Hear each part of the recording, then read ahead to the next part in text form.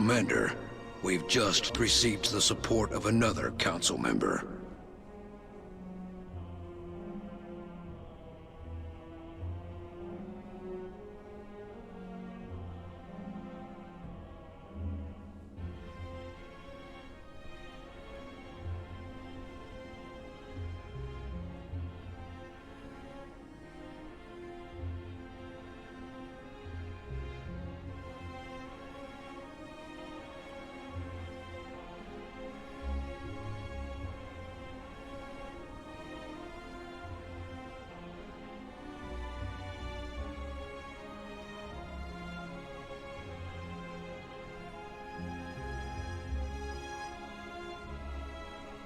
Hello everybody. Hope you're having an awesome day today. How's it going, glug glug glug? Hit people guy, unsolved Rubik's Cube, Shandai, barely average gaming, Jin Fizzes, Benoit, Captain Oblivious, Opponent 21, which forgot my account, 4 months Spanky of support. McPants, We are extremely impressed. Benoit, Donis Incarnate,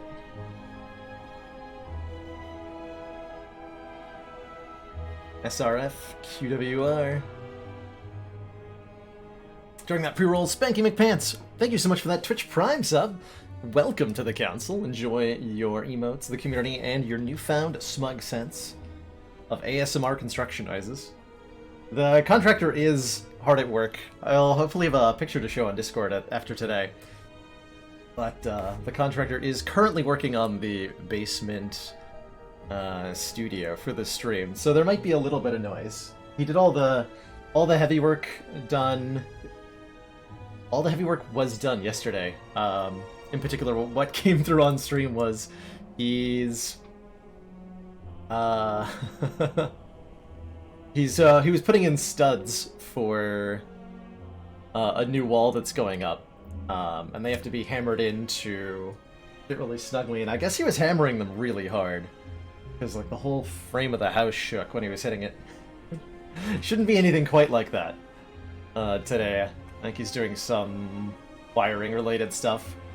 Might be a few drill noises, a saw noise or something, but no hammering, that's for sure. No hammering. Zonard Stark, thank you so much for those 4 months of Tier 1 support. Greatly appreciate the continued.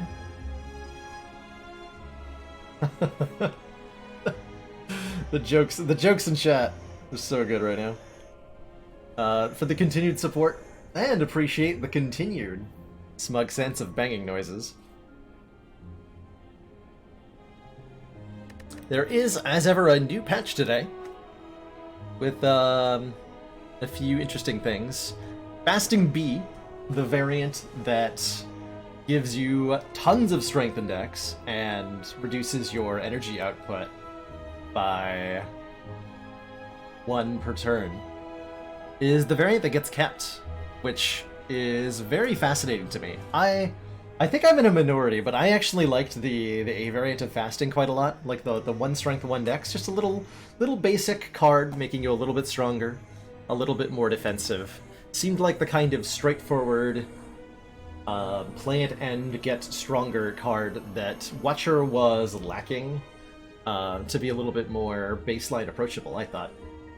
But I have no disappointment whatsoever in seeing the very interesting B variant be the one chosen to be put into the game. Really cool trade-off mechanic. Although it's fascinating that you cannot remove the debuff that it applies, at least not yet, with any sort of artifact or Orange Palettes nonsense.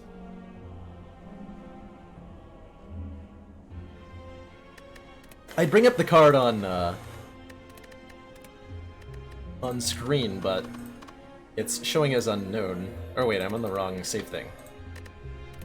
I think it shows up as unknown at the moment. Oh. No, it doesn't. Here it is. So this is the current incarnation of fasting. The numbers have come down a bit. It's now 4 strength, 4 dex, and 5/5 when upgraded. It is 2 costs, which makes it a little bit harder to take advantage of on the turn that you play it. But it's still providing massive numbers to all of your offense and defense for a permanent energy trade-off. I think this is a really cool, really strong card.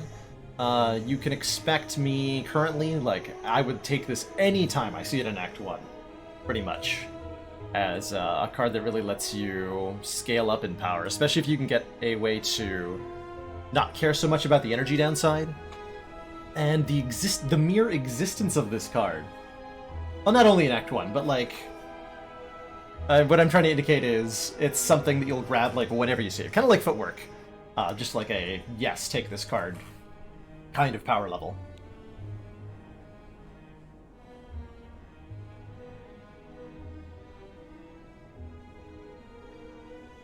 And I think the very existence of this card would cause me to lean towards a higher adoption rate of Watcher's pretty damn effective zero-cost stuff. Halt, which is already, I think this is already an excellent card. After an upgrade in particular. Great block card with double deck scaling, and would definitely be more inclined to take it in a world where this fasting power exists. Just Lucky becomes much, much better as both the numbers on it benefit, and it's zero cost. Flying Sleeves gets a little bit better because it'll scale twice. Consecrate is much better. Speaking of Consecrate, looks like we got a whole new bunch of arts in. There wasn't anything in the patch notes about art, but Bowling Bash now has polished art. Consecrate has polished art. What else has got art? Battle Hymn. I think I like the beta art on Battle Hymn more, but that's kind of cool for art-wise. Does Flying Sleeves have new art? Oh, it does. Behold the sleeves. Follow-up? Ooh, I like the follow-up art quite a lot. I wonder if I'm going to take this card more now that I like the art more.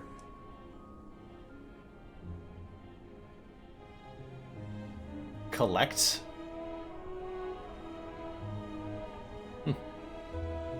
This little... What are these objects being depicted? It's a weird one.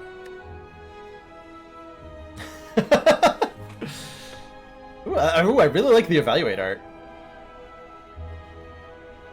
Very much like this art. Scroll on what an Orb Walker is. Foresight has Excellent some super work, spooky looking Commander. art. This council is pleased to see our continued support of this project has Sands of been Time has some super cool worthwhile.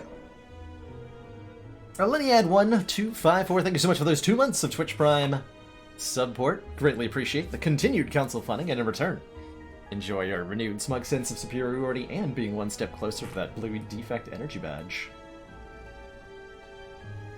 Watcher is definitely a more, like, plan-oriented character. It seemed like from the... I'll try to catch when the Sensory Stone event does this next time, but there's a new text added to the Sensory Stone that hints a little bit at the lore of what the Watcher is. Somebody deliberately sent to observe the Spire and, like, catalog it in some way as part of an order that is... Yeah, this art's so good. This is the beta art, I think, yeah. That is dedicated to, like, knowledge of some kind. She's a tax auditor, yeah, that's right. She's here to... That's why the card Collect exists, right? She's here to collect a tax from the Spire, whose denizens have previously been operating without, you know, taxation from the broader government, and in particular, there's a rogue agent who's they're seeking out, you know, to arrest for tax evasion. That being the mysterious merchant of the Spire. It's all just a money laundering scheme for that fellow, I think. The entire Spire and its businesses. The merchant's a mastermind of it all. Why do you think we find him in Act 4, huh? He's the brains behind the whole operation. One might argue that after the heart gets destroyed, that there's a hefty insurance policy the merchant stands to benefit from. Just putting that out there. Just putting that out there.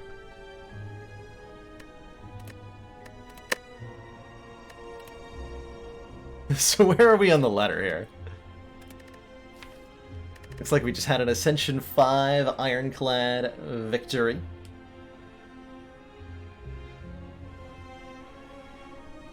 I remember being very excited about the strike dummy when we found it.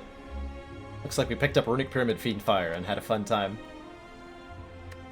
So that means up next is Ascension 6 with the Silence. Oh, Bot. Bot, are you not on? You're not on. Alright, Bot has been apprehended and has been ordered to return to work. Damn it.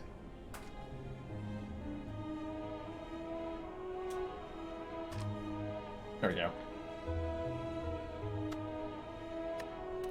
Let's embark on a run together. Up and perhaps down Spire. Greetings, giant whale creature.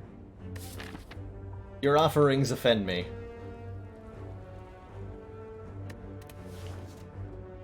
Card, max hit points, more max hit points for a curse, or a boss relic. Never been a fan, well, I wouldn't say never, but have not been lately a fan of boss relic swap on Silent. I should try it some more. I should try relic swapping on Silent some more, especially now that the pool has changed. Probably do that outside of the ladder streak, though. I've really enjoyed our recent romps into Ascension 20, because I feel like I have more room for experimentation there. I'm not invested in making sure that the win rate is as high as possible, and I'm just looking for ways to find new winning strategies. Can that curse be Parasite? It can be, heroes, yes. The curse downside is a random one, so I believe it's equal probability between all of them.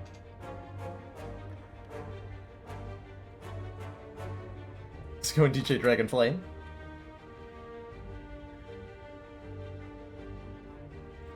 Ladder Streak is only with 3 characters until Silent launches into full release. She's still very much in a... like, radical changes are still happening day by day. So I'm not feeling comfortable in incorporating her into a Watcher. But did I say Silent? I feel like I said Silent. I'm talking about Watcher here. Watcher is not incorporated, since she's still changing massively day by day. The worst curse you can get. Great question, DJ Dragonflame. At the start of a run, most people would say Normality and Pain are probably the 2 contenders for worst. I have a different opinion, truthfully, on the matter, especially as Silent. The worst curse at the start of the run, for me, I would say is Doubt. The one that gives you 1 turn of Weaken. And the reason for this is that Doubt can slow you down in these first couple of opening fights. Doubt can impede your draw by 1. It's a curse, right? So you're already drawing less, and it's slowing down your damage output. And if you end up in a fight on one of your opening floors against either Jawworm or Cultist, then the damage slowdown from that Doubt can result in taking, like, somewhere in the range of 10 to 30 unavoidable damage from those fights. It's really brutal to watch. It doesn't happen very often, but the devastating potential is there. If you survive those opening fights, then you'll find yourself a lot more impeded by something like a Pain or a Shame, or if you get into Act 2, suddenly that's probably around Act 2 is where Normality starts to really hurt. Because you're starting to have a deck that wants to play more than 3 cards per turn pretty consistently. Writhe can be really brutal as well, giving you one less draw on turn 1. I wouldn't say there's an objectively worse curse most of the time. It all... Just like every other card in Slay the Spire, right? The different effects the curses have are more or less impactful depending on where exactly you are. But if we're talking about getting one from your starting bonus, I think the worst is the Doubt. And that'd be the one I'd be afraid of if I took Obtain a Curse. It's like, especially if I'm like, if my choice is to remove it here, right? Like, I'm only going to have the curse for one floor, then the only consideration is, how does this curse affect me in one fight?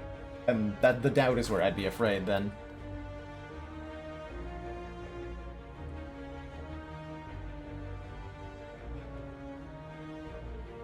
Okay, so what do I actually want to do this act?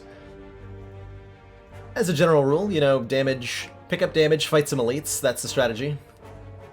What's a reasonable way to do that this act? I could go really hard onto the elites, right out of the gate, but I don't think that this is, even on Ascension 6, this is a really risky idea to do. If I was on Ascension 1, I could pull this off. But on Ascension 6, it's a little more terrifying, without getting, like, something good to start. 7 max health would help.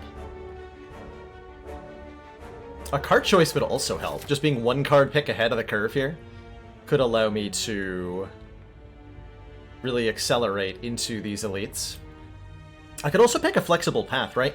We can go fight, fight, fight, event, event, and then we can either, like, fight the elites if we feel like we're capable, or we can actually just go to this fire and avoid. And still fight 2 elites later on, and getting 4 fires in the act. Ooh, I like that. Really flexible path. We have the opportunity to go hard on the elites if the cards and potions line up, and if they choose not to, we have a safe alternative. I like that. And for that intended path, then I like either tanking a card to get us a little bit ahead in that regard, or getting some more max health.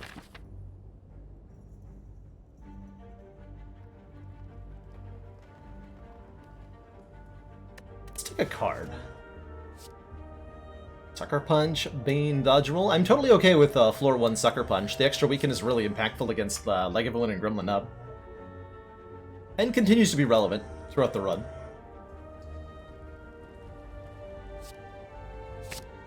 Pick that one up. It'll help us quite a bit in the early fight, too, right? Yeah. Immediately quite useful. Punch this nerd. Yeah, trading, if compared to the 7 max health, the 14 health for a curse is a pretty stinky looking option, right?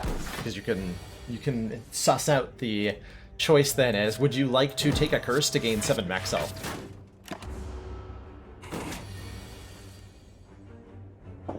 And at the start of the run, you're about as likely to want that as you are to, hypothetically speaking, a great comparison point is, you can make the exact inverse of that trade in the Golden Idol event, right? Golden Idol gives you the Golden Idol, and then you're asked to choose one of 3 downsides. Either lose some health, take max hit point loss, or take a curse. Overwhelmingly, you'll see everybody choose the max hit point loss, because it's the least impactful, at least in this point in the run. And so making the inverse trade, like, if it was right to take 14 max health for a curse there, then it also must be right to take the curse at the Golden Idol, and you never see people do that.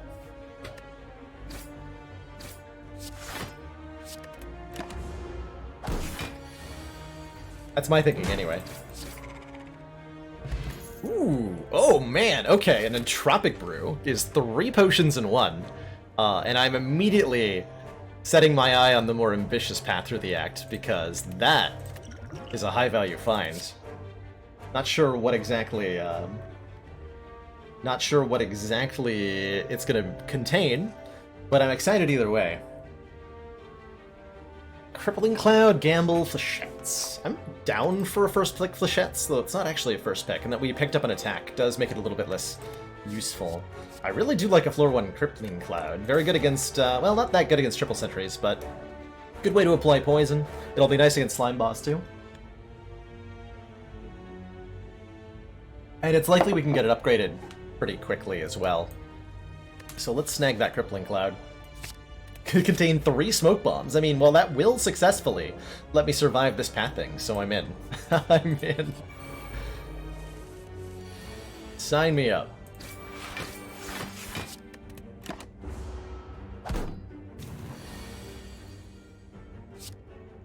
The 1 damage from Sucker Punch, quite relevant there. Ooh, footwork. I mean, we're just gonna take the footwork, right? Second Sucker Punch seems a little ridiculous. We do need a little bit more damage, but especially on lower ascension, like you could, with a footwork on lower ascension, you can block against the Gremlin pretty well. I would be happy to take a footwork. Let me just draw all 5 of my defense on turn 1. Thank goodness. Alright, I guess I'm losing 4 health here. That seems fine.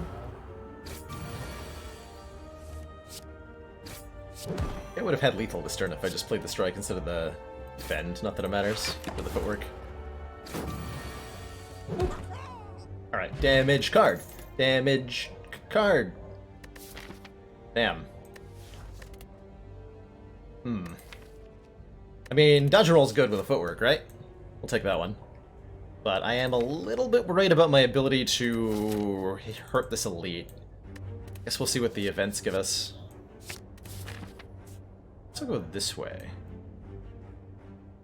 2 more fights. I can do pretty well in fights. We've got Crippling Cloud, and an Entropic Brew, and a Piercing. Well, we didn't take the Piercing Whale. And that would be 3 elites, 4 fires, whereas this way is 4 elites, 3 fires. So I have this option available to me now as well. How well do we do in the 4 gremlins fight? How well do we do against a median slime? Not too badly with the footwork and the AoE. Not too badly. And we can drink the Entropic Brew and see what's inside if we need to.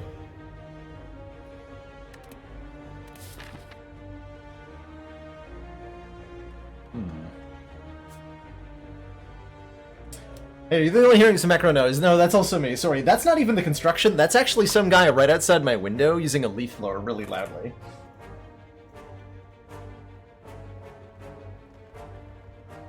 I'm hoping he'll leave soon.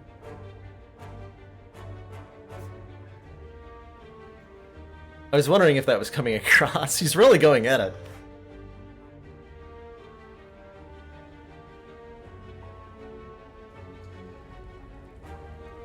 I think I'm gonna go this way.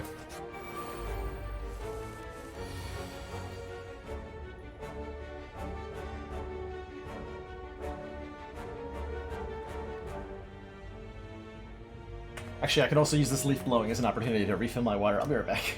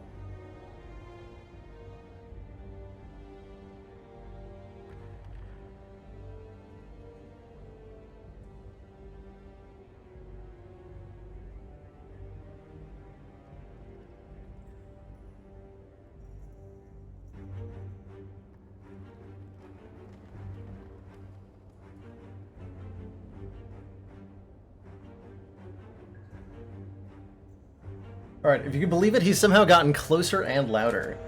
The time I was on break. My god. This is one of the things, like, I think this beats the ambulance or fire sirens that we used to have on stream all the time. Living at the old apartment. It's pretty remarkable, though. I'm wondering if I drink this Entropic Brew now. I think this is a situation where a potion would help quite a bit.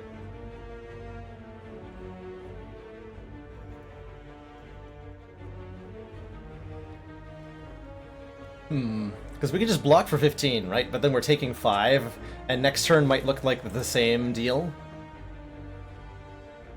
I think I should drink this brew and see what's inside it. There's no way I'm gonna hold on to this successfully through the act anyway. So we should just trade it for resources right now. Excuse me. What? There's 2 Sneck Oils in there. What? Draw 5 cards, randomize the cost of cards in your hand. Am I using one of these? I don't know. Yeah, it's really cool. I mean, now we have to think really hard about how to optimally use these Sneck Oils this act. What does this mean? What does this mean? Do I play 2 cards and use one? I'll draw 5 cards and randomize costs. So the odds that I get some 0 and 1 cost stuff is really high. Maybe I just play 1 card and then drink a Sneck Oil. It's likely to let me get some Crippling Cloud into play, probably.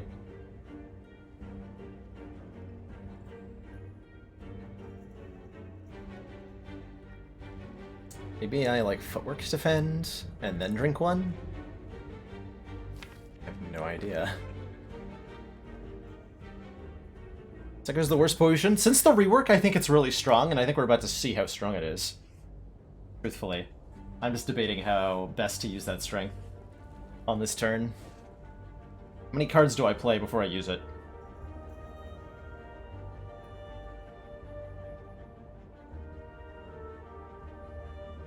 I think I just get lucky and I roll lots of 0 costs. That's the play. I think just the footwork. So I won't... The reason to play 2 would be to draw 1 more card. But it doesn't matter how many cards I draw. It matters, it's mostly about the randomization. I don't think Artifact would block the card randomization here, Rickon. If I drink 2 Snecko in the same turn, it would re-randomize the cost of cards in my hand. So if we get a bad roll on the first one, we can use the second one to try to bail out of it. So I think I'm going to footwork and drink the potion. Let's see what happens here. Oh, got 0 cost Crippling Cloud. We got 0 cost Defend. We got 0 cost Dodge and Roll. That's pretty good. That's pretty good. Definitely just play those. Then I get full block. And I can strike 1 of them. Yeah, that went really well. That went really well. So that turned a pretty bad... That saved us at least 5, right? We're going to take 5 and not advance the fight. And we turn that into just, like, winning the fight immediately. So, good job, Snecko Oil. Very good job. Let's hit this guy so he dies next turn.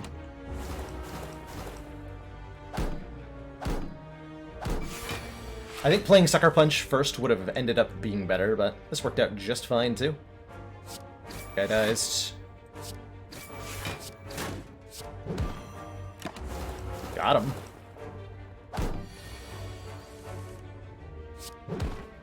Hey, Denwolf. Yeah, we talked a little bit about the Fasting Bee change at the start of stream. There's a damage card. There's several damage cards, actually. I quite like the version we have now, and I'm curious to see how broken it feels when I pick it up. Whenever we end up playing Watcher next. Don't know that I'll do a Watcher run today. But if there's more changes to her tomorrow, I will definitely jump into a run. Skewer... Skewer's nice, particularly with the Energy Potion and the Fear Potion. I could do some serious damage.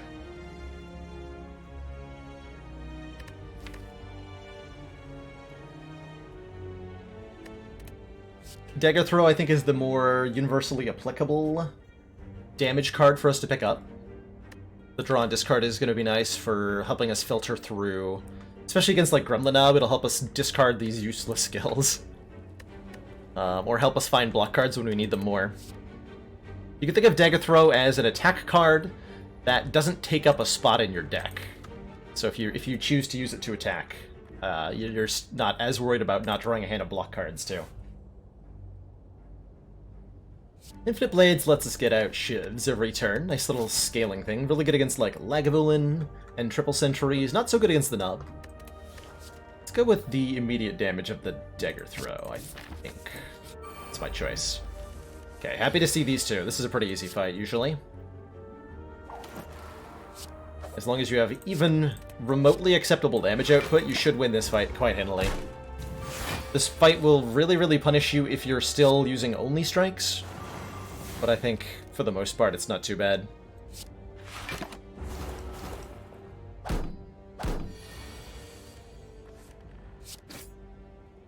So you're gonna die to poison, we can crunk all the damage into you. Good.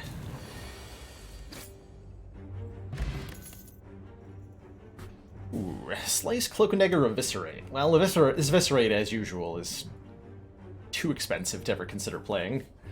And too difficult to get the discard going to make it work. And the fasting command is like several revisions behind. Unfortunately. Yeah, fasting is one of the cards for Watcher. That's right, Anonymous.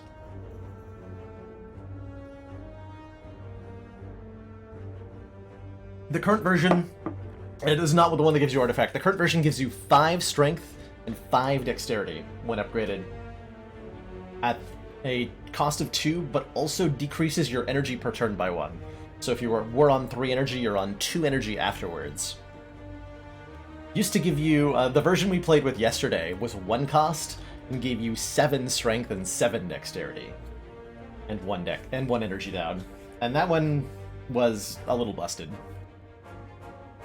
A little bit busted. I'm happy to pick up a Cloak and Dagger, I think.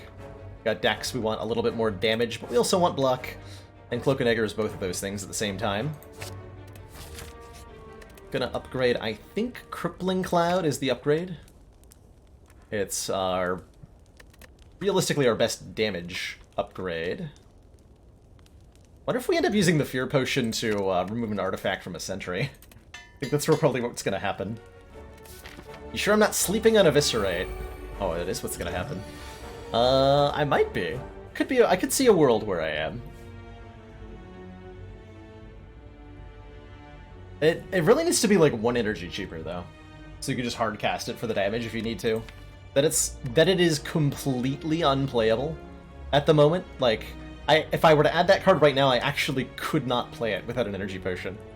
4 months of support. We are extremely impressed. Because it starts at 4 energy, and then it gets cheaper for every card you discard during your turn, but all the ways that I have to discard cards cost 1 energy, so I will never be able to play the card. Zyre1, thank you so much for those 4 months of Twitch Prime support.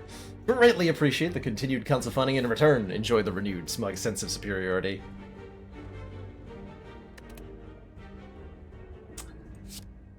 To draw first.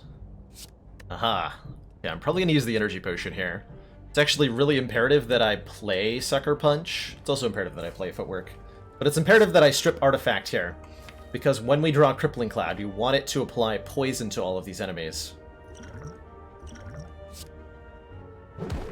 So that we actually get the damage out of it.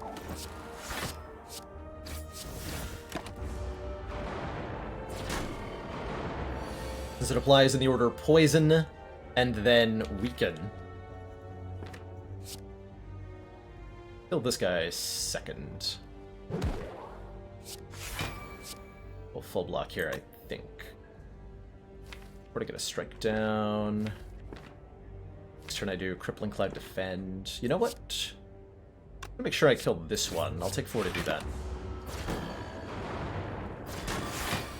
Would I take it with 1 gamble? Probably not.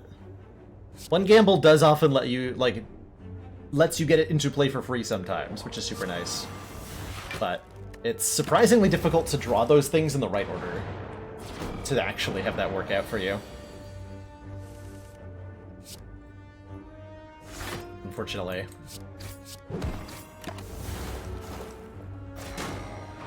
Yeah, this turned out really well.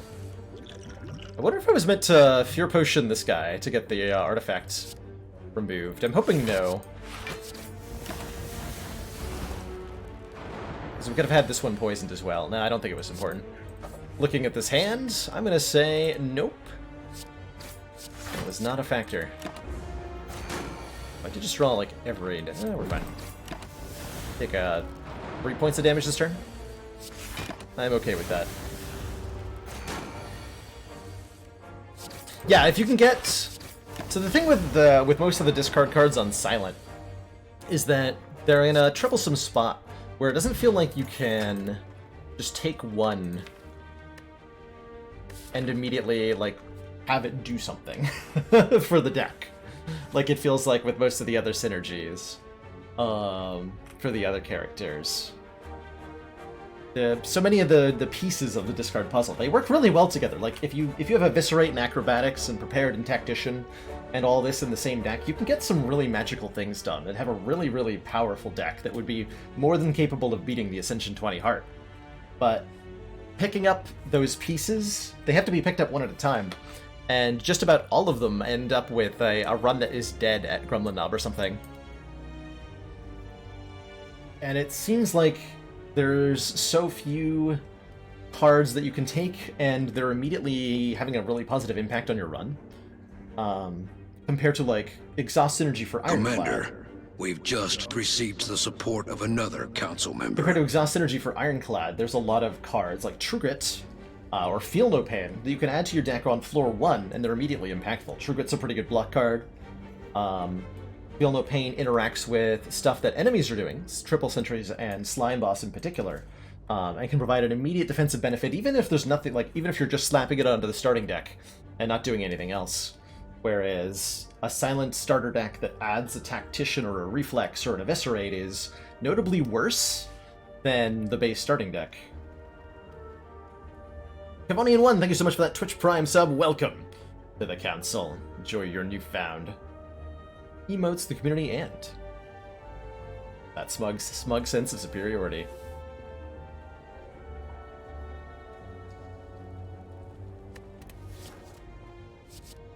And then when, you know, the right conditions arise to make discard good, usually in the form of, like, an early tough bandages, it can be really, really powerful. Deflect is tempting here, but I think we need enough more damage that a Deadly Poison really fills the gap for, like, single target sustained damage. We're putting ourselves into a situation where we might be a little bit vulnerable against Slime Boss. But maybe we can pick up a Fumes or something, or a good relic. Like, we get several upgrades and a couple more relics before we have to worry too much here.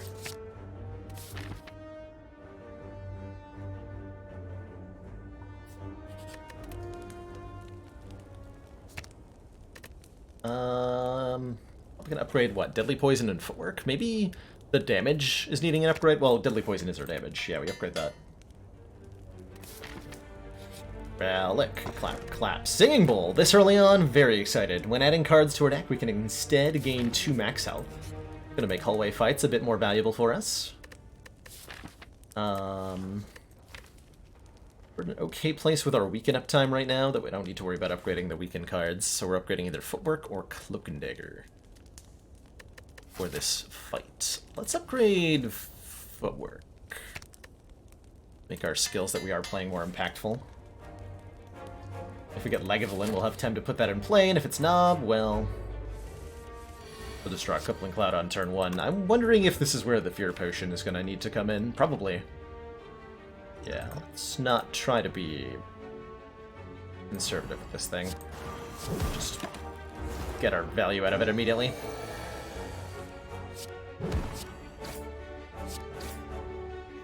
Kind of lucking out here that Knob is choosing to go for his big attack first.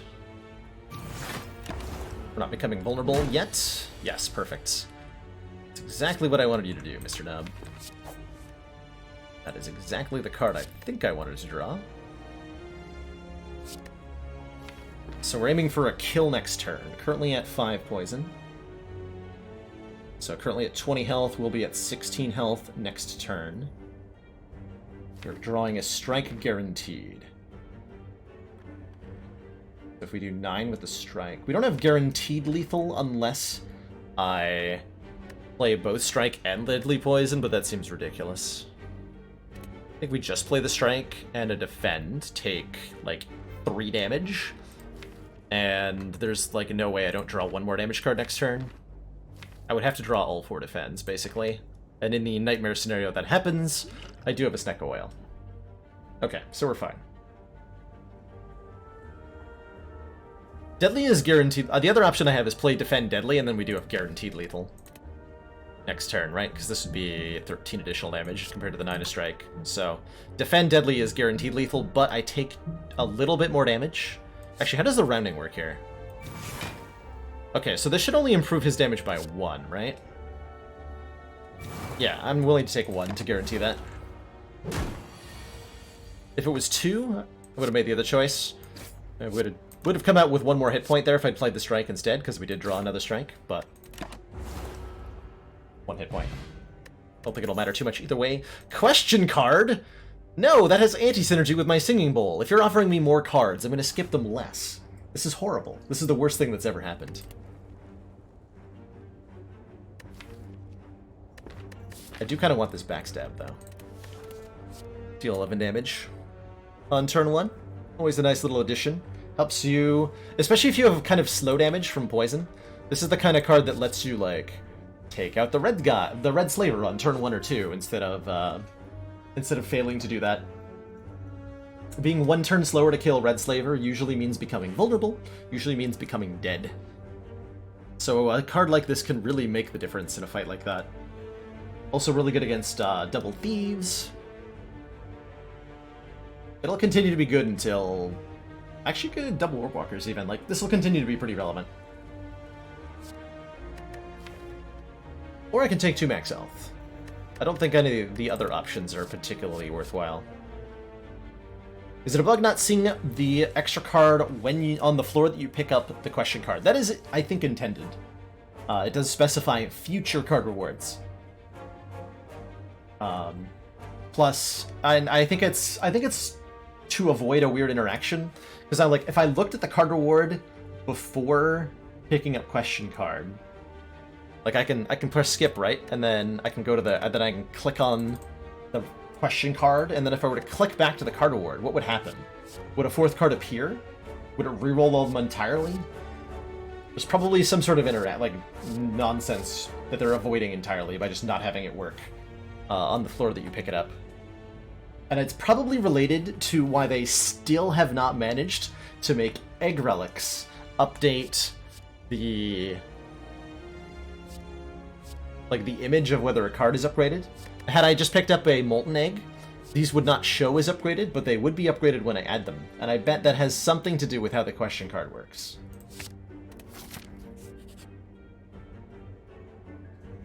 Donut is tempting, max health is nice. Do I think I can get away without resting? Or do I eat the banana so that I get an extra upgrade? That is the question. That is the question.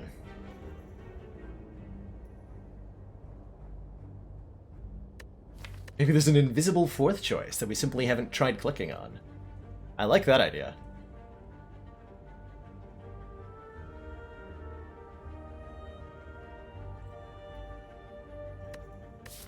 I could skip the elite and go to the shop here, which would let me take a curse for a relic. I think generally, even if that is an option that we can do, but I think generally that one's not too valuable. To take the relic here, you have to be willing to A, take a curse, and you're also giving up the option value of getting one of the other benefits. And that really makes this a hard sell. Honestly, I'd be cool. Like, I think it would be an interesting choice here if this was just obtain a relic and you still had these other options. You'd probably take the relic most of the time, but like it would be interesting to be like, when is 23 hit points worth more than a relic? Yeah, even if you have Omamori, it's like, but the donut though.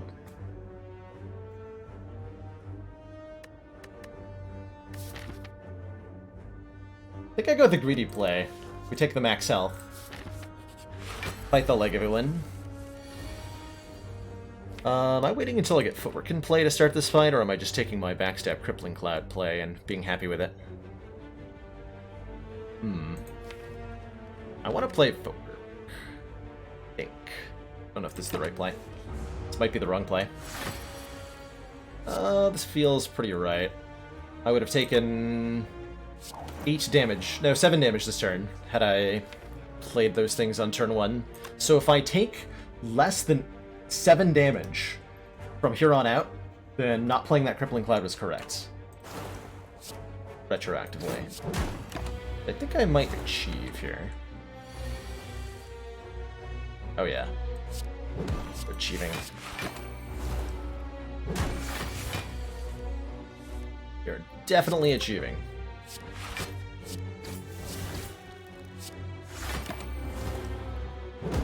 Crippling Cloud now? Yeah! What a draw! Got him. No! My draw! I spoke too soon. No block cards? Okay, do I use the oil? To save 15 health? Probably, right? That's a lot of health. Cool.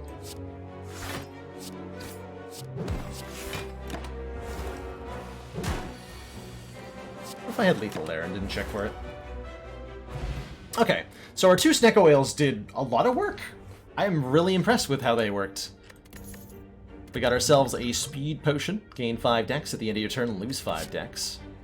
We're offered 2 max health here, which is definitely nice. Don't particularly like anything else here. I guess Endless Agony's okay. We can't really afford to get Envenom into play currently. This is too heavy and too slow most of the time. I would take a Noxious Fumes here for sure. Don't have any retain that would make me want to outmaneuver. And we can bottle a skill. Starting with a skill in our opening hand, I think a bottled Crippling Cloud would make Act 2 pretty juicy for us. Would need to change on Envenom for me to take it more often. I think the energy cost would need to come down. If it was 1 to 0 upgraded, or if it upgraded to 2, that would be another option. If Envenom upgraded to 2 poison per attack instead of lowering the cost, I might take it more often, even at 2 cost.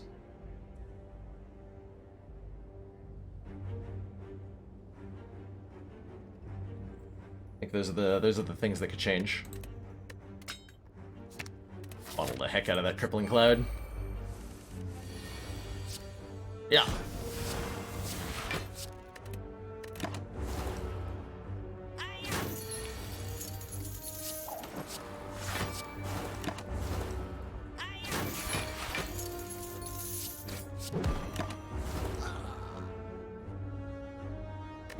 It was 1 mana and an 8. Hey, there's the fumes. I would consider it. I would consider an 8 in Venom. I think that would be pretty neat. Alright, so Upgraded Fumes is going to put out 3 poison to every enemy every turn, and that's going to make Slime Boss a lot easier to deal with. As is this draw order. Mostly. I could full block if I wanted to, or almost full block. Not sure that I need to here. Let's see, you're split at 70, right? There's no way I can do that? There's no way I can do that. We do not heal the full after this fight. Forgot that I have calipers. I haven't talked about them at all. And it's only just occurring to me that I might have been able to retain some block this turn if I'd remembered them. Should probably remember these. Alright, I think we'll be okay. Got lots of health. splitting this turn no matter what, so let's make it as good a split as possible.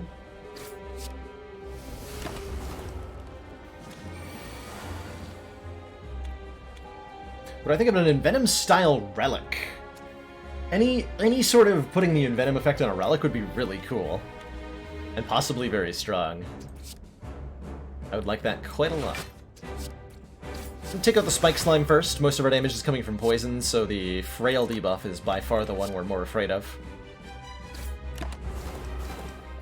I'd like to prevent becoming frail, whereas Weaken I don't care too much about.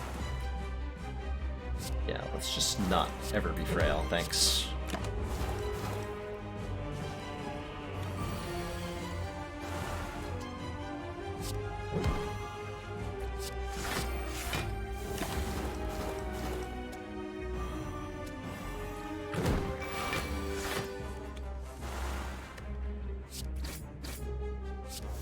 Alright, good fight. Fumes totally tore this. I would have been a lot more worried about this if we had not found the noxious fumes when we did. But a fumes pickup just makes us so secure.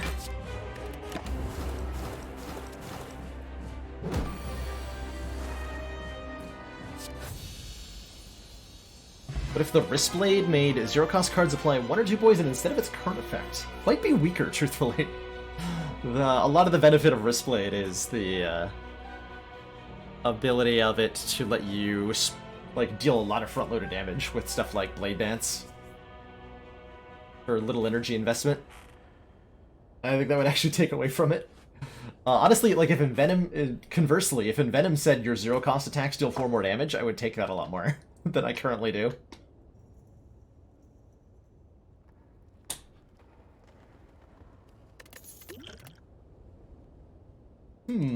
That's a Wraith form.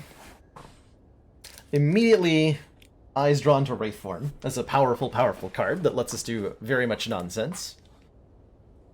Gain intangible. We have a way to, with the Fumes Plus and the Crippling Cloud, like we have our foe's inevitable doom kind of set up already. And all we have to do is stay alive while that happens. And Wraith form is definitely one of the best ways to do that. Other strong consideration here, I think, is Die. We're dealing 13 damage to all enemies. Combine that with our Bottled Crippling Cloud. And you have a hell of a lot of AoE damage being put out immediately, so we're able to decisively end fights in Act 2.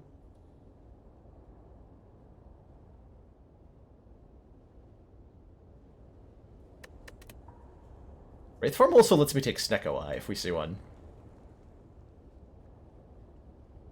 Unload for hovering kite value. That's true. With unload I could discard my entire hand, and then I'll have energy to play everything else that I still have in my hand. I'm gonna go with the Wraith form here. Although, if I didn't have a Bottled Crippling Cloud, I would be a lot more interested in Die. Oh. Hello. Speaking of, there it is. The Hovering Kite. First time you discard a card each turn, gain an energy. You can also take a Runic Dome, and I think we can more reliably take Runic Dome, because we have a Wraith form. But there's also fan favorite, Runic Pyramid. At the end of your turn, you no longer discard your hand, letting us completely... I was actually going to talk a little bit about like the big weakness with our Wraith form is that if we draw it on the same turn that we draw the Crippling Cloud, that we cannot get them both into play. And a Runic Pyramid just fixes that problem entirely by letting us keep whichever card we don't have to play on turn 1. So that's pretty nice. We'd be a little bit short on energy.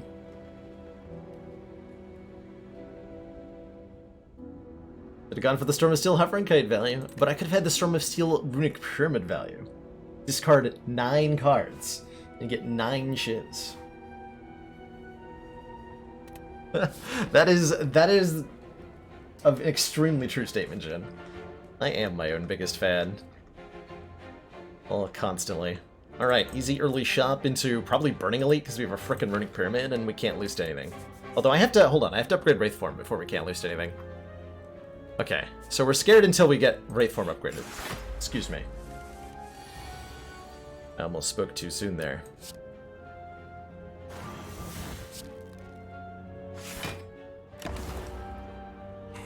played Wraithform there and taken 4 less, but...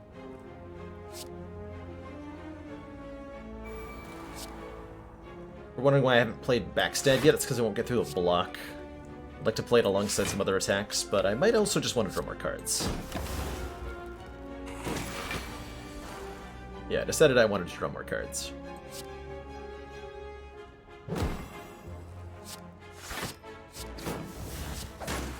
There's footwork.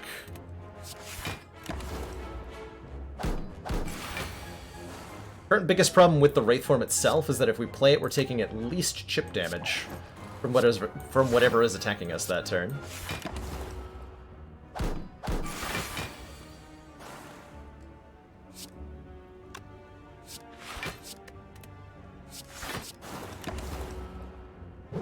So if we go with the steady blocking and poison style, we can shoot through this nerd. Okay, not bad at all. Not bad at all. We're now extremely interested. So that Bane's actually not bad, huh? Deal 7 damage if the enemy has poison, deal another 7. That's really strong front load. Actually, I'm quite interested in that. Take that.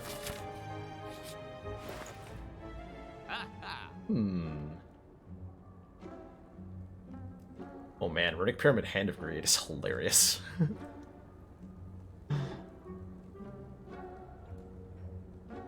Heard a rumor that someone has a bigger ego than me. How do I respond to these allegations? Well, I know they're nothing but allegations.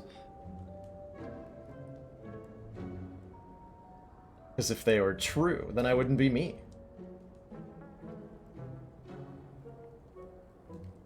Toolbox is also the best relic in the game. That's true. I'm legit considering Good Instincts with this pyramid right now. I am going to remove a strike for sure.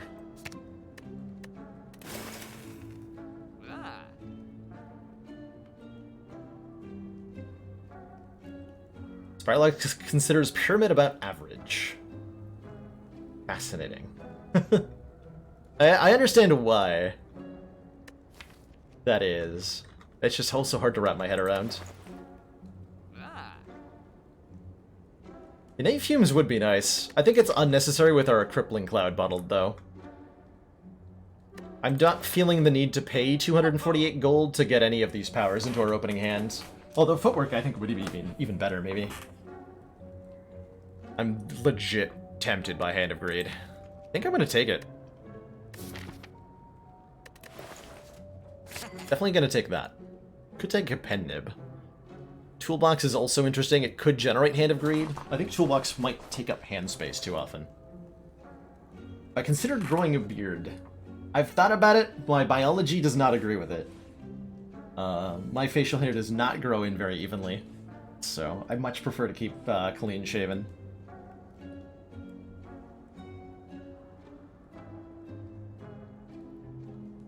Pick up a Hand of Greed. Do it. Let's see how it goes. Probably not going to do anything in this fight, huh?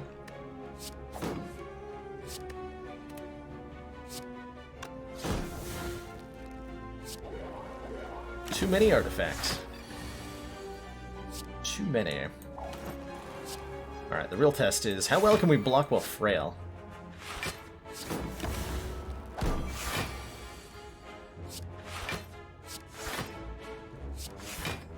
Almost well enough.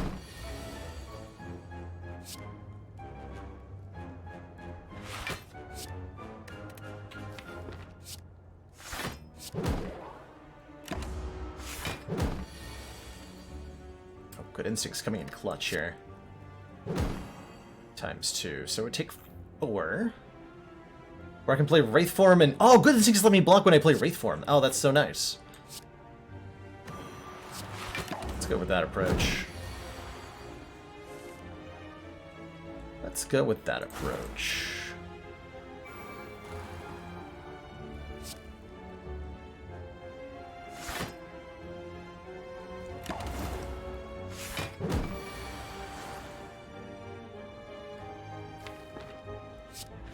So this turn will hurt a bit, though.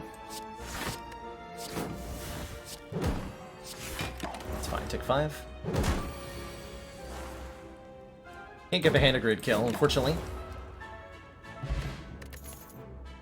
Dodge roll plus, actually flying knee plus. Although I'm a little bit worried about adding... How do I scrap this? And dodge roll plus, though? So much blocking. So much blocking. Flying knee plus is nice as a additional front-loaded damage. I'm just wondering how much I actually want of that. A little bit more. A little bit more. Okay, this fight will be tough. This fight might not be pretty. Okay, we've got a hand grenade kill on the fungi beast next turn if we want one. Consider it. The moment I want to just block.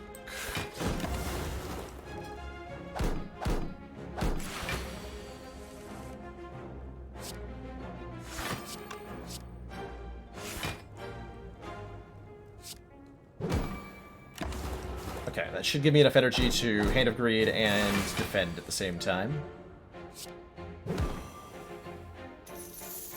Perfect.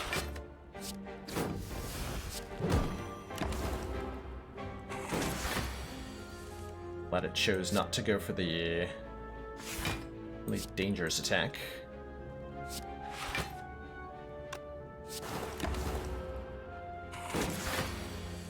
Question is, can I...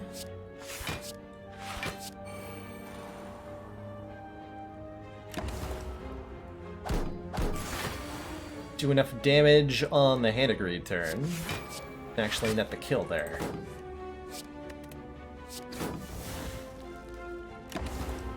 Maybe?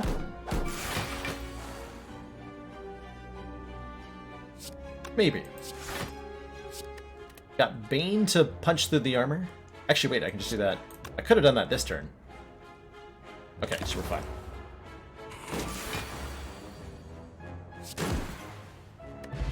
Cool. Poison Potion for immediate poison will definitely be nice. There's a Reflex Plus being offered. And if I felt like I needed more card draw, this would be great. Unfortunately, I feel like I need a Tactician Plus, not a Reflex Plus. Anything that would give me additional energy. We're definitely getting our hand clogged a lot of the time, being unable to play everything.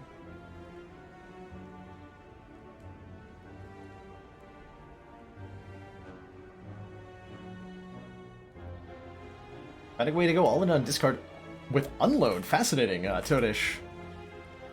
Using Unload to trigger discard synergies is a really neat way to do it. It's not something I can say that I've successfully done very often myself. Might say more about me than the card. Hey, Probs. Back to easy mode, you know it. With a Runic Pyramid, always. Yeah, with these potions, this will be fine. Ooh. I've only removed one strike. Do we want to go bite mode? With Wraith form in the deck? Probably, right? We have plenty of max health. Makes me wish I didn't remove a strike with the Merchant, though. But you know what? Let's do it. I am bite silent now. We have 55 max health, and we are fighting the Book of Stabbing. I'm going to use this right away. Actually, also just going to take this damage. Knowing that I can heal it back, I can make a better decision about trading damage. I think if I play the Flying Knee and the Crippling Cloud immediately, it's going to result in less damage overall taken this fight. That's my story, and I'm sticking to it.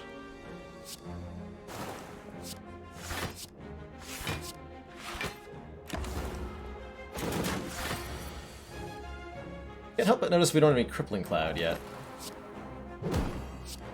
Demand an explanation. This is a metallicized Book of Stabbing. It's worrying. Although I'm dealing mostly poison damage, so it's actually not that bad. Okay, we're gonna draw and play Wraith form very shortly.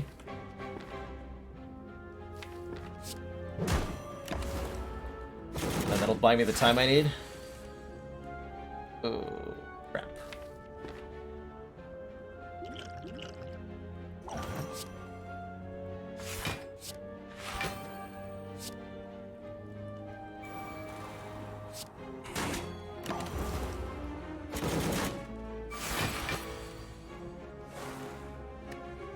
Actually, don't have to play it this turn.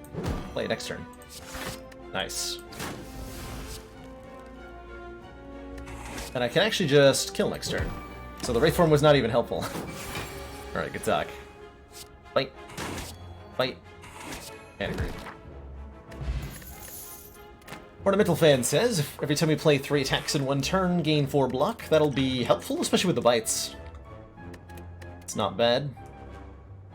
I am super down for a prepared of all these things. Like, Deadly Poison's fine, Choke is okay with the Pyramid, but I'm super into this prepared, letting us alleviate the hand clogging that we're having.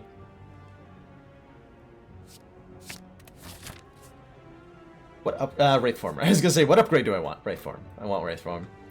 I don't even have to think about it. I want a Wraith Form.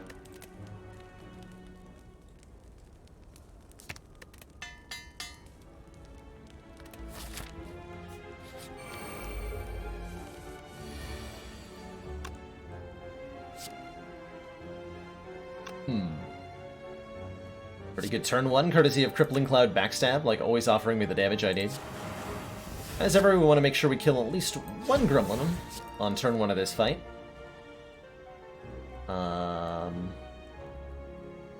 Start this or sure. Well, I could have Ornamental Fan blocked. Didn't think about that option.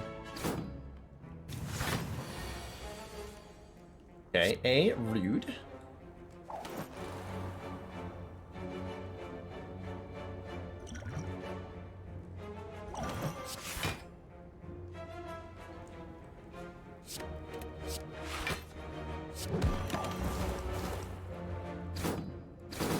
She should have kept that for Ornamental Fan as well.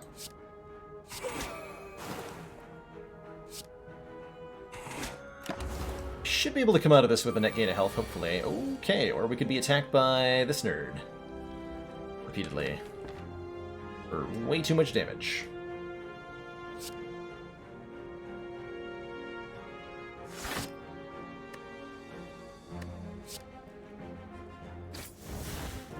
Attack potion here.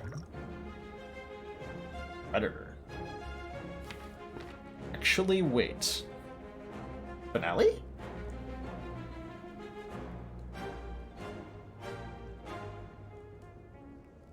It'd take a little bit of finagling to get set up, but I bet I could finale here. It's 4 cards in the draw pile. Only gonna play 2 more this turn. So if I play 2 cards next turn,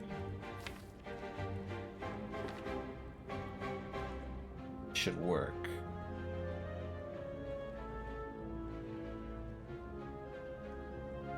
There's no way for me to leave myself with 6 cards in hand. I can't actually play. I can't play enough cards for that to work, so I have to do it over 2 turns. That might not be worth it. That might be too convoluted. I'm going that. They want to block for 8. I want to make ourselves take revenge.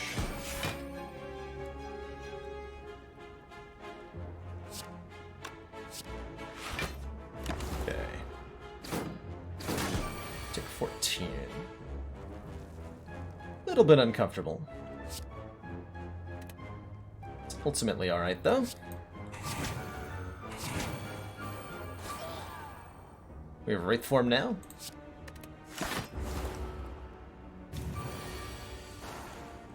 And opportunity to stack more poison on the leader here.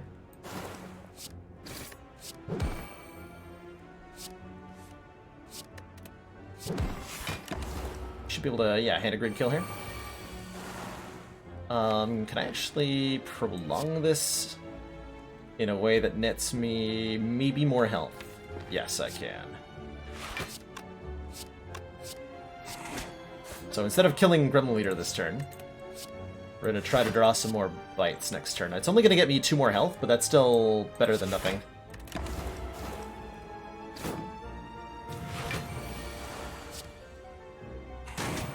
And then I could trade 25 gold if I wanted to heal for another 4. Or 20 gold if I wanted to heal for another 4, but we have a shop coming up. Unless I'm fighting more elites, which I might be. Oh, this is a fun question. Do I hand upgrade or do I heal? Huh. Relevant decisions. I like it. I like it. Everyone's all in on the gold? Fair enough. So this is 4 health for 20 gold. That's a much worse rate than most events, right? Like, if you're normally intentionally trading health for money, this is not a good exchange rate.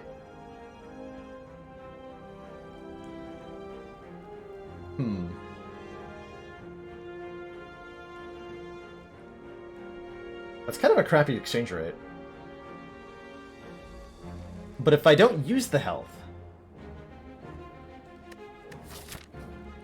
I do have a hallway fight. Depending on how that goes.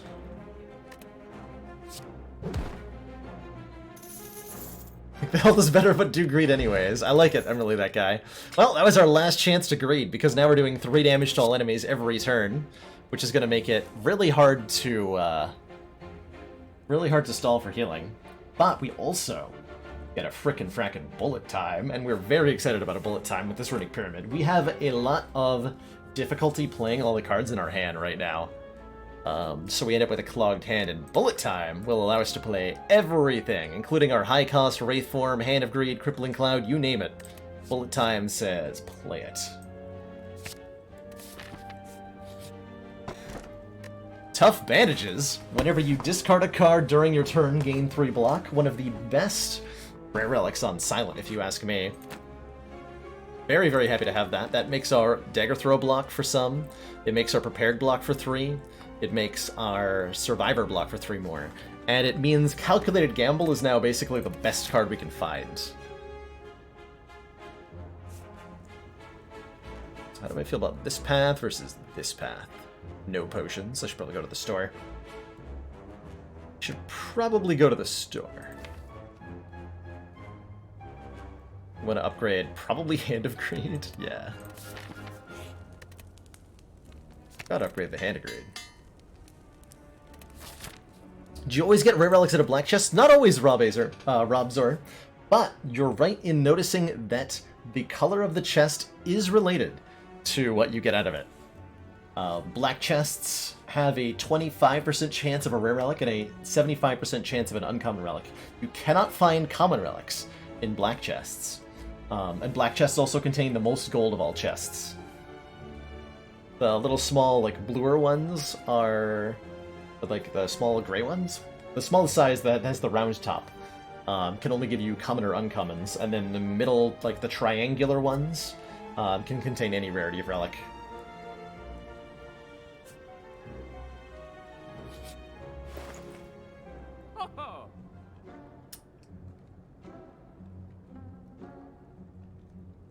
Do I buy Frozen Eye here?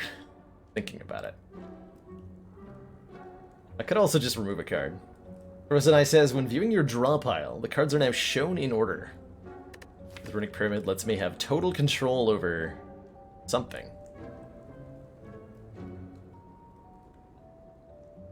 Give me all the knowledge I need. Still no copies of Piercing Whale. A little disappointed. Can't say no to well-laid plans for 69 gold. That's a true statement. True statement.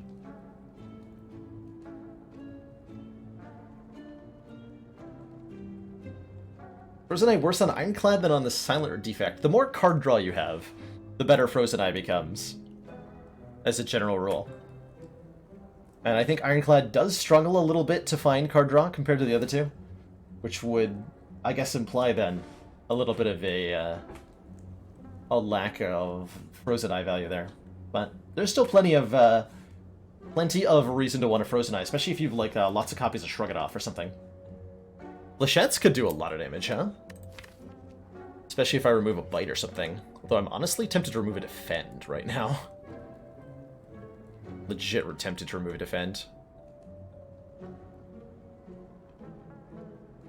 Strawberry's not a bad pick either.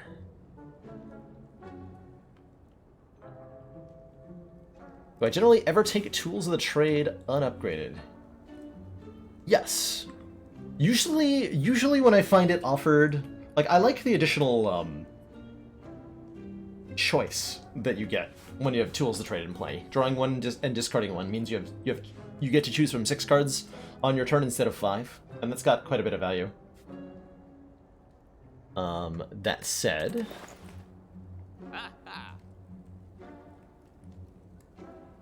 it's often not worth taking over the better rares that Silent has, so it's pretty rare to pick it up as a boss reward, since you're being offered 2 potentially better rare cards, and like Corpse Explosion, Malaise, Wraith Form, they're all going to take precedence over that. I'm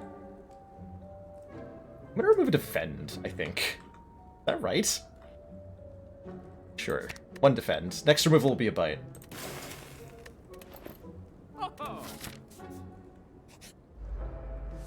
Okay, this shouldn't be too bad with our stuff. Just gotta make sure we kill the cultist quickly here. Discard a Bite.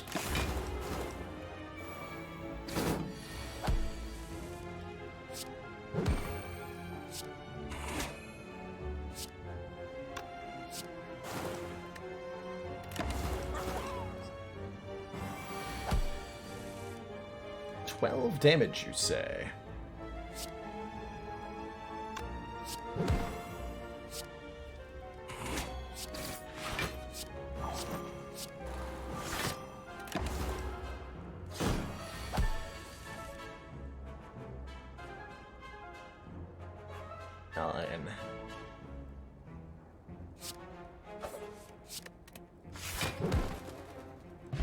Cool. Good fight. Oh man. Options here. There's another Prepared. Prepared is just fine now that we have tough bandages. Prepared is just fine. Yeah, Tool's also really nice against enemies that put statuses in your deck in a big way. Especially if those statuses are burns. So, Tool, like a really good opportunity to take Tools the trade is, for example, if you find one randomly in Act 1 and you're fighting either Slime Boss or Hexaghost. The Tools becomes a much better take.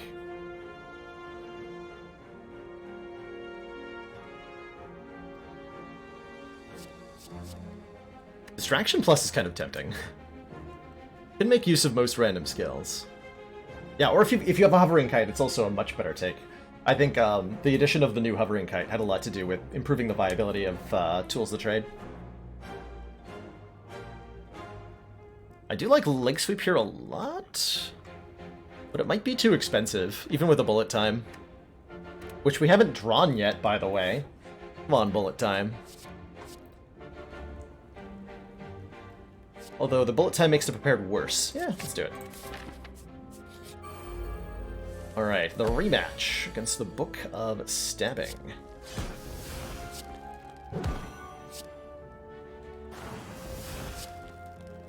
Ornamental fan value.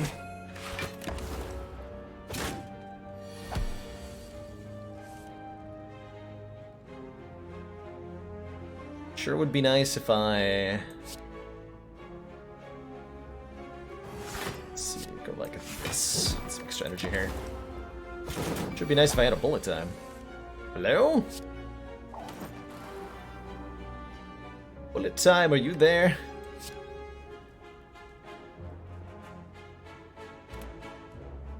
Let's see, I could proc... Ban. This doesn't seem particularly worth it. Excuse me 1 second, everybody. I'll be right back.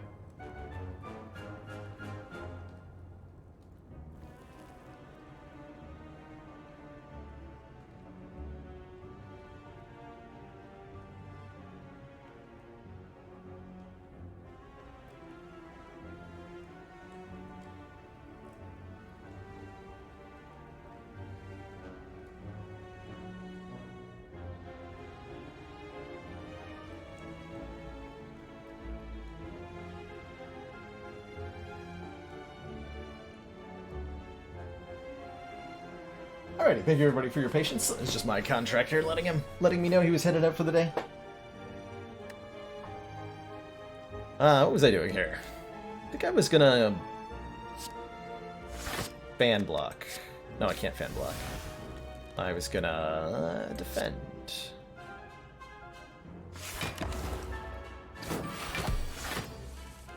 There's bullet time. Definitely just gonna play that. Oh yeah, that feels good. Feels really good.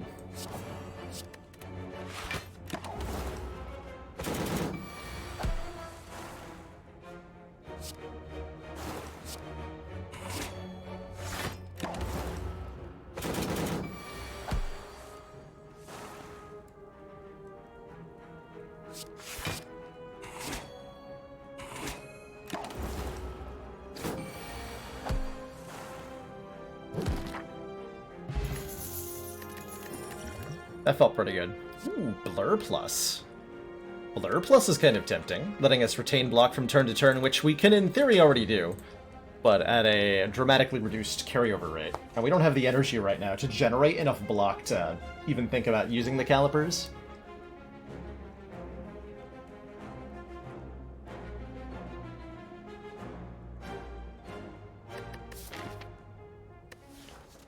Or we could just take more max health.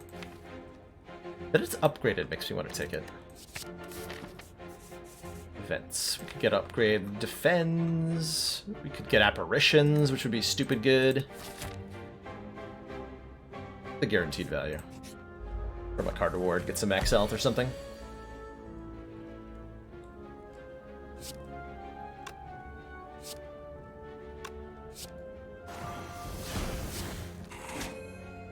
So, with Stecco Confusion, the cards we draw are going to be randomly costed, and they'll stay in our hand and stay at the cost that the Snecco has made them.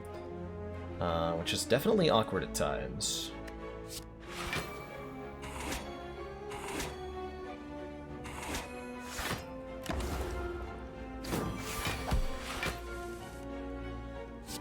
Or it could just give us a free Wraith form, and then I don't really care what the cost of everything else is, because I have a free Wraith form.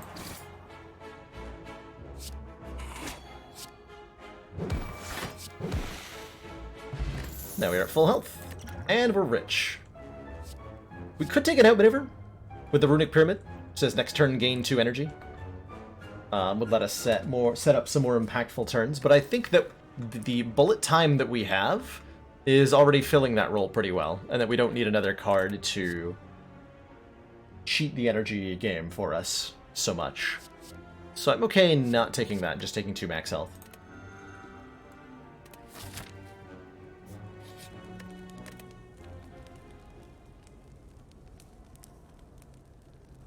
Upgrade-wise, I'm looking at... Honestly, Bane is pretty tempting. 10 times 2 is a lot more than 7 times 2. Any of the weakness upgrades could be impactful. Upgrading Leg Sweep could be nice. Maybe like Dodge and Roll. Fighting Bronze Automaton. Cloak and Dagger to let us get more block out of it. It's a neat little idea.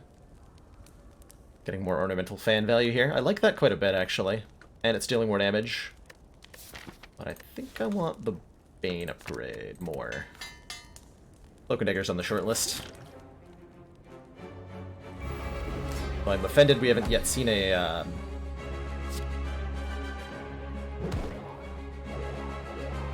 Maybe I was meant to play that next turn. Just maybe we have yet to see a calculated gamble. Yep, the backstab that turn so that I can use it for a ornamental fan proc, potentially. It's a bit of an ugly turn.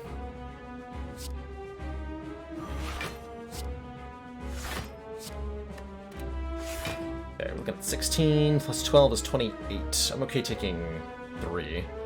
We'll heal it back here.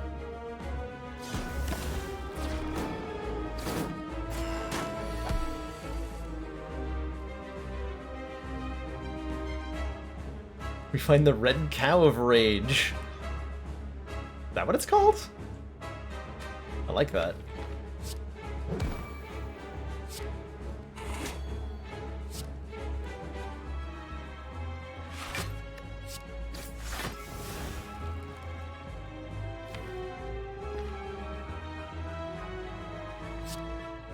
I'm gonna make a rune here. I'm gonna draw towards bullet time. No, my bullet time! I guess I should have seen that coming, huh? Very well. Alright, I think the time has come to take damage to get stuff actually done here. Take... Oh, I have extra energy because I played Flying Me. Well, good job, me. Forgot about that. Totes forgot about that. Yeah, I would like to kill you now. I've taken my precious...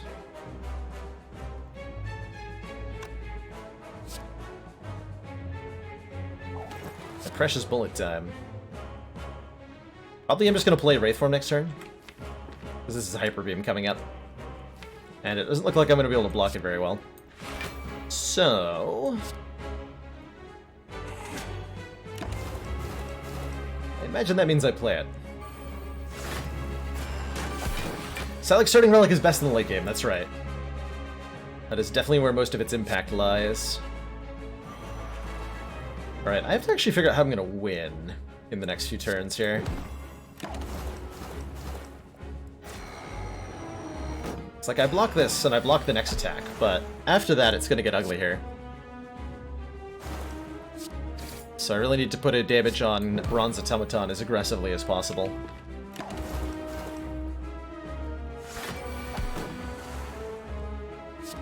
Which does mean playing Hand of Greed, I think.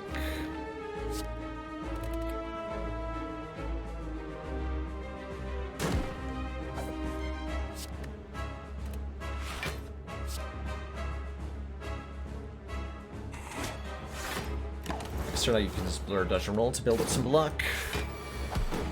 And then there's another... Oh, that just went into my discard pile. That was rude.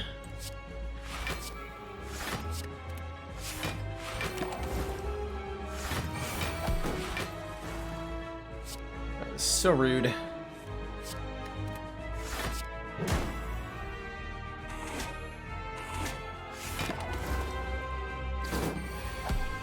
Okay, legit next turn might be pretty bad for us. Doesn't look like I'm gonna kill him by next turn, huh? I guess I have to block more then.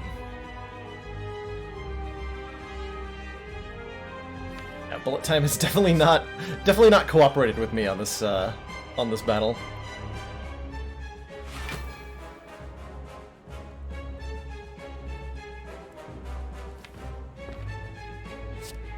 Like next turn.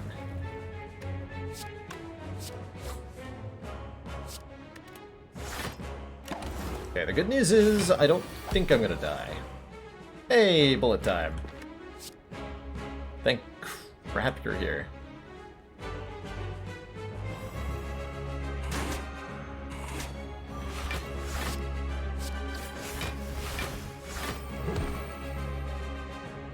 If I'd used the Fear Potion, I would have had lethal there. As it is, we can take this hit on the nose, and then I can use Hand of Greed. I could block for a little bit more, but I want my money. I want my money.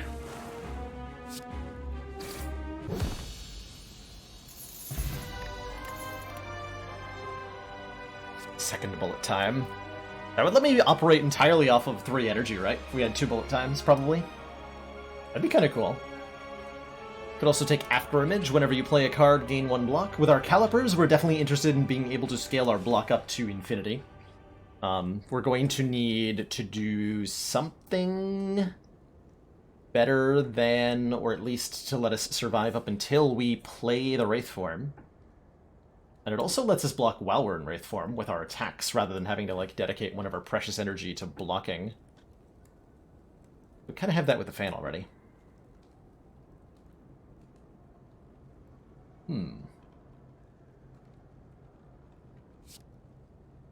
Could take an Alchemize to give us random potions on a constant basis. Probably have to upgrade it so it's free, unless we get a 4th energy, though. After Image will definitely help us deal with Beat of Death while intangible. That's kind of important, huh? A Beat of Death counter would be appreciated. Like that. Snecko Eye. Well, if there's one card that would have let us play Snecko Eye with Runic Pyramid, it would have been second copy of Bullet Time. It's hilarious.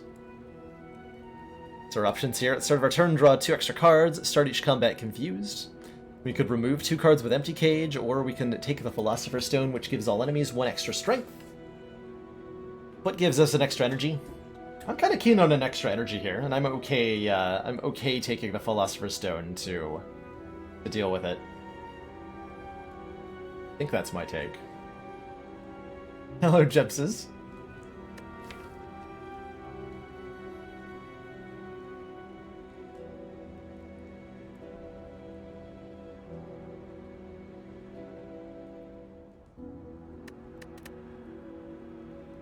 I'll take Philosopher's Stone. It is tough against the heart. We'll need some counters to deal with the heart. How would Empty Cage rank as a rare relic? Really good. Most of the time. Not always. But consistently pretty dang good. Oh man, we're gonna get so much power this act. I can fight 4 elites. And visit shops periodically. Fires are unnecessary. Our goal this act, find a calculated gamble. Also don't die to this fight somehow. Hello? What's happening here?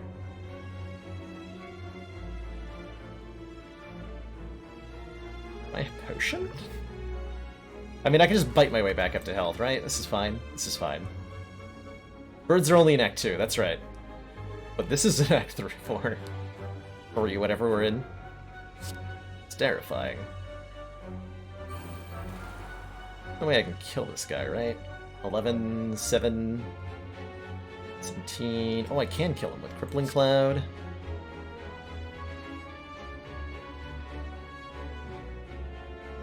Yeah, I can kill him.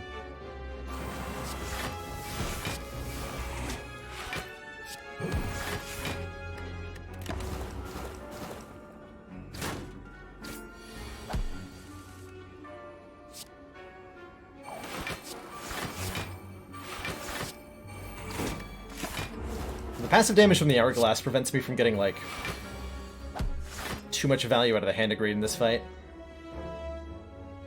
Unfortunately.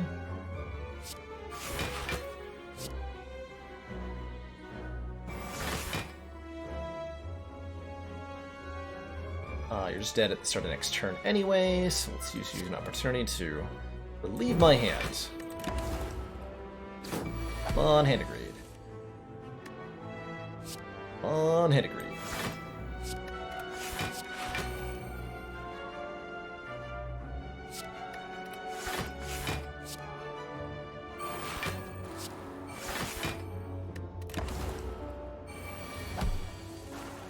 Damn it. Alright.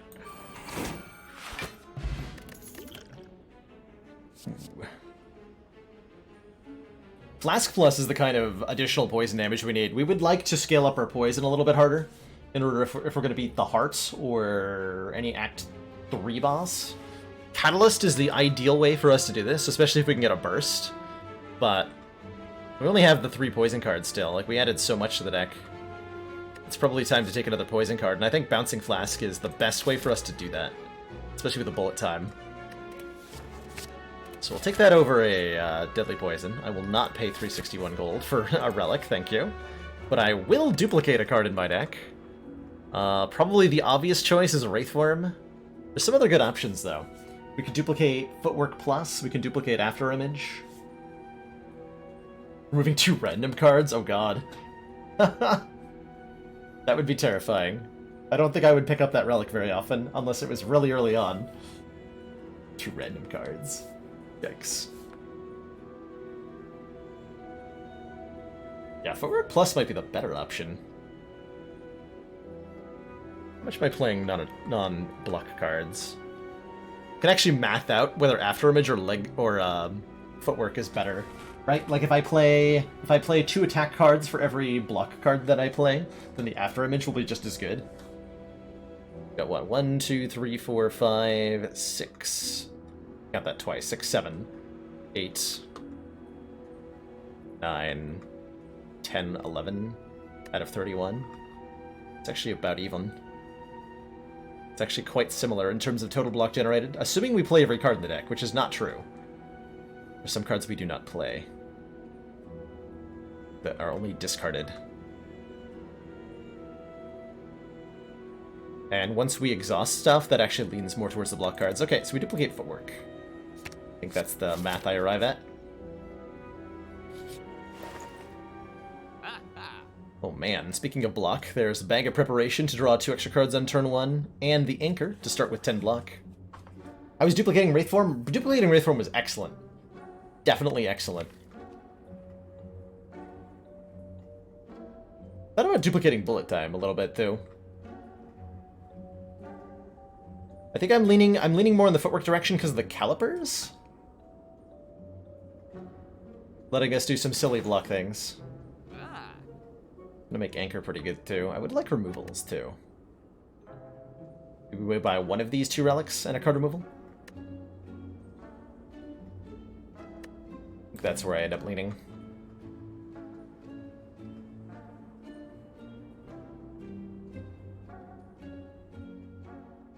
How often am I making use of the extra 2 cards on turn 1? Which is to say, how often does my hand get clogged on turn 2 if I draw 2 more on turn 1?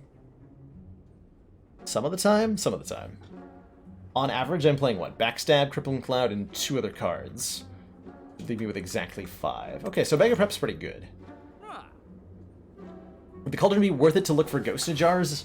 I think if Ghost Najar was still an uncommon potion, I would agree with that as a potential play. But since Ghost Najars are rare, the odds that we get any out of the Cauldron are vanishingly small. Like less than 10% chance that this generates 1 Ghost Najar. Assuming Cauldron works the same as every other potion generated, then it's a 5% chance per potion that it's rare. So we're gonna expected to see, on average, it's like a really back of the napkin calculation here, but like about a 25% chance that we even see 1 rare potion at all.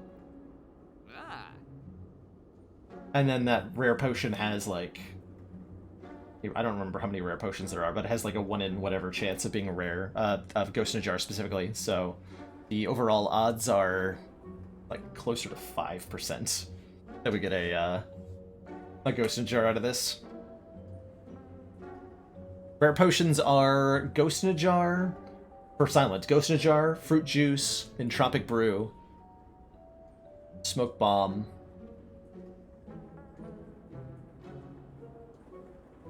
Is that it? Snecko Oil. So 100%, yeah, 100%. It's guaranteed that there's 1 in there.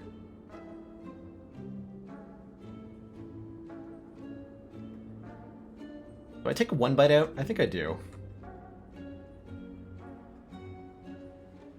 Okay, at what point do I remove Sucker Punch instead of a bite? Probably never, right? Still think Sucker Punch is better than a bite? I hope so. Still but Anchor versus Bag of Prep. Go Anchor? Go Anchor.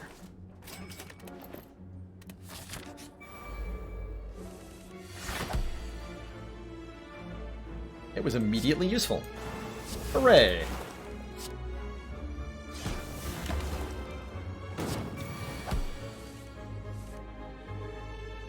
Hooray. So the question is, do we draw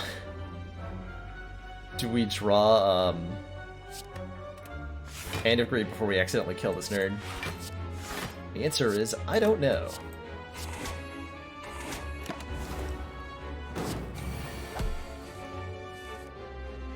Answer is less likely by the minute.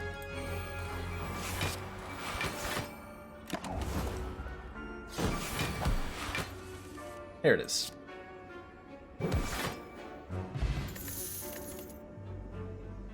Dodge roll deflect. Dodge roll plus is just amazing right now, right? We have 2 footworks and a...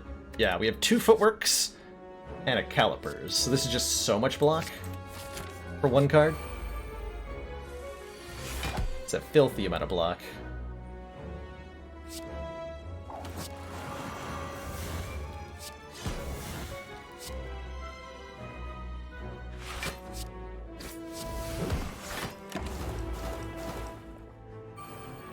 I get to retain 1 block this turn. Oh boy.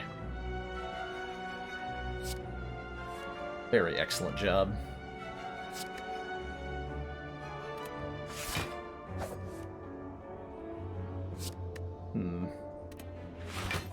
It's like draw potion time.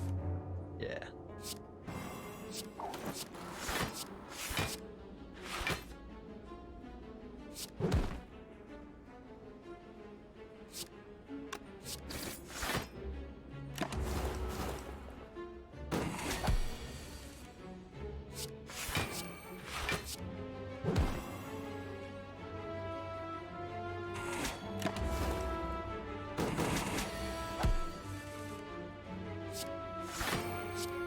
Okay, with the 2 footworks out, we're actually very easily blocking just about everything. Beautiful. Beautiful. What I like to see.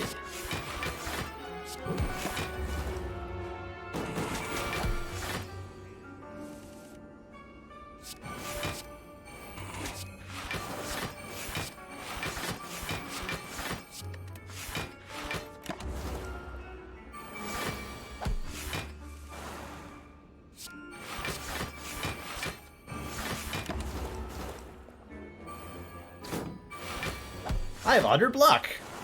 Hooray!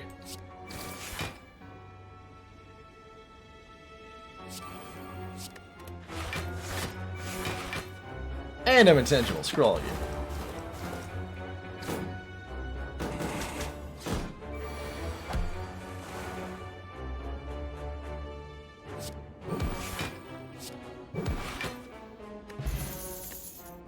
Can you just Hand of Greed this fight forever? No, because Hand of Greed specifies a non-minion enemy, and the daggers from Retromancer are minions, which means killing them with Hand of Greed yields no money whatsoever. Ooh, White Beast statue means we're always getting potions after combat, and that's a prepared plus. Draw 2, discard 2. I think that's all the reason I need to take it.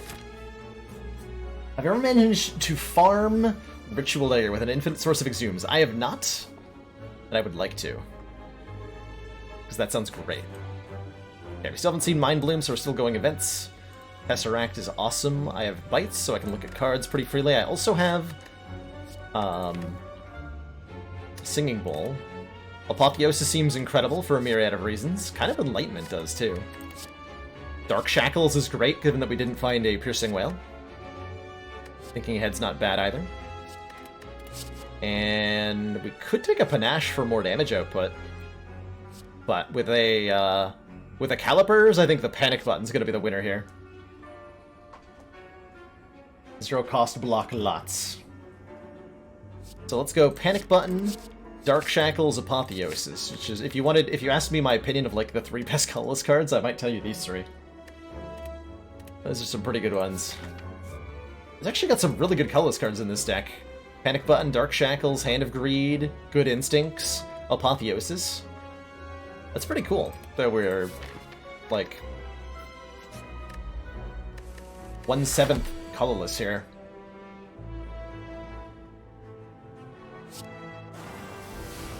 That's pretty cool.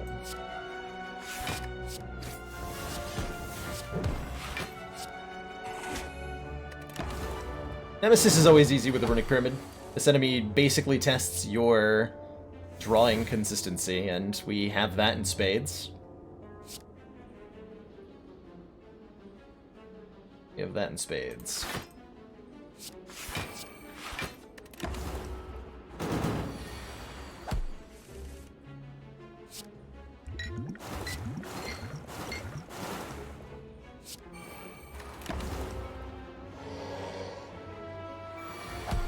There's that big attack. I knew you had it in you, Nemesis. All along. And Checkles Plus is so much block. I think I can do this without using the Panic Button, but maybe I don't want to. Upgraded Bites are healing for 3, which is one of the big reasons that Apotheosis was a good pickup. By the way. Be what, 34 exactly? Nice.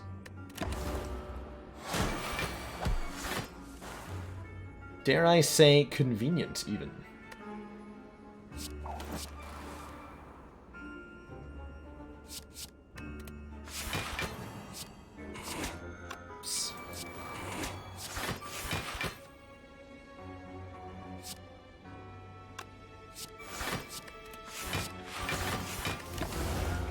block for days. Transient's another one that also tests draw consistency. Yeah, I would call that accurate.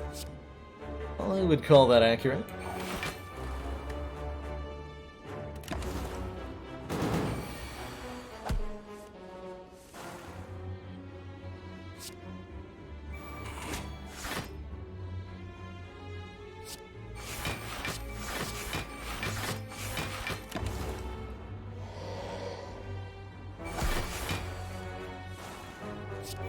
Nice try, nerd.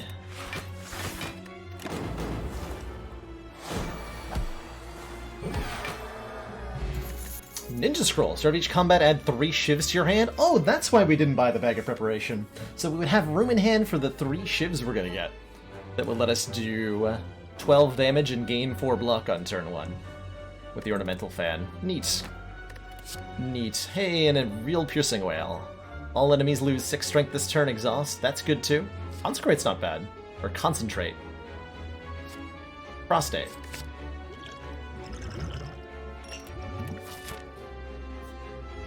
What? Fire. How do I feel about upgrading cards now that I have an Apotheosis? I just want to upgrade the Apotheosis and then we're done?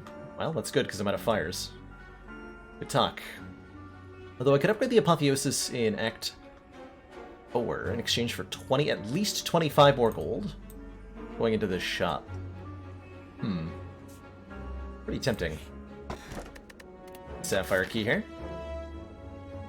As I am required to do. Yeah, I'm gonna go fight over fire. Because of Apotheosis. Oh man, we can even draw it on turn 1 so that it upgrades our shivs. My god, the value. Although, am I actually doing that? Probably Crippling Cloud Baning, right? Kill the one in the front.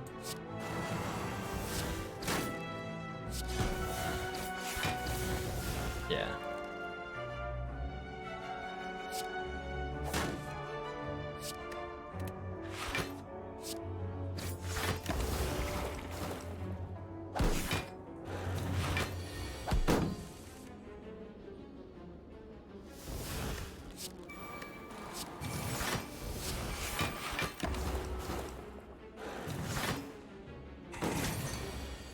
I don't often get upgraded Dark Shackles. It's easy to forget how good it is. Holy moly.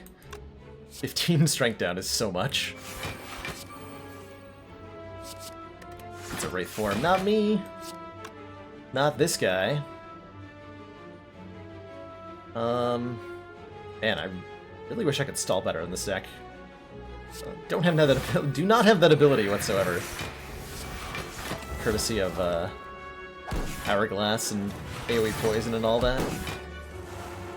Trying to get one. I'll take it.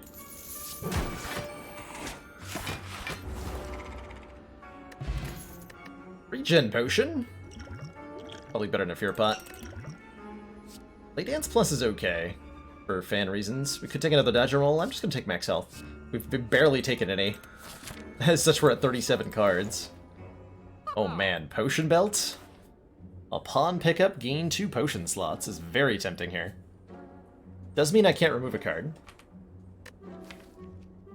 But I think that's okay.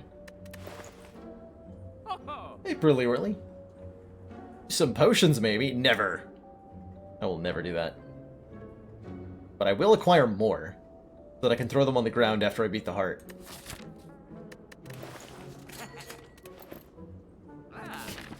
It seems so unnecessary. And yet, here we are. Something slow about you.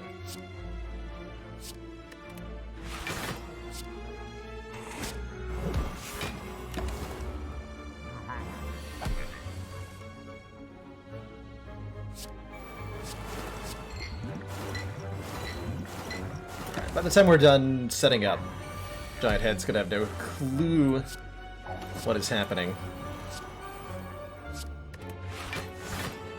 It will not be fair.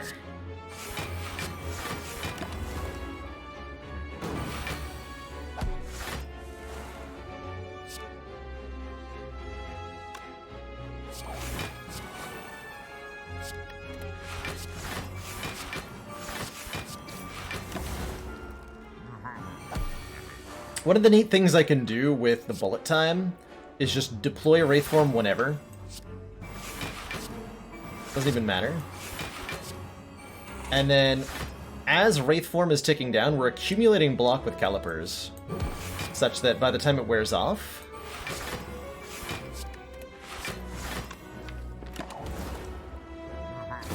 we have a ton of block to hide behind for even more turns.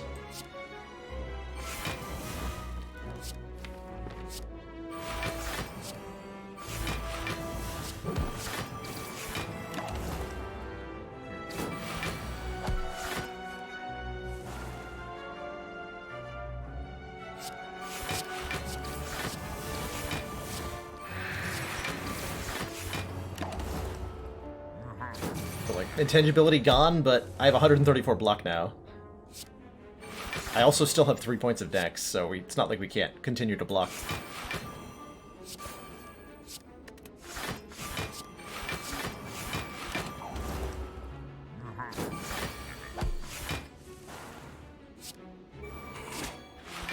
Why can't we have fast value? Safety regulations.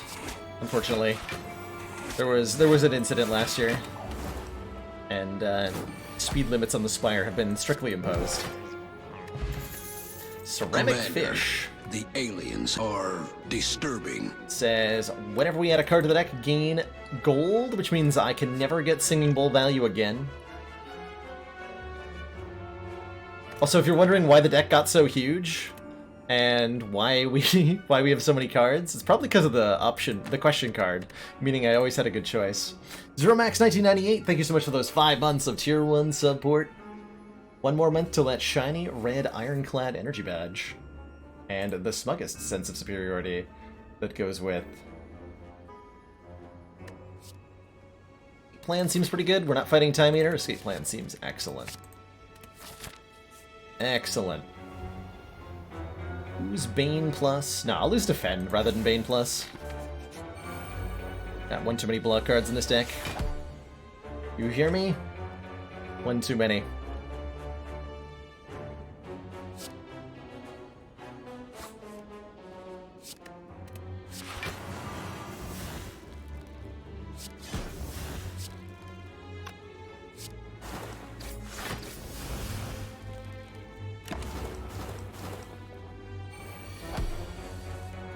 Escape plan is never bad? It is not never bad. It is, in fact, sometimes bad.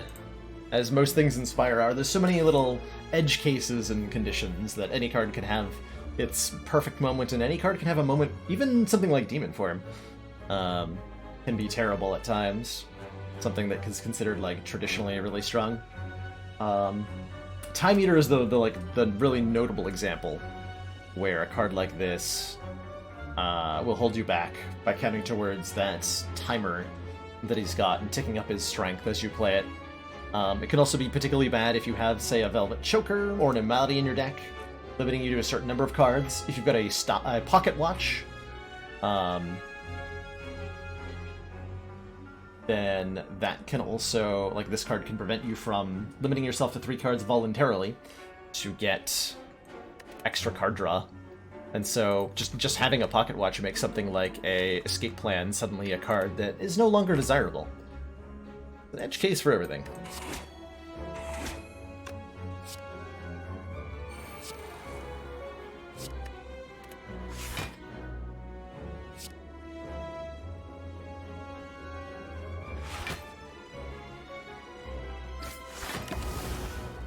Took a long time to figure out how I wanted to do that turn. Teams times 2. Let's see.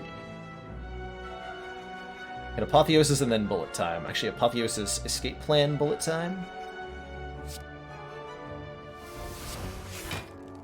I'm prepared. Aren't gonna need this Leg Sweep. Or this Dodge and Roll?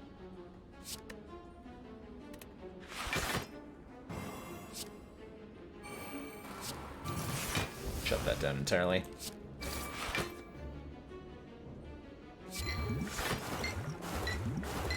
Okay, 2 on Repto, that's fine. Caliper's value.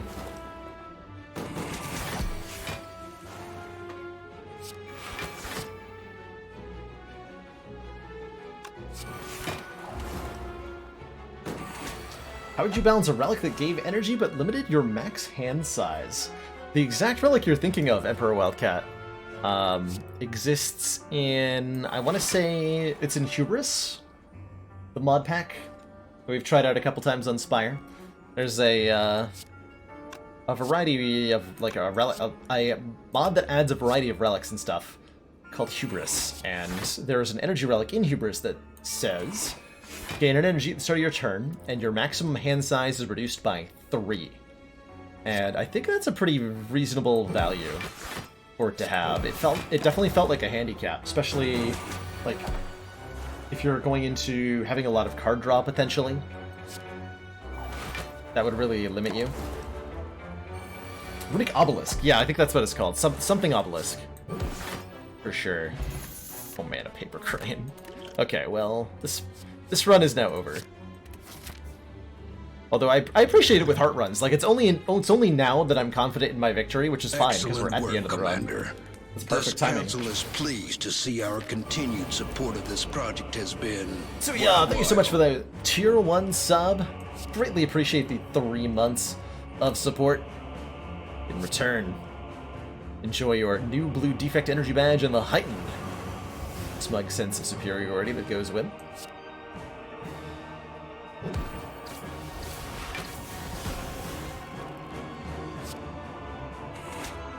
Recall.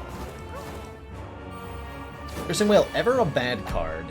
It's not so helpful. The fights where Piercing Whale is terrible in include Giant Head, Transient,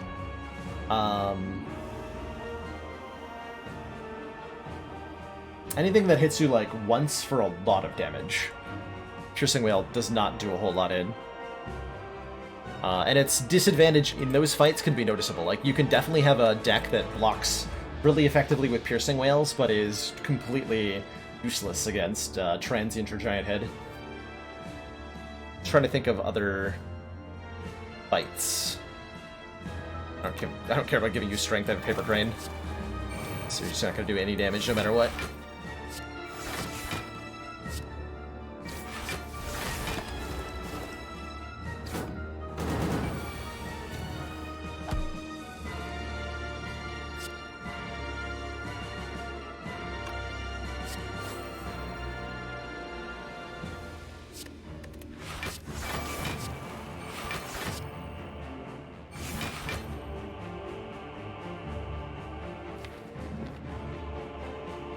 And I can just take damage, right? Try to line up a potential hand of greed here. Hello?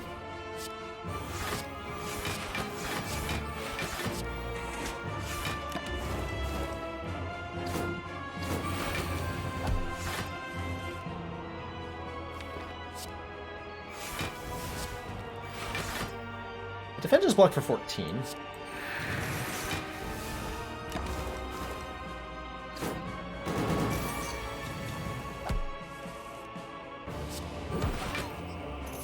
There we go. It's surprisingly difficult to achieve there.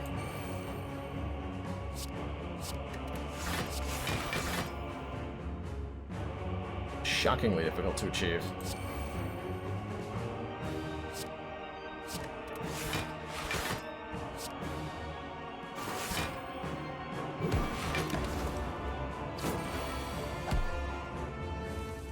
The paper crane makes our wicked a lot stronger, and that means that we have a really powerful scaling source of mitigation. The more our enemy is damaging us, the better we're blocking with the paper crane, and with our weaken in general. And so that means we don't care about things like Awakened One getting 6 points of strength, because we can mitigate almost all of that with the paper crane.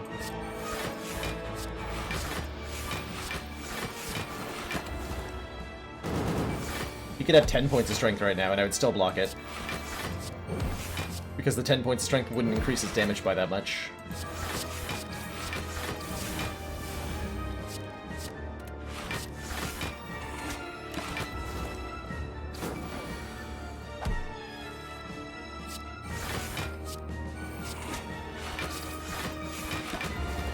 That combined with our calipers means we get into a very invincible place pretty quickly. This is what I was going for when I duplicated footwork instead of Wraith form, was situations like this one. I'm not sure how useful these actually are. I'm gonna play that fumes, I guess. Have more strength. Didn't even damage didn't even go up there with that point of strength. That's the crane in action. Oh, I'm sorry. Were you trying to do damage?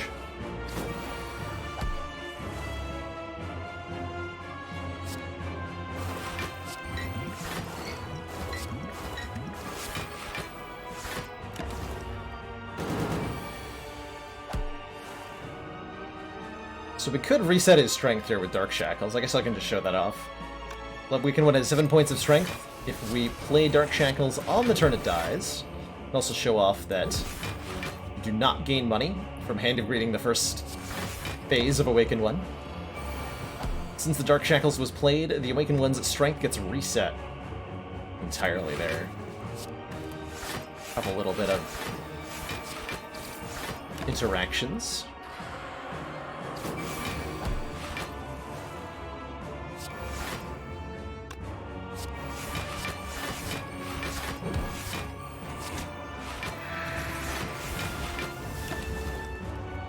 Not that it was, you know, at all necessary to impact the fight, but it's always a good trick to know if you wish to make use of it in your own games. Really good way to beat Awakened One if you've got a powerful first phase, but you're worried about the second phase. Is there a number where Paper Crane would feel like a strong relic, but not insane? A good question. I wonder how 33% would feel. I don't know if that would be a big of enough impact or not. Because at that point you're only buffing the weakened by like 8%. Has a lot to do with rounding though, why Paper Crane is so good.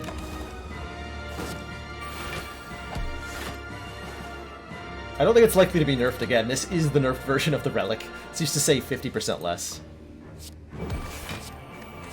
It's crazy to think about.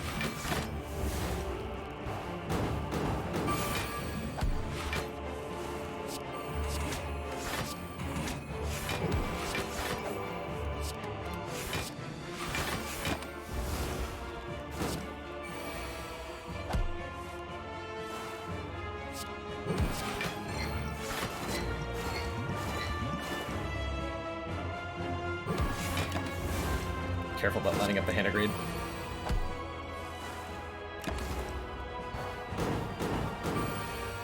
Okay, not that careful. GG. We have almost 300 gold again. Hand of Greed is consistently paying out with the Runic Pyramid. It was a pretty nice pickup back in, what, it was Act 2 when we took that? I think it's gotten us quite a lot of money since.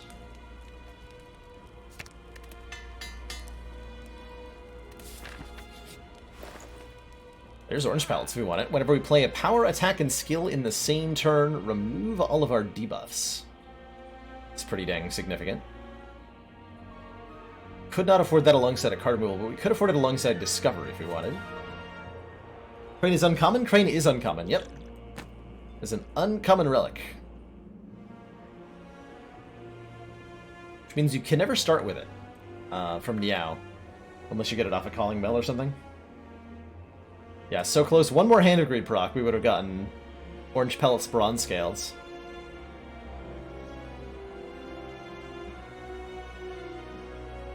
We have a Speed Potion. This is ridiculous. It's gonna buy those. There's a lot of broken things we could do with the Orange Pellets here. Yeah, because the deck needed more dexterity. That's right. I'll take a Discovery. Mostly for fun. And do I want a Power Potion? Discard the Regen Potion, take a Power Potion. I'm in. How many powers do I have? Plenty. So I'm just gonna go Wraith Form turn 1 here. Seems reasonable. If we go power, attack. Oh, I'll look at Apotheosis first. Our attack and a skill, we remove all our debuffs. That includes the -1 dexterity per turn. So now we're just intangible for 3 turns.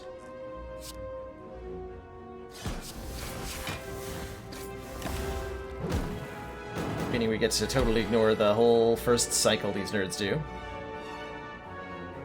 Although I have to block with the fan this turn. Kind of fun.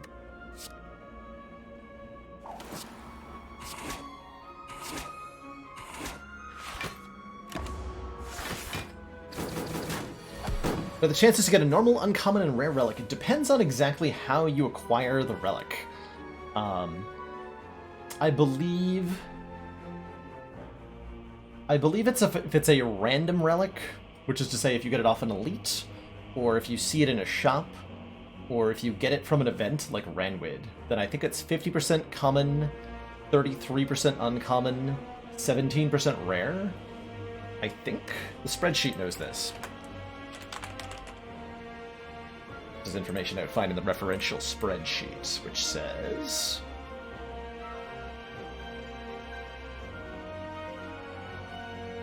Yeah, 50, 33, 17. And that's if you don't get it from a chest. If you get it from a chest, it depends on the size of the chest. But averages out to more likely to get a common relic, less likely to get a rare relic. Ultimately. Because of the way chests work. I have 2 piercing whales. Okay. Just strip with bouncing flask. Yeah, that seems most reasonable.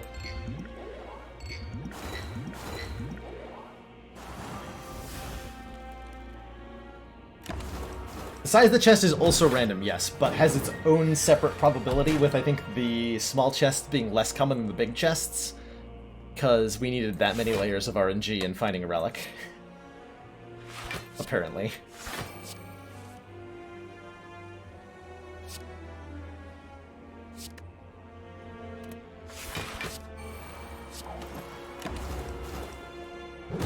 Guess I don't need to Hand of Greed, do I? No, that's nonsense. Of course I need to Hand of Greed.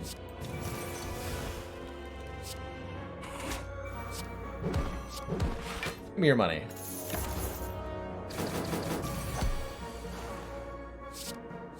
Oh. Yes! Finally, the card I wanted. Thanks, Discovery. Excellent work, Commander. This council is pleased to see our continued support of this project has been worthwhile. Ultimator, thank you so much for those 3 months of Tier 1 support. Enjoy your shiny new blue Defect Energy badge and the heightened smug sense of superiority that comes with it. Oh man, we got a Flex Potion too. Gonna get to show off all sorts of stuff here. How much do I like an early Prismatic Shard on Ironclad? That sounds fun. Probably not very, like, in terms of power level, I would rate that fairly low. But it sounds really fun. And I think if you enjoy Prismatic Shards, then by all means, like, take the hit to your run to pick one up, because it's just enjoyable enough. It's my vote anyway. I'm gonna have 5 points of strength. Do I want this riddle with holes? Do I want this riddle with holes? I mean, it'll bring me to an even 40 cards, and it'll give me 7 gold. I'm in. I'm in. Didn't find any powers, although I do have a power potion and I drew Apotheosis, so I get to upgrade the power from it. Okay, perfect. Perfect. So I go... Skill? We're gonna drink all of our potions here.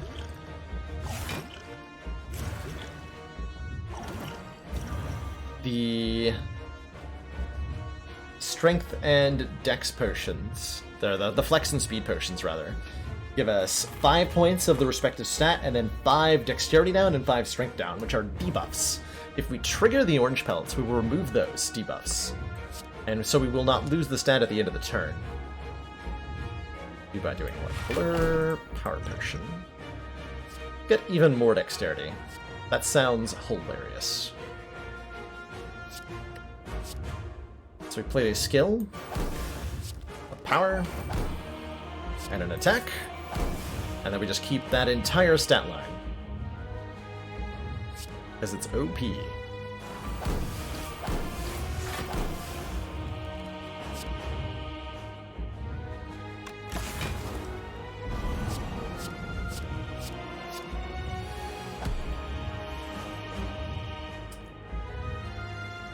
Only doing 41 damage despite our vulnerable because of Paper Crane, mitigating this so very much.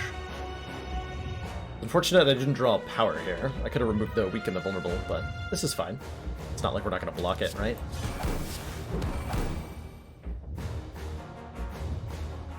Actually, I'm not going to block it, unless I use the panic button. Interesting. Actually, no, we're full blocking, as long as I play only one more card.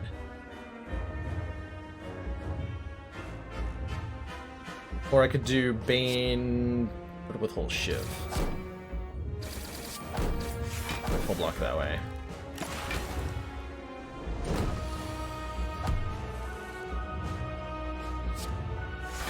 Okay, after image gets in play, so we're now basically countering the Beat of Death.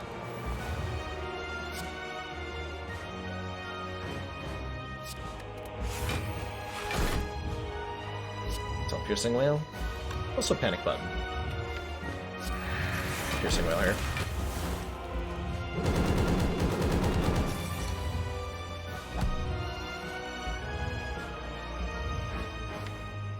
Not sure when we're going to use Ray Form in this fight, but it should be later than now. Pretty sure. I was also definitely supposed to hold on to Bouncing Flask to get rid of this artifact the heart just gained.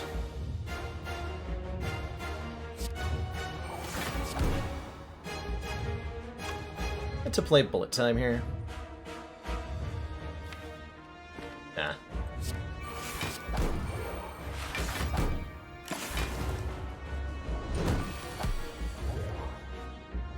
So we can again Piercing Wail this, because we didn't draw a block, or I could again Panic Button this. Let's Piercing Wail this one. Let's go Deadly Flying Wail. So, blocking quite consistently. I think now is the time we want to start building up the block. So this is going to be a good turn to play Panic Button, I imagine. Sorry, Hand of Greed. But with 5 points of strength, you just are behind the curve. A little bit there.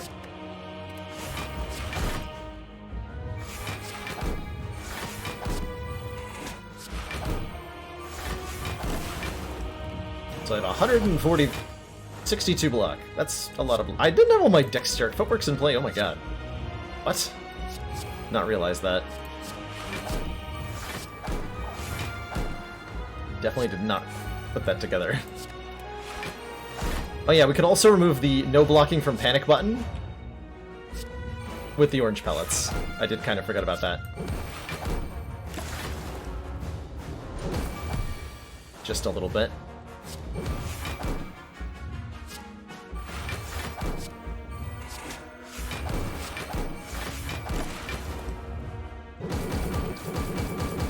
Philosopher's Stone Heart, by the way.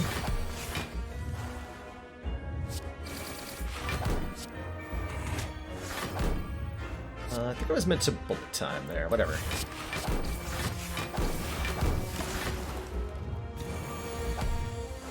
Ball.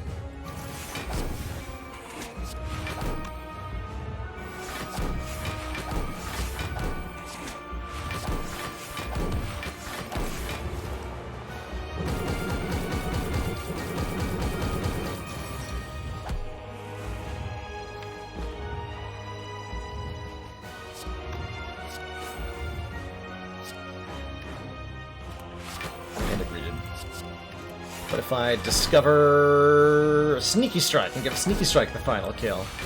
What then? Does orange pellets do much for Ironclad? It can. On Ironclad, it's particularly useful for removing, like, vulnerable and frail from yourself. You can also use it to permanently keep the strength from Flex. Ironclad doesn't have too many other debuffs he applies to himself. You can remove the no-draw effect off Battle Trance as well.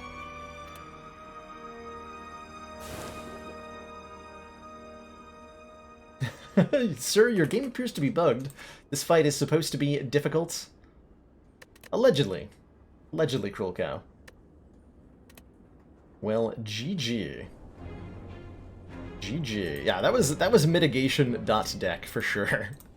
We found an early calipers and we really leveraged them in the end there, though these didn't really do anything until probably late Act 3. Once they started doing something, they did it really, really well. Really, really well. How am I liking Watcher so far? I think Watcher's a really, really cool combo-oriented class, and her card pool is starting to clean up nicely as the development cycle progresses. I think the devs have shown a lot of promise for turning her into a truly fleshed out and interesting class, just like the other three. She's not quite there yet, but there's so much promise behind her mechanics. So much promise. My thoughts on the current fasting variants. Oh, the current variants. There's only one now, throws a hammer. Fasting B is now the only one that exists. As of today, Fasting B is now fasting, and it was the other one was removed. The values also were changed recently, just before stream went live.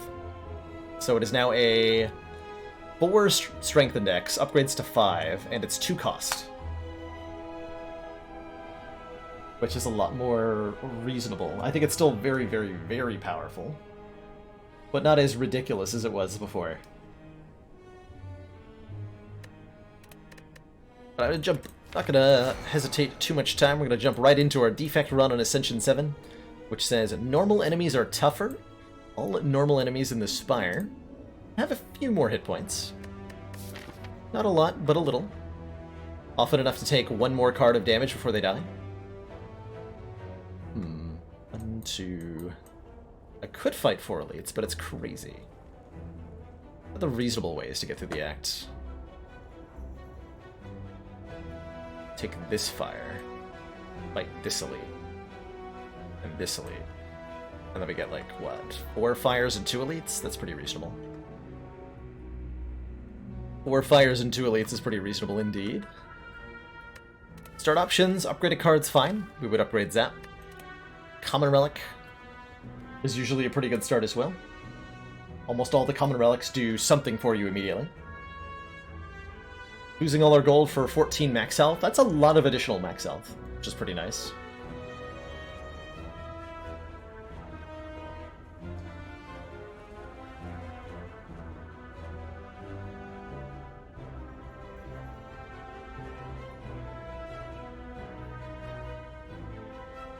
Wait, Clash is an uncommon now? Did I miss that entirely? Okay, yeah.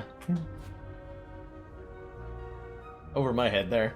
Okay, so Clash has not been changed in any way. I didn't think so. Why are we hurt already? Ascension 6 says start each run damaged. So that was our previous Ascension modifier. We start with 10% of our hit points missing. I'm leaning towards 14 max health. An 89 max health defect can get a lot done. Can get a lot done. It's a lot of health. Also, as always, down to take a boss relic start on defects. Like, go for max health though. 89 is so much. I like it. Give me more. I demand more.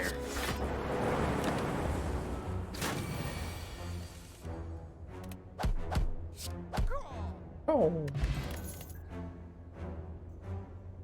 Choose a flavor of block card. Stack, Steam Barrier, or Hologram. I think on floor 1, Steam Barrier is going to be the best of these. Stack is definitely a block card that gets better the later you are in your run. Steam Barrier is nice at 0 cost, and Hologram doesn't really block that much. You can think of Hologram as more of a draw card than a block card. And definitely Steam Barrier is the one that helps us out right now. Definitely going to be very useful in the next coming fights to have a 0 cost block card.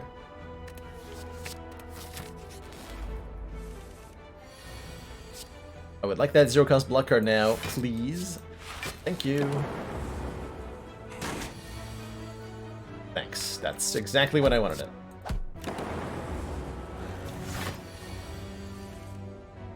Okay, relevant.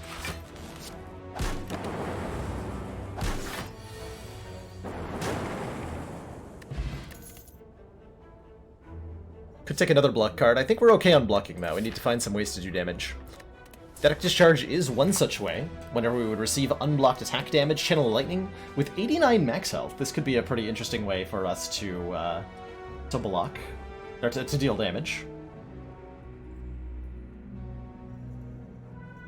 There's also Chaos if we just want to fill some orb slots. I like Chaos, especially if you could upgrade it early. To be 2 random orbs. Just fill your orb slots with something, especially early on. This is just good to have more orbs. Doesn't really matter what they are. And if you're not too picky, then Chaos will do that for you. It's been a while since I've taken a Discharge, and I think with the 89 max health, it's going to work out really well for us. Oh man, we're doing 5 fights in a row. That's going to be rough. That is definitely going to be rough.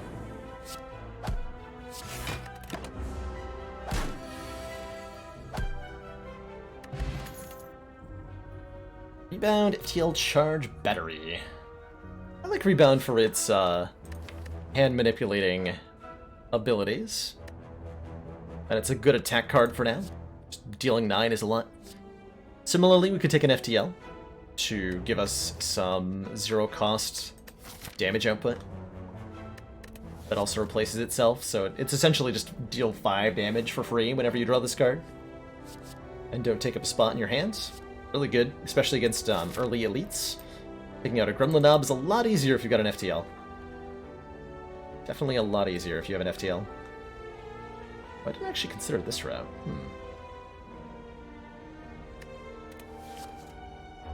Yeah, Rebound loves other 0 cost cards. Steam Barrier is like not that great because of its decreasing block whenever you play it. As a partner, take the FTL. Though I was pretty torn on that, ultimately.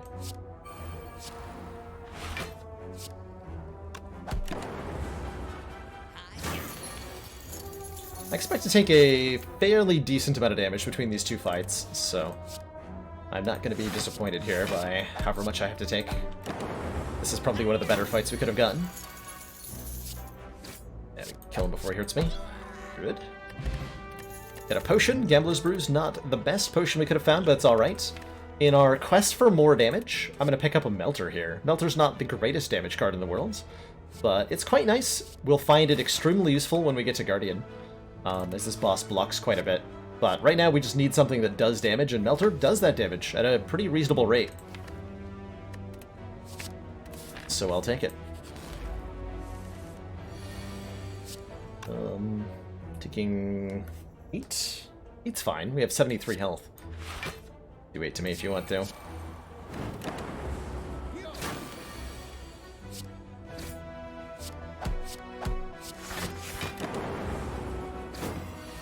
Melter's good for Act 2? Yeah, there's definitely some situations in Act 2 where we'll be very appreciative of the Melter.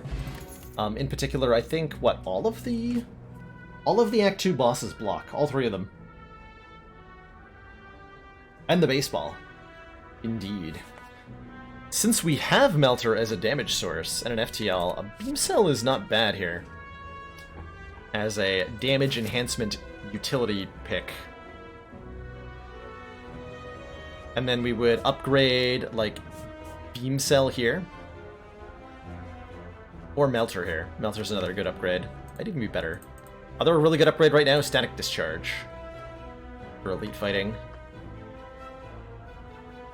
Is a pretty good option, too. Maybe it's Static Discharge that I upgrade. Let's do that. Whenever you receive unblocked attack damage, channel 2 lightning orbs. Which I'm going to do immediately. Thank you. Ow.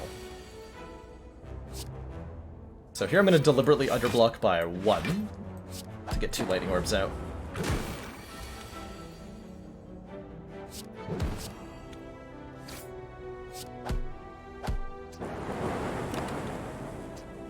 Kill that slime. Beefy attack that will work with our beam cell is a streamline. With our zero cost attacks, or our zero cost cards, this is also a lot better. Kind of a cobbled together set of damage, but it should allow us to kill a couple of elites here. Especially with our high health. We should be able to kill 1, 2, hopefully 3 elites. With little effort. What do we take as a start bonus? It traded all of my money for 14 maximum health. So we have 89 right now.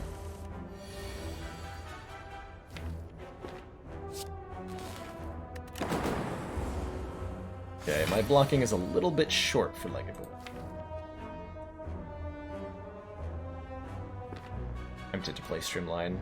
I think I should. Wait patiently here so that we can do, yeah, Static Discharge Melter. Deal 18 with that, essentially. Okay. 2 free lightning orbs, please. Block cards, please.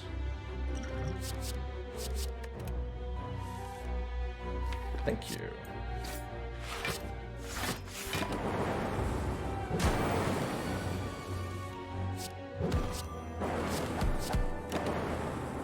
Alright. That was not too bad. We got ourselves an anchor for 10 block on turn 1, which will make our future surviving fights endeavors pretty successful. And I'm definitely feeling a lack of block right now. Charge battery will help with that. It's also a differently numbered block, which helps us like set up optimal static discharge plays more often, in some weird ways. Yeah, Streamline tried in that fight. It didn't get to be useful, but it tried. Tried. Alright, relic number 2 is Dead Branch. I don't have anything yet, but I'm definitely going to take that. Whenever we exhaust a card, add a random card into our hand. Anything that says exhaust on it is now definitely something we want. Good beam cell next.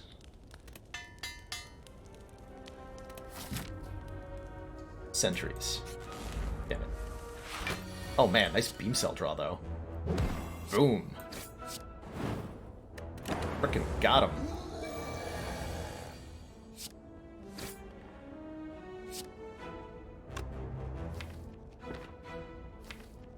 We're killing next turn, presumably.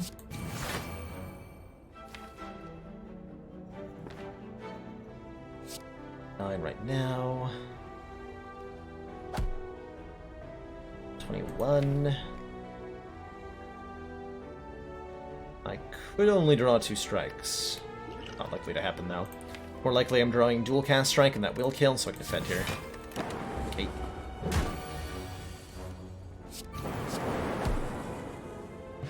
Upgrade the Streamline? No. Oh man, Sunder? No, we already have a Streamline. What a turbo. Maybe?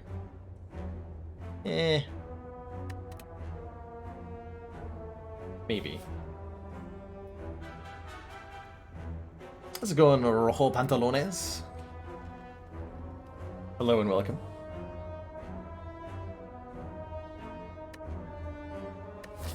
Turbo gives me a void which exhausts. That is true. That is an objectively true statement.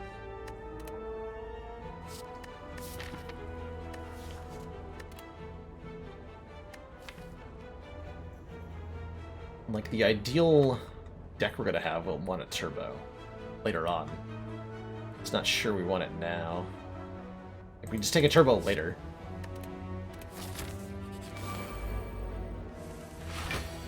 If it'd be truly good.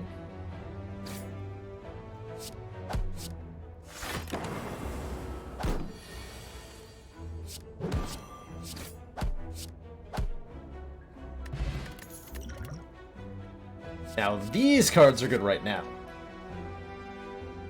Recycle and Double Energy are both very good. Double Energy doubles our energy, putting us from... and that's after the 1 cost, so we go from 3 to 4, because we spend 1, go down to 2, double 2 to 3. Or Recycle, which is reusable. Exhaust a card in your hand, gaining energy equal to its cost. I think both of these are very valid picks. Given the Dead Branch. We know we're not fighting a Gremlin Knob. I'm more inclined to take a Double Energy. This upgrades really well, too, right? This will upgrade to gain 3 energy and a random card in your hands. Pick that one. Here's the Sentries. Speaking of things that trigger Dead Branch, these nerds.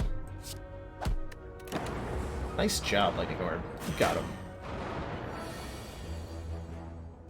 Definitely got him.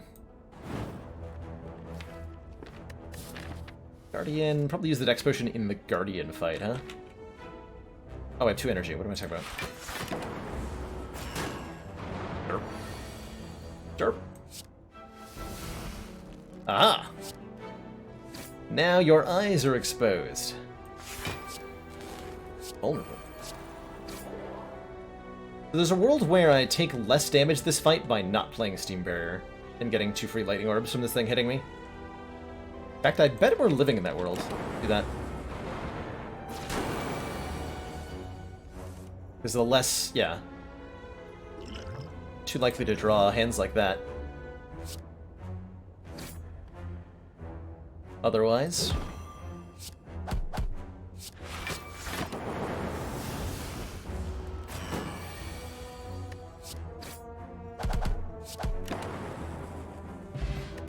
Ooh, Tori! Whenever you would receive 5 or less unblocked attack damage, reduce it to 1. With Static Discharge, Tori is really nice. Because we can now deliberately choose to take 1 damage to get 2 lightning orbs. And in particular, oh man, I like a Machine Learning quite a lot. Recycle is also very good. We're gonna do very disgusting things to Guardian with that 5x4 multi-attack. If we get Tungsten Rod, does that mean we'll take no damage? That does indeed mean we'll take no damage. I don't know if that means Static Discharge will trigger, though. I'm not actually sure where Static Discharge falls on the Tungsten Rod interaction. We never tested that originally. And I don't think that was in the patch notes for things that got changed. Man, I really like Machine Learning, especially with the Double Energy. Yeah.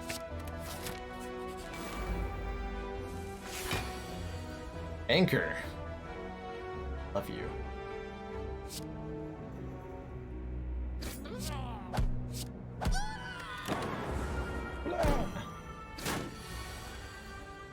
Yes, the feared 2 gremlins fight. You know, I could block these hits and take 0 damage, but I really want to do this instead.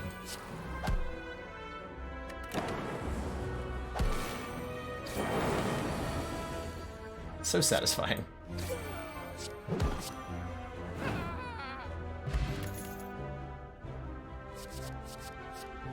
Gain 13 block, retain your hands. Pretty good. Like 1 beefy block card. With the Machine Learning, we're also more interested in 0-cost stuff. Go for the Eyes in particular. Lets us weaken our opponent, which is good with Static Discharge.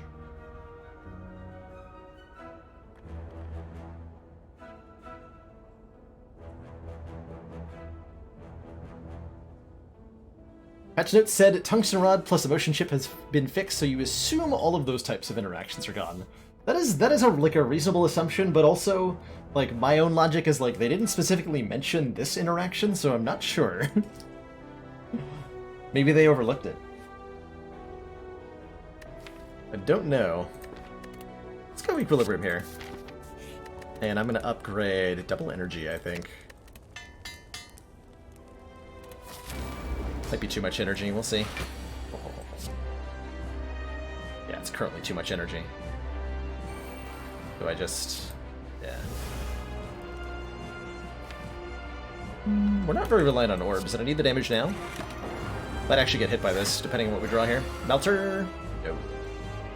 Oh, Commander, one of our most no. valued supporters am I dead? says continued support of the XCOM project. Hold on, we're doing 6. 15. Depending on what FTL draws here, we could be in big trouble. I need Beam Cell, Melter, Streamline, Zap, or Dual Caster Strike. Or not Strike, actually. Oh, if I draw Strike, I actually die. And our ladder streak is over. What was that draw?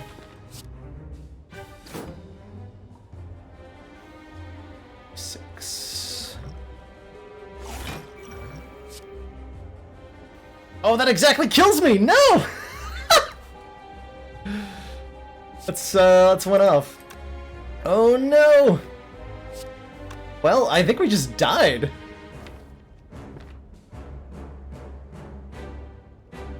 Right? We just die?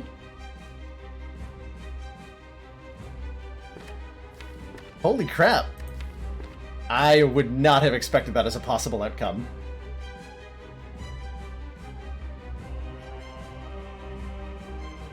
It's 24 damage. Yeah, we're just shy. We're 3 points of damage shy on a transform here. What? Yeah, the gremlins! Okay, so the gremlin play actually killed me. That's amazing. That's amazing. Wow.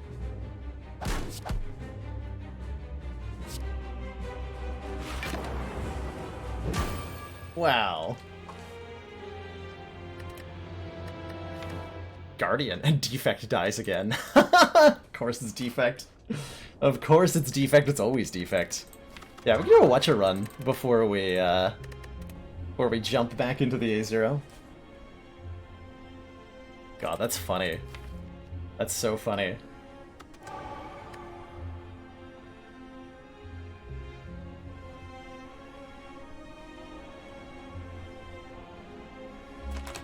All the things to die to.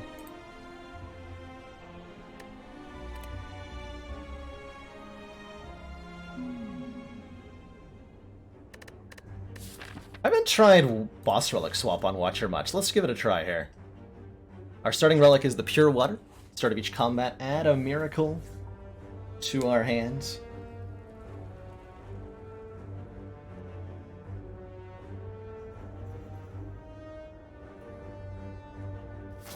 And now we have a Runic Pyramid. So every card is no longer discarded at the end of return. That's pretty good. That's pretty good. I also have yet to try Pandora's Glitch. I don't think it's been changed.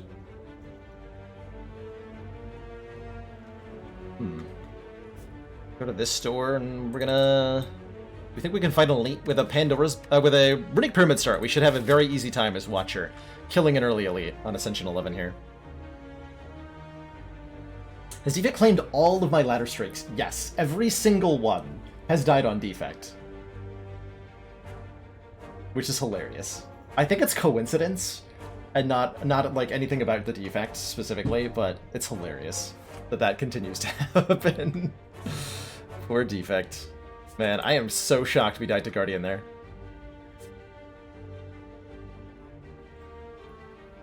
We drew, like, nothing but strikes and defends in the first 2 turns, right? Every other card.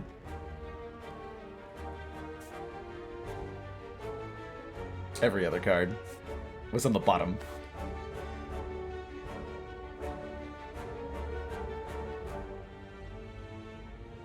Trying to pick a path here. I like this 3 elites up the left side. I'm just not quite sure we're capable. But that might be because I'm not evaluating Runic Pyramid at its full strength. Let's see what the shop has. I want to give myself... like, we're going to get past that elite no matter what, right? Yeah. Guaranteed. Guaranteed. Hundo%.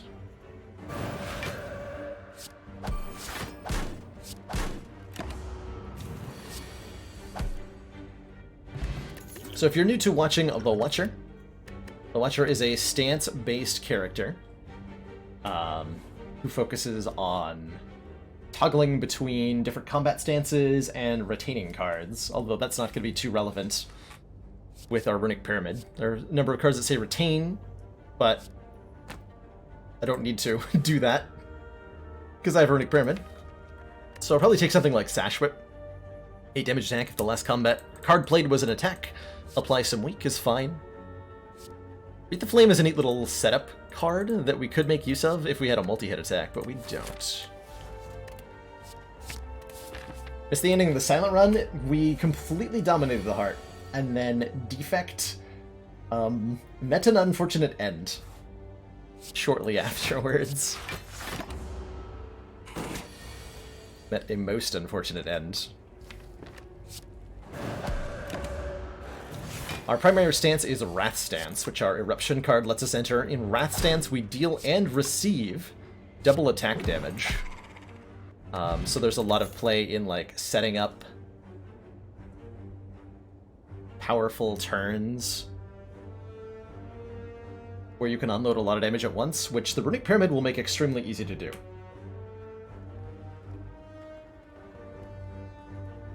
Extremely easy to do. And yeah, I did take 2 damage for, like, I was so confident about the Guardian fight that I took 2 damage for funsies, because I thought there was no way it would change the outcome of that fight.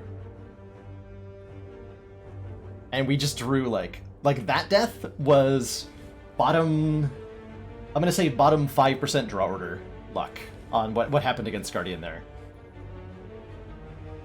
And it was indeed preventable by making different decisions, but it was also, like, it was just an outcome I didn't even foresee, because it was so unlikely. And I can't do anything but laugh at that, because it's just amusing.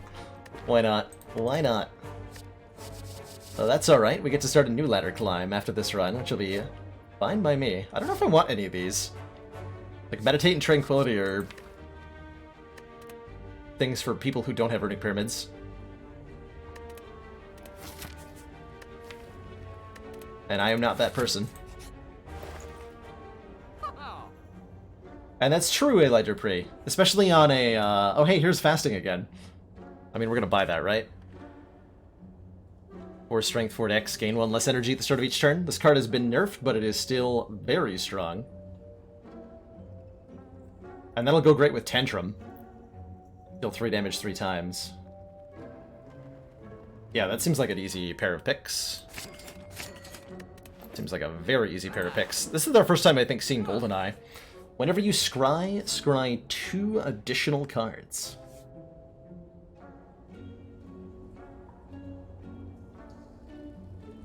That's a lot of cards. This is a rare relic. Toto.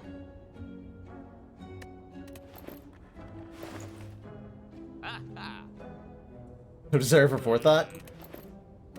But let us set up some interesting stuff, but it's not going to be as powerful as fasting. In any way, shape, or form. We're removing. We can take a strike out of the deck. Given what we've added so far. Sure. Sure.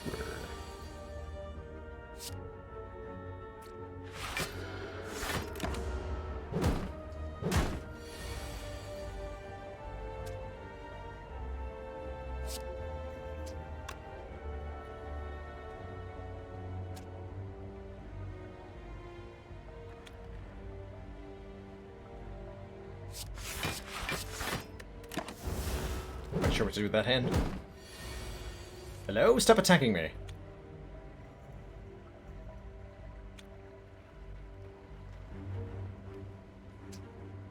Option strike kills. I can kill them all, okay.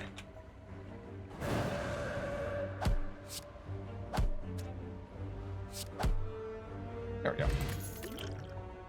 Dex Potion. Bowling Bash deals 7 damage for each enemy in combat. Be very useful against triple sentries or any multi-enemy fight. Sure. We need some energy generation to really take advantage of this fasting.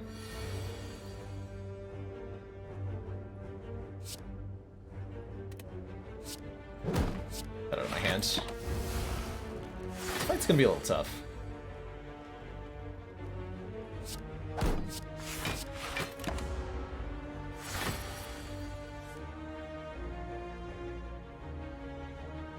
So this is gonna be how many damage? How many times? Deal lots of damage, lots of time. So fasting says gain 1 less energy at the start of each turn, which is a pretty high cost to pay.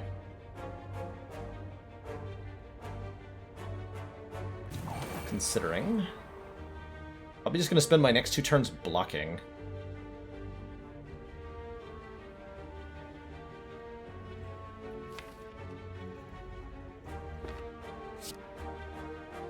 It's a little bit awkward.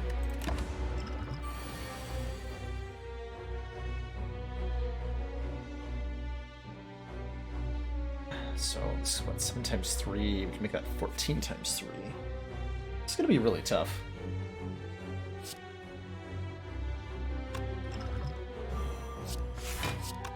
I play Vigilance next turn, so that when I Eruption the turn after, we can really take advantage here.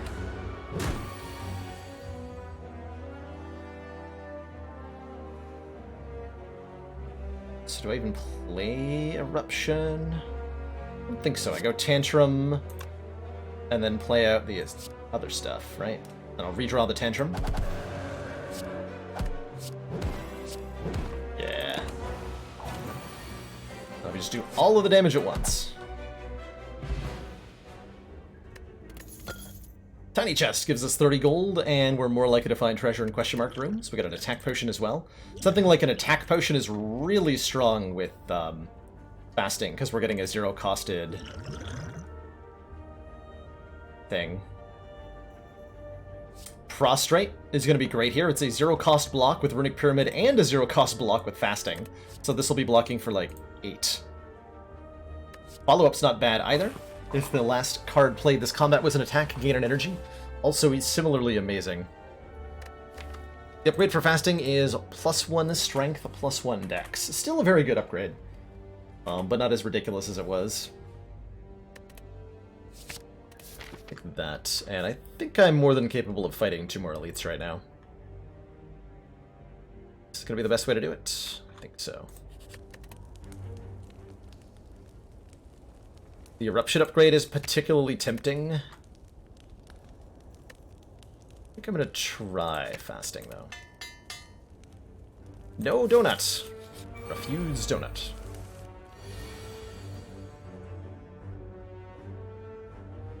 I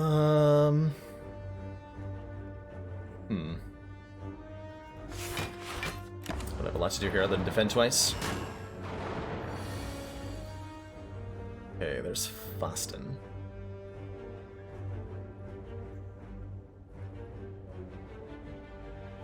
Sure would be nice if I could kill one. I do not believe that I can.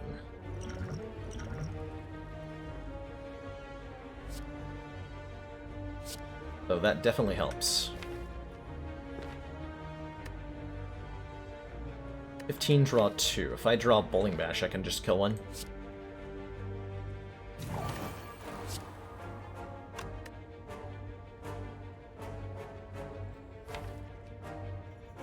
If I draw Prostrate, I can just block. This would be 12 times 3. Okay. Just easily block. Works just fine.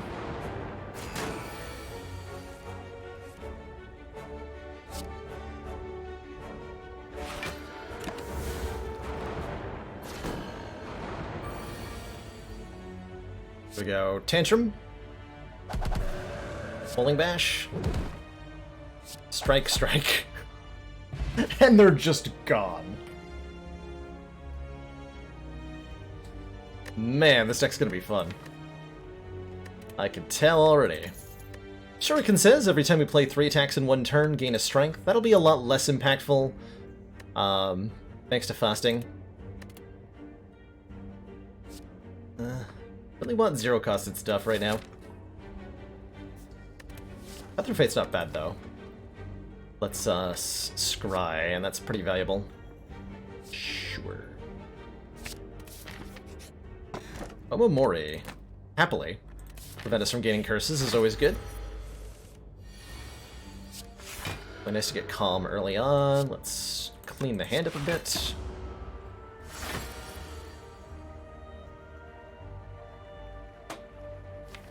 Let's clean the hand up a bit.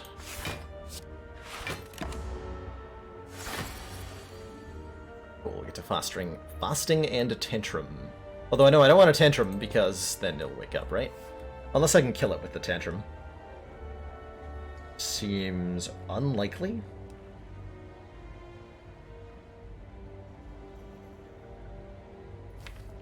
Seems really unlikely.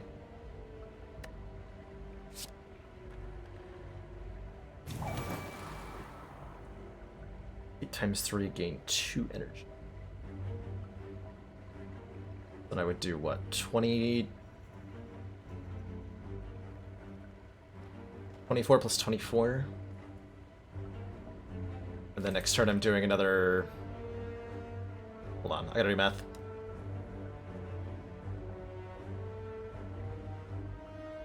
So reach 24. So we do 24 times 3. 72. So I have to do 48 the next turn, which we will do 24 plus 24. So I have exact lethal. I believe I have exact lethal here. I'll actually have 2 more because of Sash Whip. Okay, so we go Tantrum. Cut through Fate. Actually, no, we have extra lethal here. Super extra lethal. Because then Tantrum does 18 times 3. Oh yeah, we so much more than we needed. Wow. Holy crap, this does so much damage. Can you remove the debuff from fasting by any means? No. Not as far as I'm aware. We tried it last time, and we were shocked to learn that it did not prevent the debuff.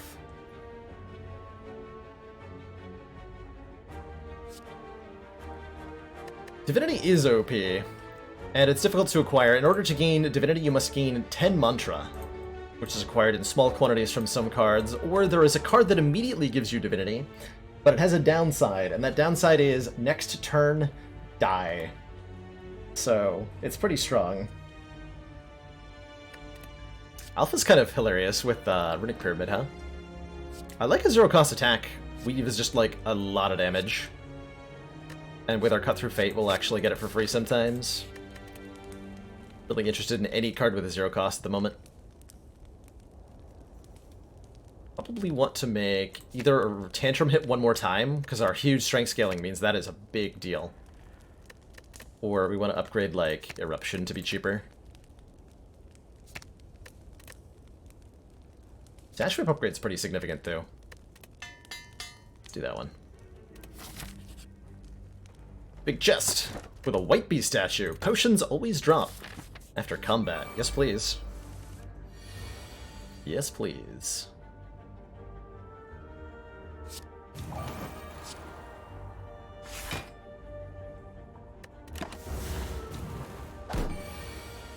Oh, Art of War means we can set up extra energy to really leverage our ridiculous additional, Oh man, it's a big deal, actually. That's a big deal.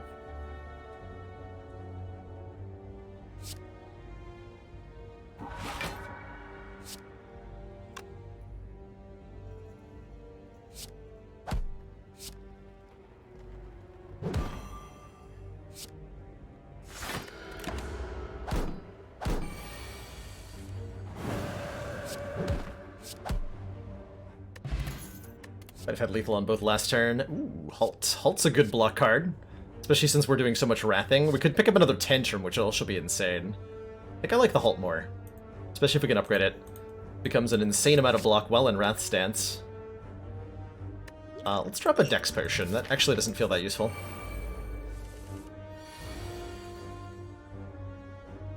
Have I ever mentioned it enough? This is only my second run with fasting. Haven't done any silly shenanigans with it, no.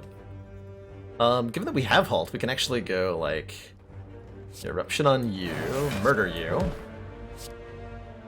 and then block. Commander, one of our most valued Sneaky supporters says continued support of the XCOM project. Thank you for the continued support, Sneaky Take. 10 heckin' months. A lot of months. This is okay. It's a lot of months, Sneaky Take. Thank you so much. Hope you're having an awesome one. You just... If you're just tuning in, you missed us losing on the ladder streak by dying to Guardian. Which I'm sure you can relate to.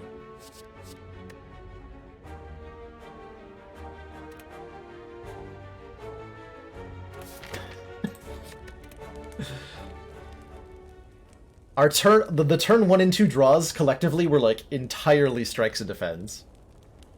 And we just ate a big hit for exactly all of our health. It was actually impressive. We drew all the defends on turn 1 and all the strikes on turn 2.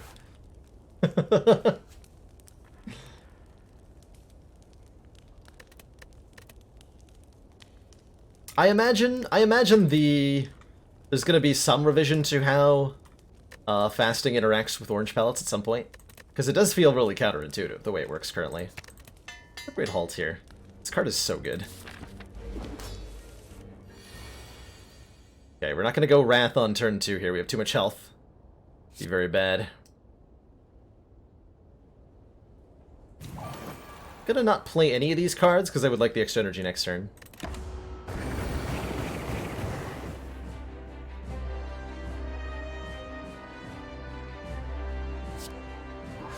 Easy every time.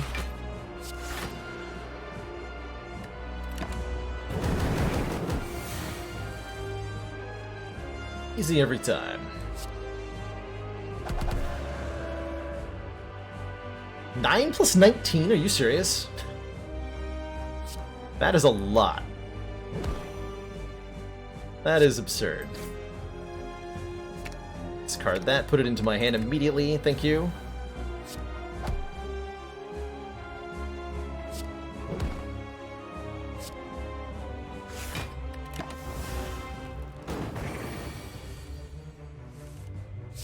Nine plus 19.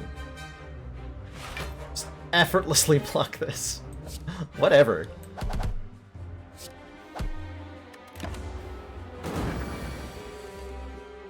What even ever, dude?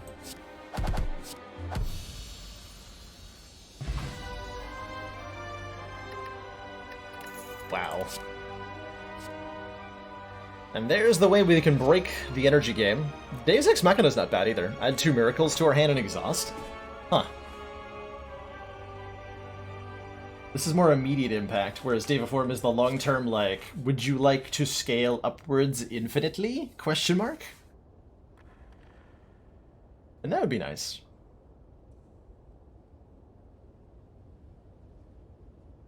Would be very nice. We've already seen what Divaform does alongside fasting. Watcher seems really broken, would I agree? I don't think so. There's definitely a few really silly things Watcher can do, but like, how do they compare to an Ironclad with Dead Branch Corruption? How do they compare to Defect with 2 copies of Bias Cognition and an Orange Pellets? They're relatively similar in amounts of power. Like, yeah, you can absolutely get broken stuff, but so can all the classes. She's feeling really good right now, because she's got some broken things that she can do.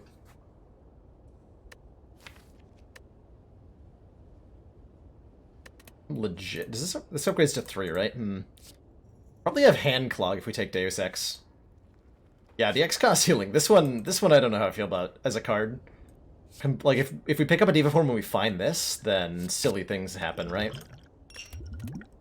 Too silly. I mean, do I care about giving enemies additional strength if I have 5 decks? Not really.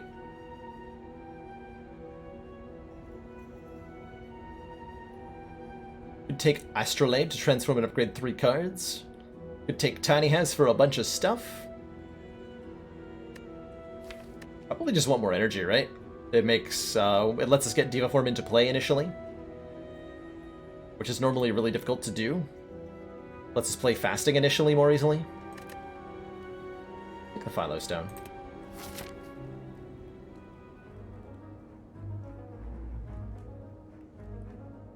Quite a bunch of elites, I'm thinking about it. So go up the left side here. Pretty tempting. Doesn't hit a store.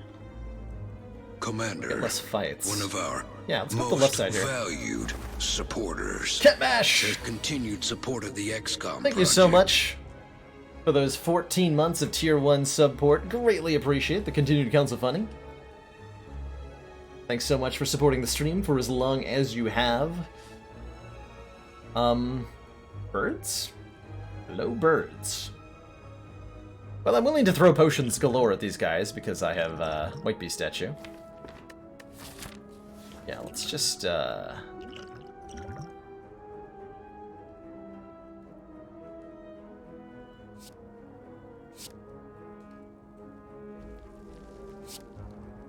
let's thin their numbers a bit, shall we?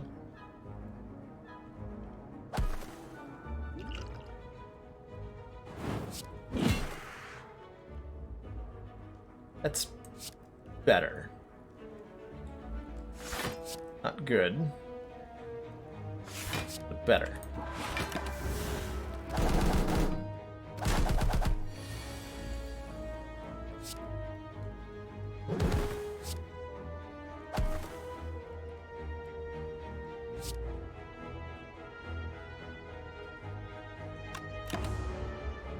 Keep enough attacks in hand that I can knock this bird out of the air too.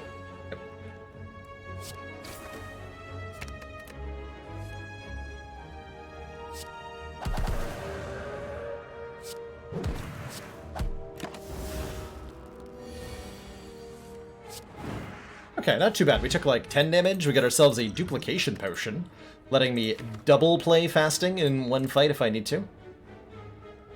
It's a Crush Joints Plus here. This is a nice way for us to imply some vulnerable. I prefer the other one, the one that does AoE vulnerable. Yep, that's exactly right, Anonymous. Additional extra energy every turn. It's a lot. This will reduce by 1 in cost every time we hold it in our hand. We can upgrade it Crush Joints. I think that's fine. This is not a good fight for us, but I have absolutely... Well, we have a Bowling Bash, but I'm not going to draw. We're going to lose 2 points of dex? That's fine. 9 plus... a Sash Whip to kill Pointy here. Also just... No, I won't be able to block, right? Yeah, okay.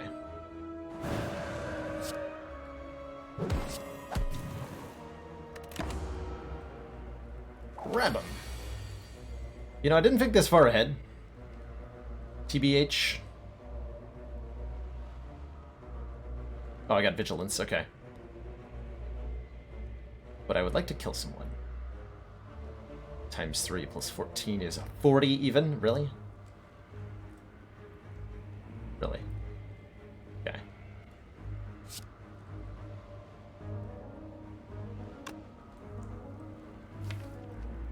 And the next turn I can Vigilance to leave. To leave Wrath when Bear is bearing down on us. Get it? Bearing down on us. So I was 3 off. Help! Help! Actually, wait, you're just dead.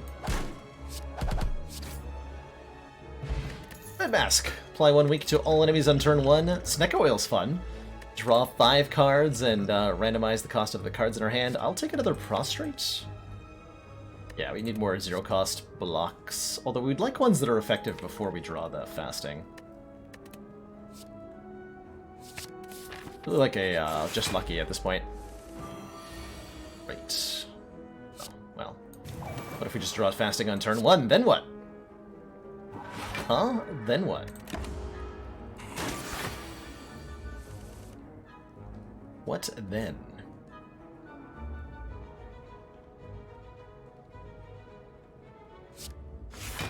I just don't care about your attack. You thought about that, Mr. Avocado? What if I don't actually care about whatever you're doing?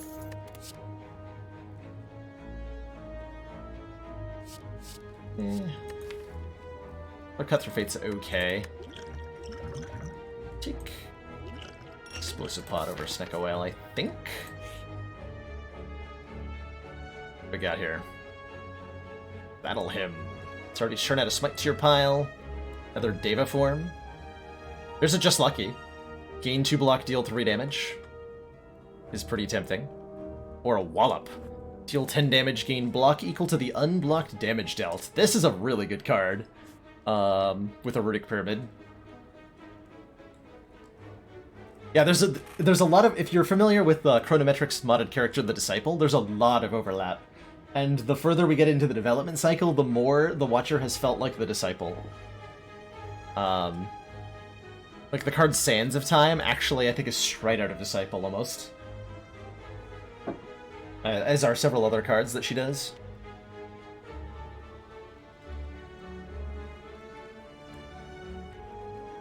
Library can offer rares across all difficulty levels. I don't think this event changes at all on higher Ascension.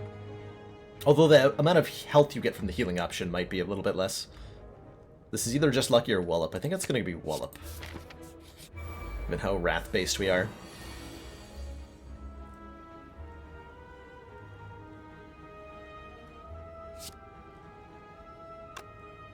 Do I want to crush some joints? Might be unwise. I'm gonna do it.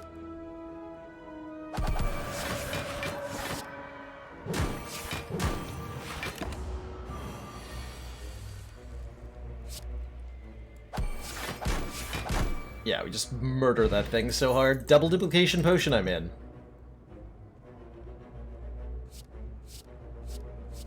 I think I like Third Eye here. Gain 7 blocks, scry 3. If we draw this before we draw Fasting, it helps us get it in play, and if we draw it after, then it's just really good block.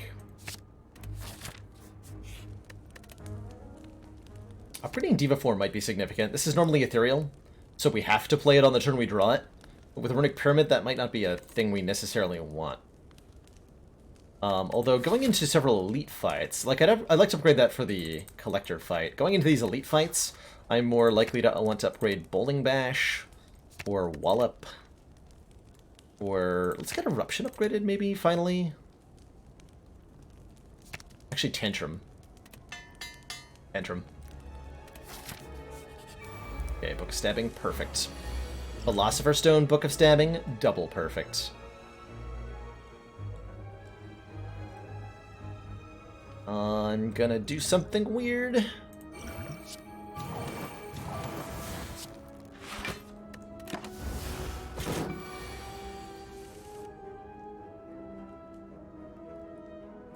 Damage 4 times.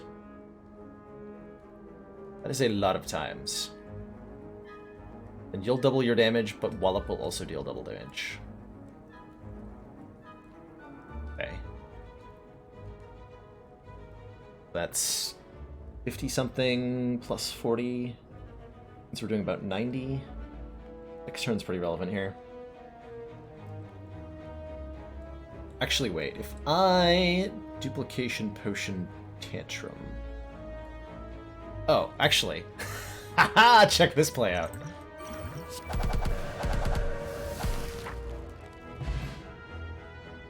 Got him. Oh man, Cloak Clasp. The end of our turn, gain 1 block for each card in our hand. Which with Runic Pyramid is going to be a lot of cards. So this is going to be like 5 to 10 block. Probably not 10, right? But like at least 5 block per turn. Toggle between Wrath and Calm. Flow state. Kind of neat.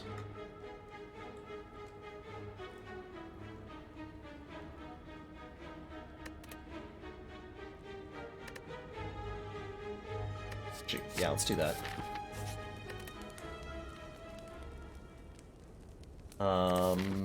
Two more fires coming up, so we don't need to upgrade Diva Form yet. I'll upgrade Wallop. Might have actually used it in that last fight. Blue Candle Omamori, no thanks. No thanks. And we can remove a card. Honestly, thinking about Vigilance. Vigilance's 2 cost is difficult to justify right now. Does it count cans? It counts cards that are in your hand before you discard Anonymous. Otherwise it wouldn't do anything normally, right? Like you discard your hand at the end of your turn and then you get nothing. So however many cards you have left over in your hand when you end your turn, that's how much block you get.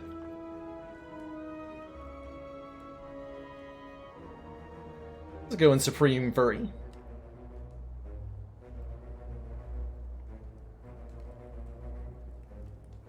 Not sure what I'm removing. Yeah, I guess it is... No, it's Eruption, actually. Yeah, let's just... I was thinking we needed to upgrade Eruption. Let's just remove it. We have Flow State now. And Tantrum. Here's Fasting. Okay, so I know if I'm drawing Fasting next turn, then everything's fine.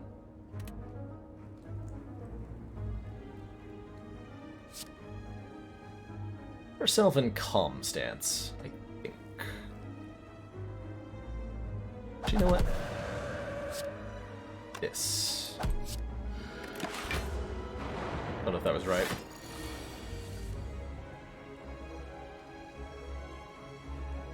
This will be 10 block each. And the remaining 3 block comes from Cloak Clasp. So it counts before stuff exhausts, too. In case you were curious.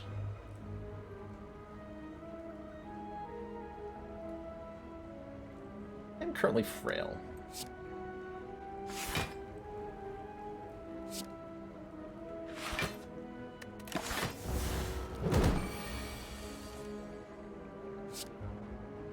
Not gonna do the math on this, I'm just gonna assume it's lethal. Yeah, super lethal.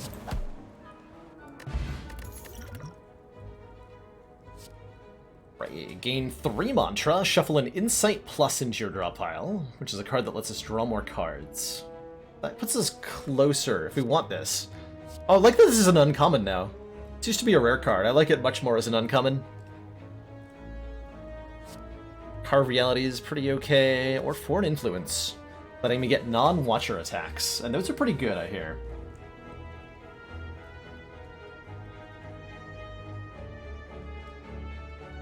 Kinda like Foreign Influence.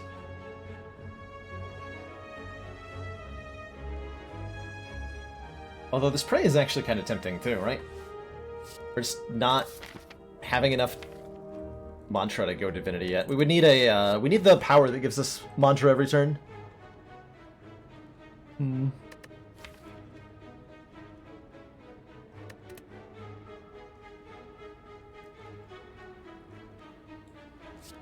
Just what you're doing to this bird. Threatening it, seemingly. Seemingly threatening it. A plus is good for so many reasons. Sure, we'll give it a try.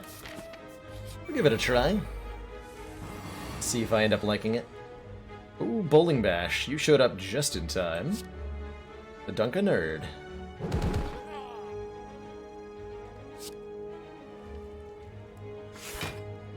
Could play the Strike. I think I'm just going to keep it for block here.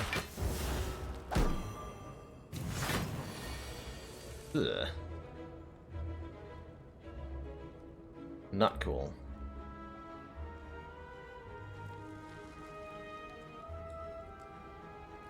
In fact, ow.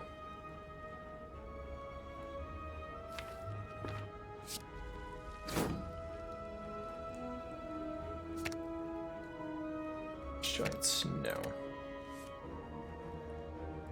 That helps. And like Wallop is my best block after that? Yeah, it is.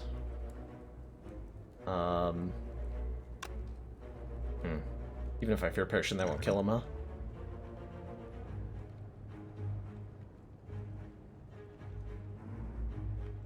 Just take a bunch of damage here. Rude. Maybe 13. I block one more by hitting the leader? Alright.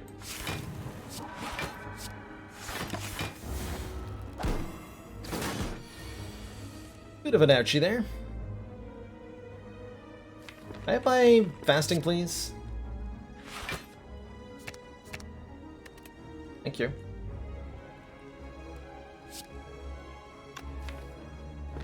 Okay, so it's safe to do this. For some values, it's safe.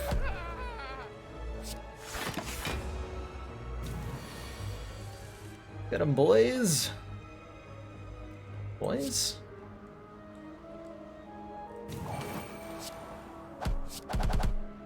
Yeah, we just kill now. We draw that again. Man, Tantrum being the... This card might be too good now. It is our best damage card. It's also putting us in Wrath stance, and then it puts itself back in the draw pile so we get to play it again? Like, what? That's a little too good, isn't it? Feels like it's a little too good. Any powers we get are now upgraded. There's a just lucky if I want one. Probably do just want one. Probably do. These potions are too good. Don't need anything else yet. Now we'll upgrade Dupe Form.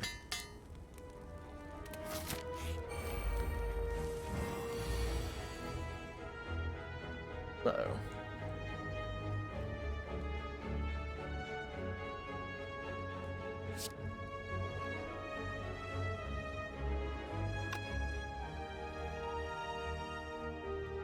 Block for not too much.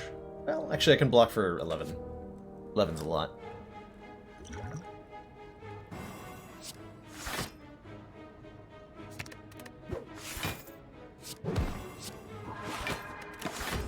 Oh, 12. Derp. Derp.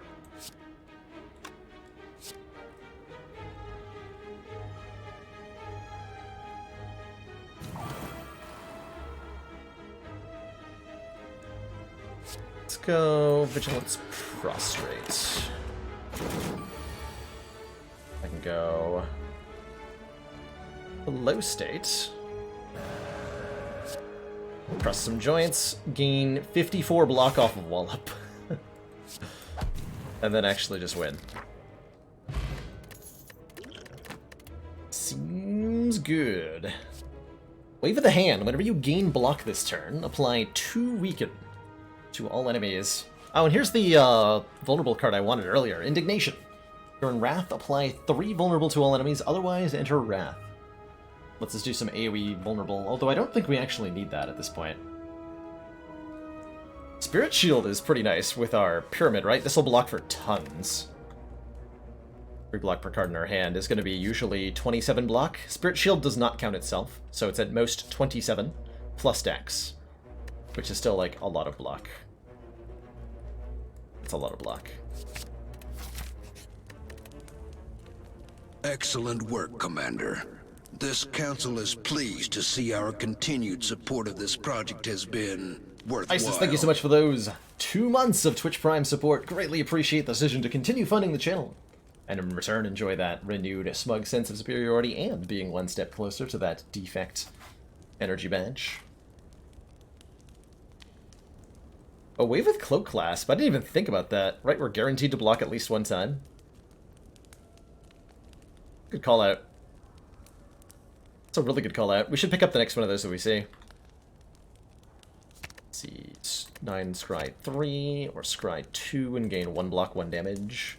Actually, let's upgrade the Scry on 3rd eye to 5. So we can set up our turns a little bit better. Legit considering going Wrath on turn 1 here. I think I'm gonna... And I have Wallop available to block with. Yeah, this is 39 damage. That's a lot of damage.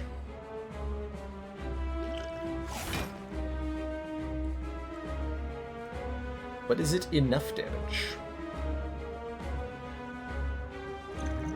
No. That's enough damage, though. This is what, 60, 76 is the amount I have to block for.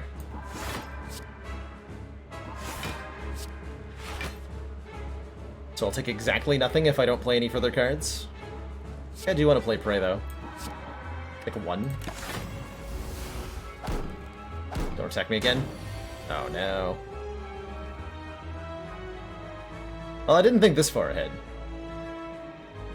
Am I dead? I might be dead. Gotta kill a minion here. So we want to just lucky first and then cut through fate. We got what? 10, 24, 30 damage. Tantrum is risky. And I'm okay with that. I like the risky plays. I think I just lucky first. I have to kill both of these nerds, right? This is going to be really hard to do. I only got 1 additional card, but 1 card is going to save my life here. Vigilance. Low state. Those would do it. That one helps. It's going to be what? 42 damage?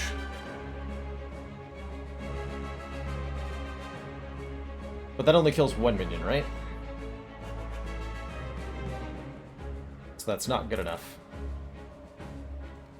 I can't follow up with both. If I can kill both torch heads, I can survive the turn, but I cannot do that if I draw Bowling Bash and play it. So we have to discard this. Not good enough. That's not a good enough answer. Alright. Are either of these good enough? Yes, flow state is fine. Excellent work, Commander. This council is pleased to see our continued support of this project has been worthwhile.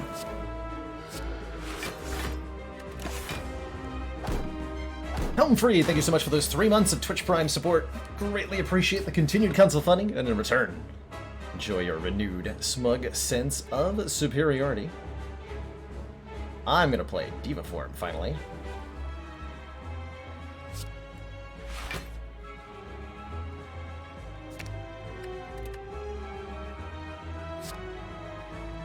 Would kill one. I need to play this.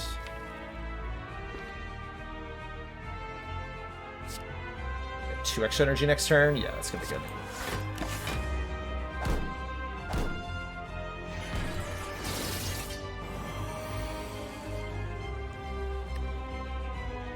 $17. Probably fasting, then Spirit Shields. Probably gonna play both Tantrum and Vigilance here. The Tantrum will actually gain us energy. So this is fasting, then Insight, then Spirit Shield, right? Yeah.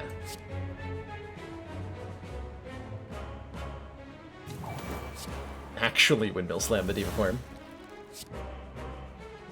Actually...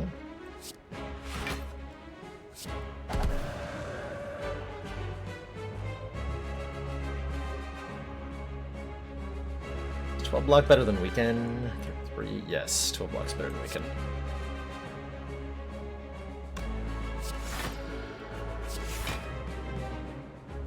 Yes to halt. Yes to all of these, except for defend.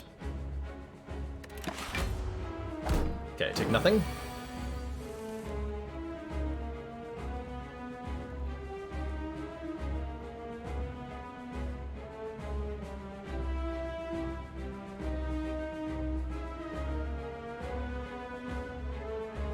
I block.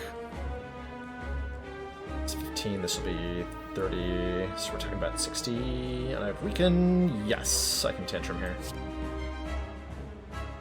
I believe.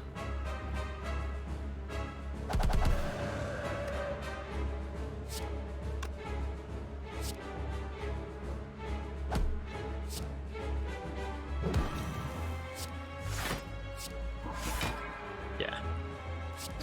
Like, easily, in fact.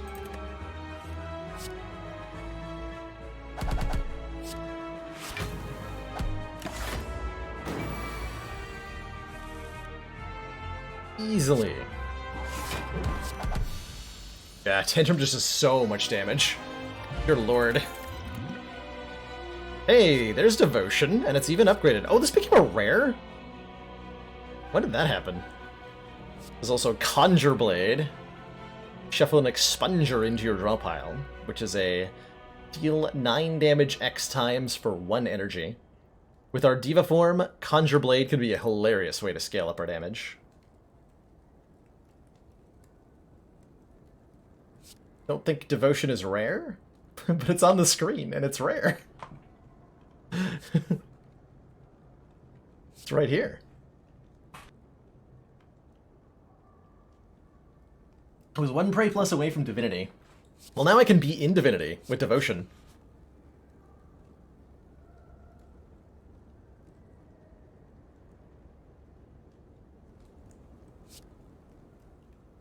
Yeah, it's an X-Time card for 1 energy based on what you spent to create it. It's a really cool card design.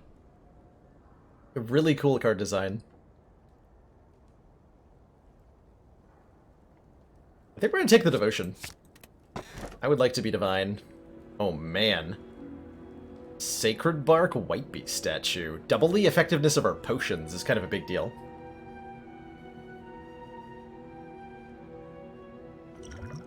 Even though we only have 2 potion slots, like, they'll be strong potions. Another good option here is Calling Bell. I think we block the Curse with Omamori, and we just get 3 free relics, 1 common, 1 uncommon, and 1 rare. Is that going to be as good as double potions?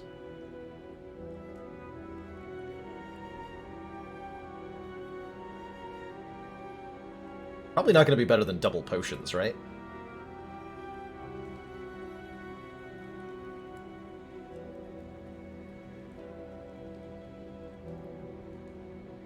I believe there was something in the patch notes today about Calling Bell in Omamori. I think there was like a bug that was there and has been fixed, so I think that we block it, but I'm actually not 100% sure if we would block the curse.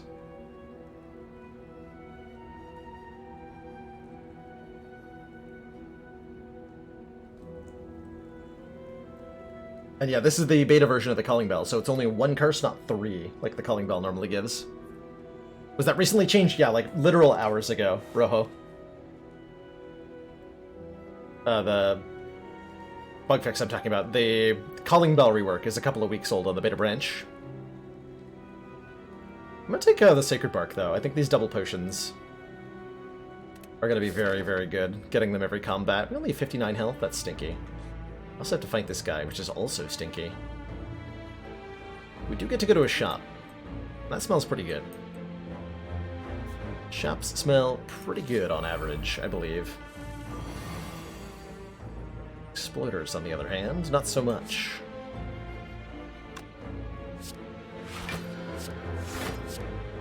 Yeah.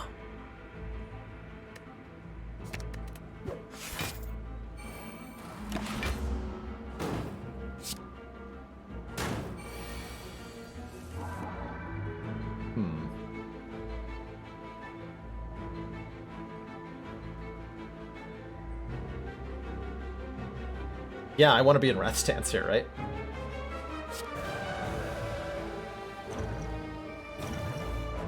These 20 damage.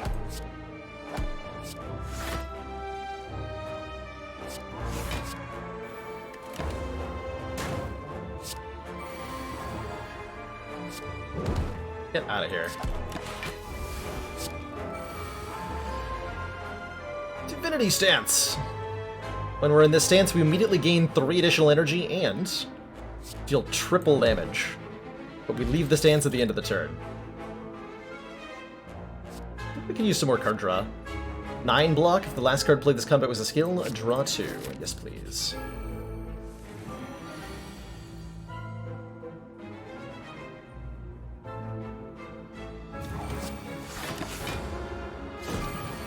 The blocker shouldn't be too hard.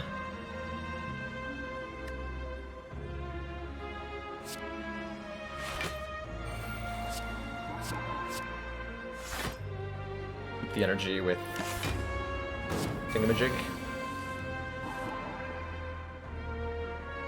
You know, Thingamajig.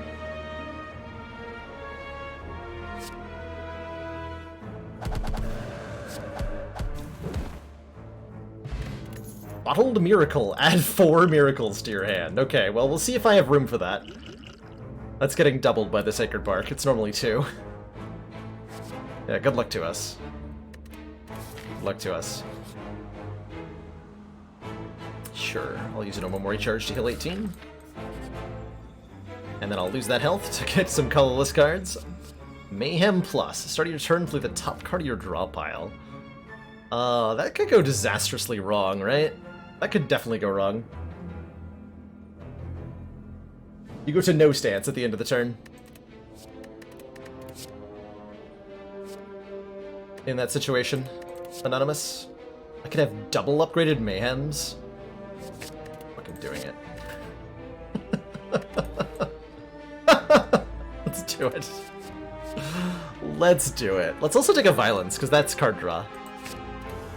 Alright, we took 3 additional rare cards to the deck. This might kill me. I'm okay with that. I am super okay if this kills me.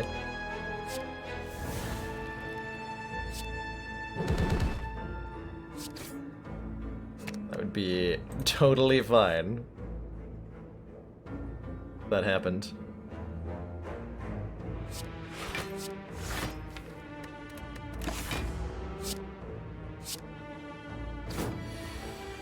I now have to take Blasphemy? Oh no. Please no.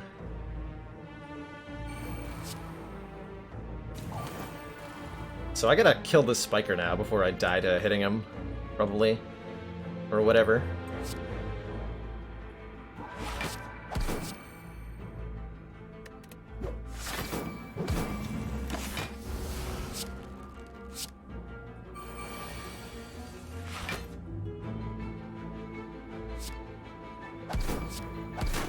Ow. Math? Wait, math again? That was a brain fart. Whatever just happened. Totally brain farted. I'm actually not sure what happened. Just, like, forgot to block, I think. Was really confused when it happened.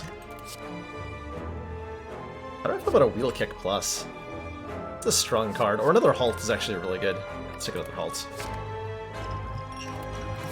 Go Entropic Brew here. Try not to punt any more of my health into the garbage bin, but we'll see. Definitely just gonna Bottle Miracle here. So much hand space taking up. I don't want to deal with it.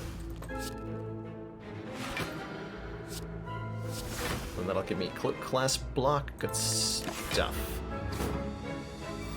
Fill my potion bar twice? My god. It's amazing.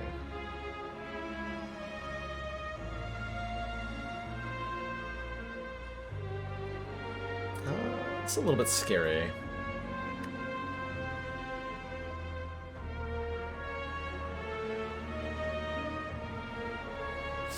Choose to Tantrum here.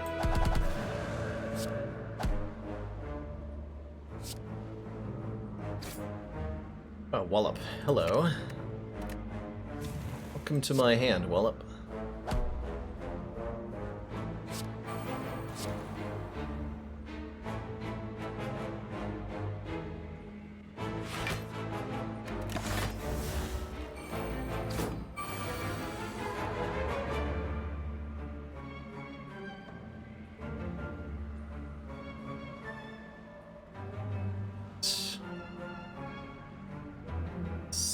Should be okay. Any way to draw here? I take that Wheel Kick Plus. Didn't? Why didn't I do that? Okay, 6 card draw. That's pretty good. I'd like to draw 6 cards. Oh, that's right. I took Halt instead. Accurate. Okay, so I think I actually just have like a kill. If I do this right.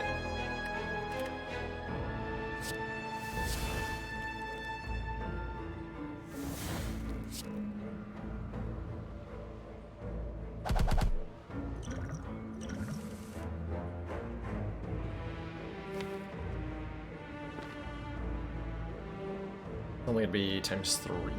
No, okay, I don't have a kill. Much as I want to, I don't.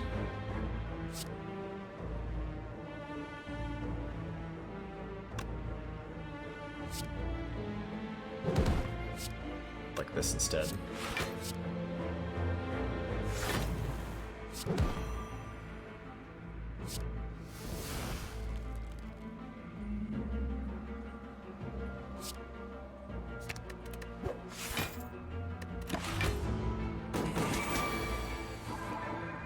It's fasting.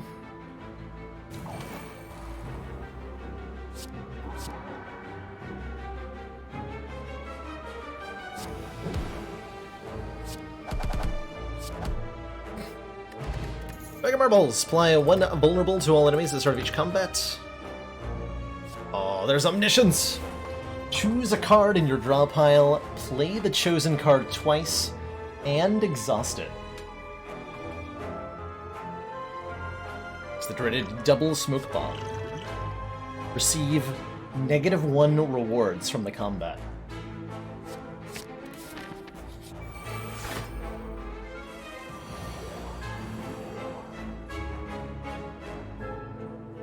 He wants me to play a skill here. Well, so you know what? Die.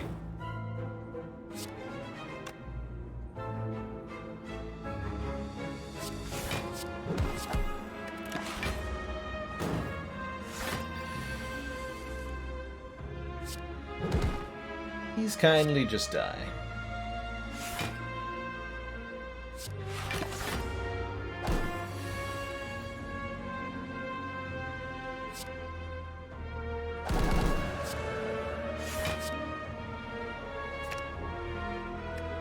Go to my hand. Seems fine. Wow, that's quite a draw next turn. I'm down. I'm down. What's Omniscience Plus? It's 3 cost. 3 cost is what that is.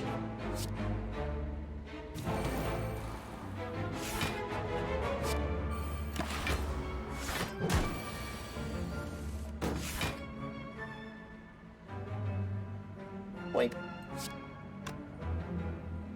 Bank. Bonk.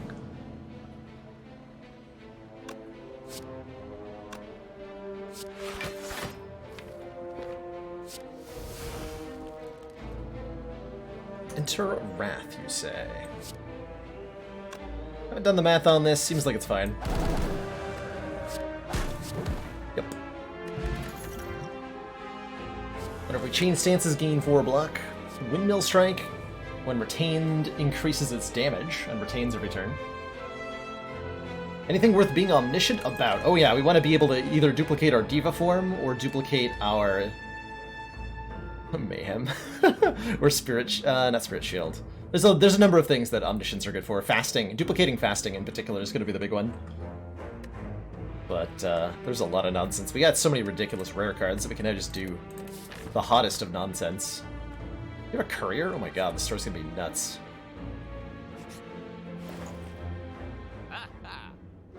Establishment. Whenever a card is retained, reduce its cost by 1 this combat. This does not work in conjunction with Runic Pyramid, to be clear. Runic Pyramid says you no longer discard your hand, which is functionally identical, yet mechanically distinct from Retain.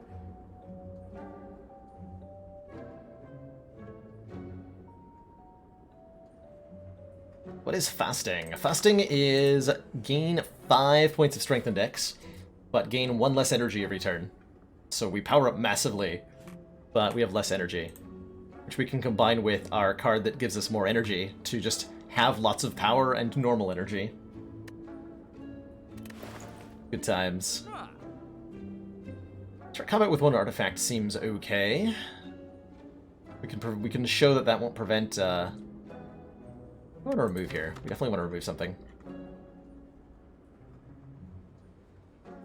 Strike, defend.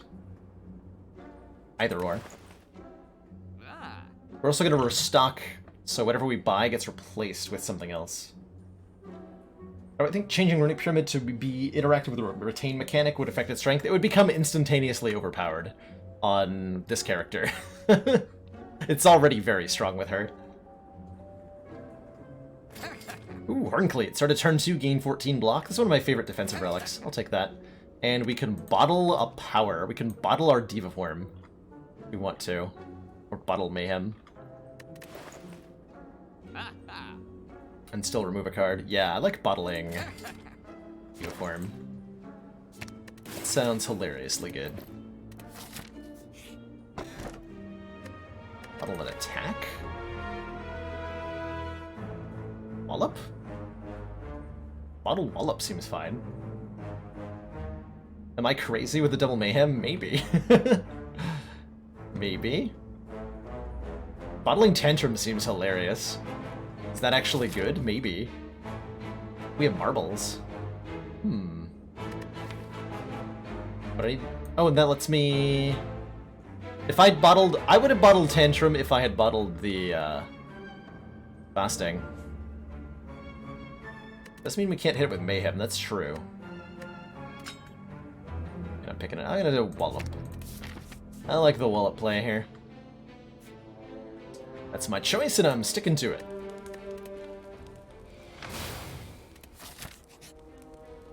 Oh, I'm so fighting you nerds. I got a Smoke Bomb. There's no way this can go bad. There's no way this could go bad. Right? Smiley face. Right?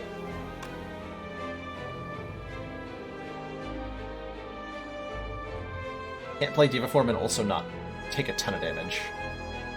Okay, that just like Mayhem Diva Form here. And then I take a bunch. I can also just leave right now. It's an option. Nah, I'm gonna... Should have considered that I can't play Wallop and Diva Form.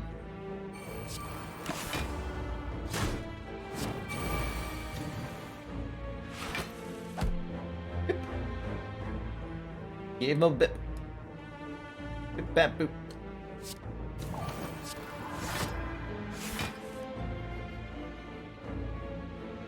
Bip, boopity borp.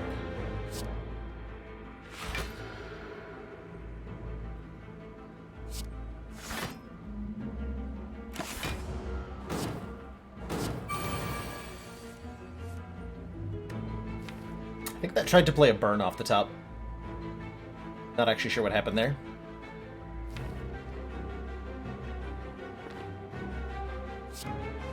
Kind of just waiting for... something. What am I waiting for here? Let's play Flow State.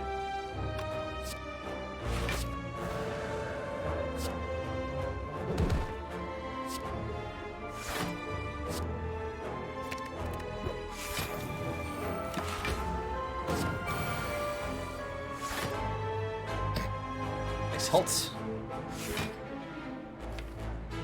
What is this going to be? Does it do what I think it does?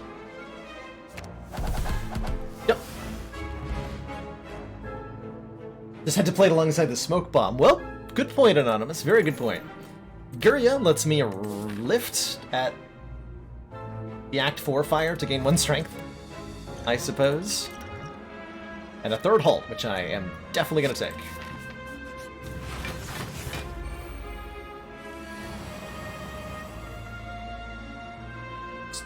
Definitely gonna do that.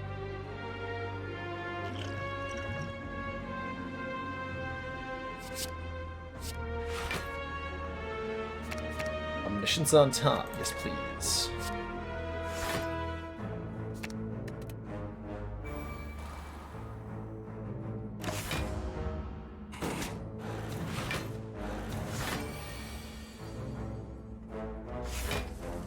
Horncleat. Definitely feeling like it was a good take.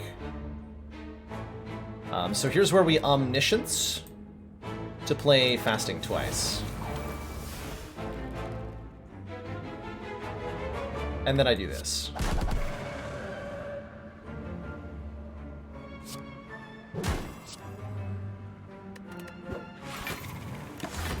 Rip.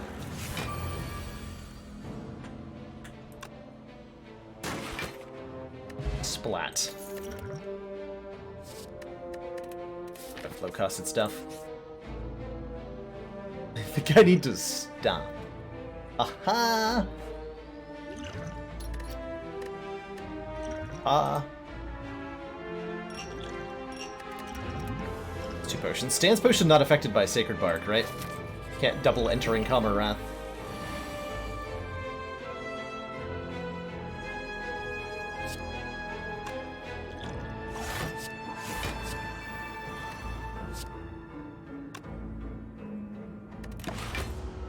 Boop. Giant Head is going to be really upset with what I'm going to do to him.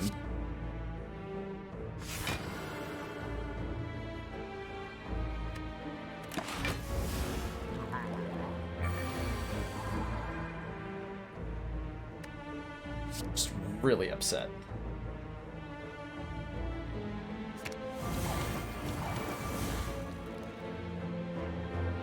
Really upset.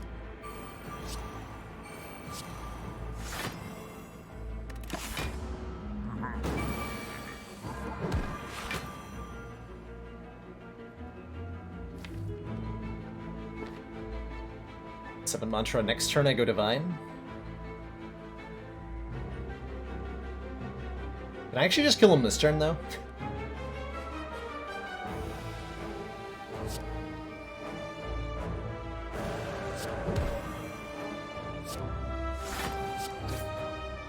Oh, I can go Divine right now, actually. So I do triple damage. So Strike does 130 damage. And then Tantrum does 113 damage 4 times. Or alternately, we could wallop and gain 194 block. Let's do that. That sounds good. Good. Ooh, speaking of, Ambrosia enters Divinity stance on demand. So if we want to do that anytime, any place, we now have the ability to do that. Runic Dodecahedron says if our hit points are full, gain more energy. Ooh, and Deceive Reality is a really good block card, because it scales twice with our dexterity, which we have lots of. Oh, I can lift here, too. Yes, give me more strength. More strength. More strength. Does it give you the 3 energy immediately? Yes, it does. It most certainly does.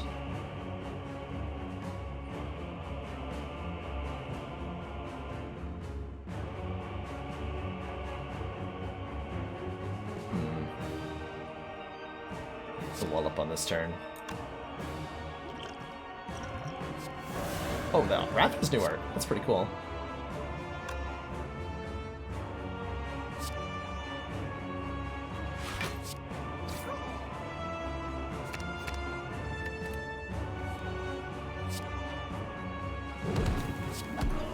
Okay, well, I got rid of the birds on turn 1.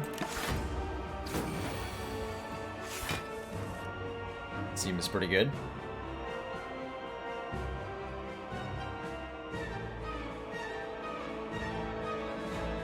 I'd like to get this Diva form in play.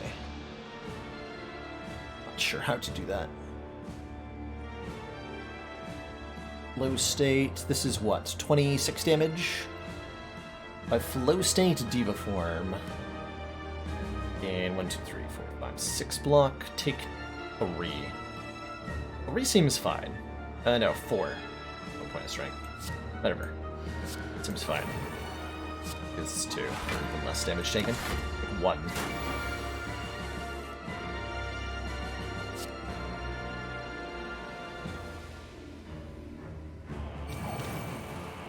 So note that we had an artifact, but the artifact did not block the at the start of your turn lose 1 energy effect from fasting. So artifact does not stop that. For some reason. I'm not sure why. It seems like it should. It just doesn't.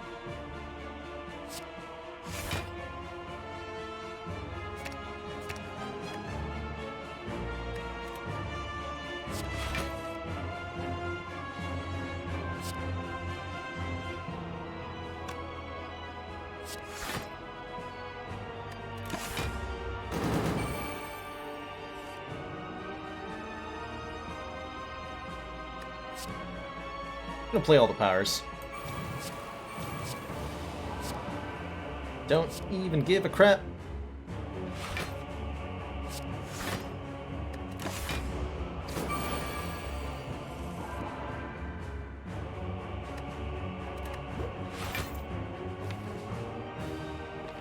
Don't even give a crap.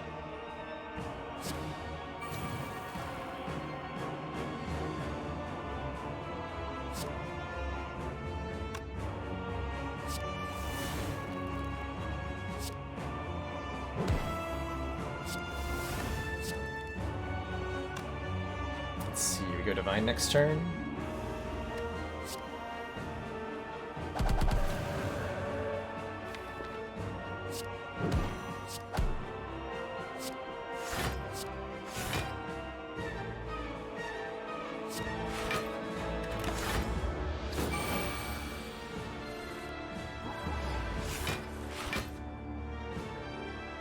So I should play Wallop for free now? Oh no, I only get 2, right? So what would I like to pull out of the draw pile? With Omniscience, if anything. It's 49 damage. Oh, I don't do any... Well, we can just kill the Tantrum outright. Seems fine.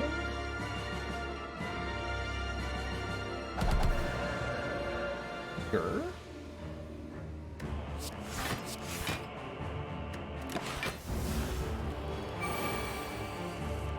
Fairy will proc first, Buddhafool, as everyone in chat is correctly pointing out.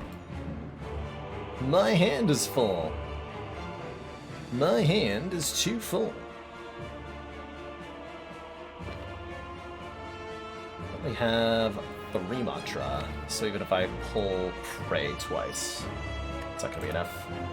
It's okay, I'm pretty sure I can just kill this thing, right?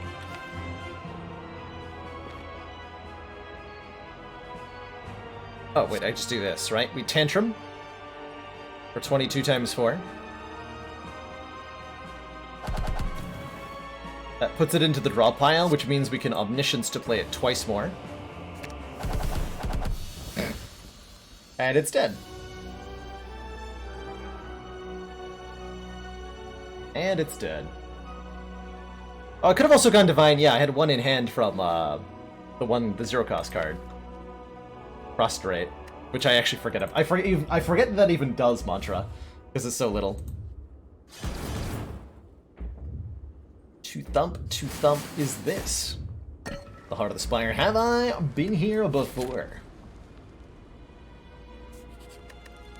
Is this the source of all this flexing? Although resting would have been nice, potentially, too. Would have been fine. Let's see here. We got double strength potions. Duplication potion says your next 2 cards get played twice. Where a flex potion is 10 temporary strength, which we can actually make permanent with the Clockwork Souvenir. So that is very swole. As long as we can block the heart. Which I'm not confident about being able to do well vulnerable. I gotta actually be very careful about how I play with the heart. I can't just go into Wrath stance and have that be okay. But duplication potion seems really good. Letting us duplicate 2 things. Take that. These seem like excellent potions. The flex potion would have been really nice for this fight. In particular. In particular. I could almost see myself using the Divinity Potion right now.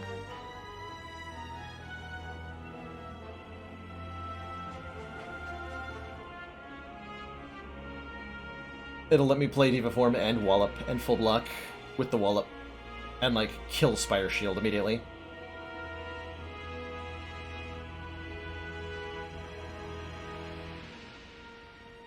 And we're gonna get a potion after this fight, so I should use it. Something.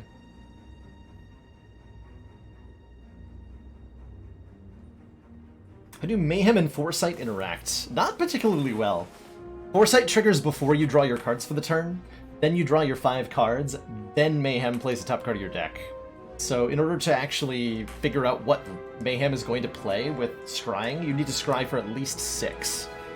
at the start of your turn, which is really hard to do. You have to have 2 foresights played or whatever, or have scryed 6 cards ahead.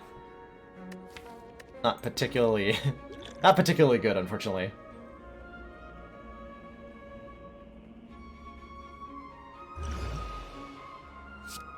$67, and this is 54.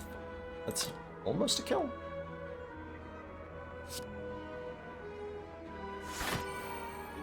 Almost a kill. Like, really almost a kill. Not gonna worry about vulnerable, though.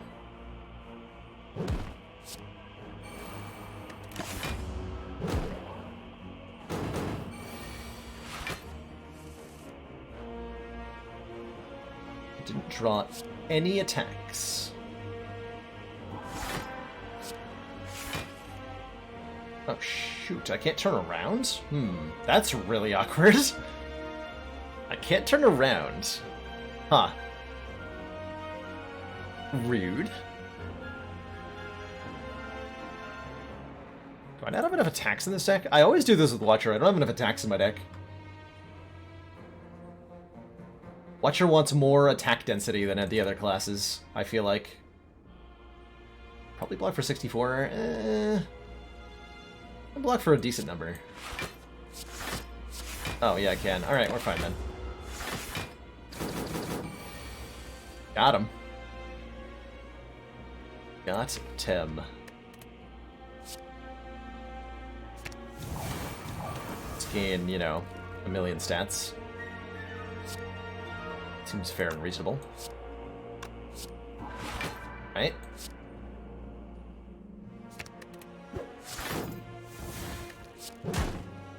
Down here.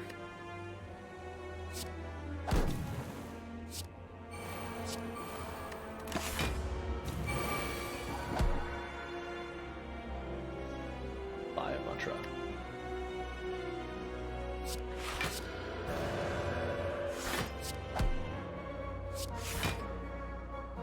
Hey, there's all the good attacks. I found them.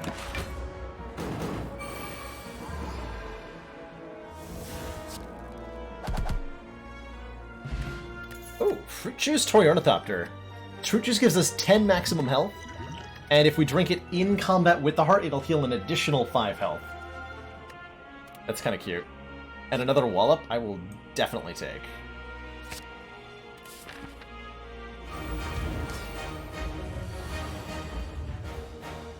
Definitely take. So do I do Potion the Diva form? I think I just regularly play it. Corrupt Heart of the Spire is a big old meanie. Yeah, I think I'm holding on to that Duke Potion for Omniscience, probably.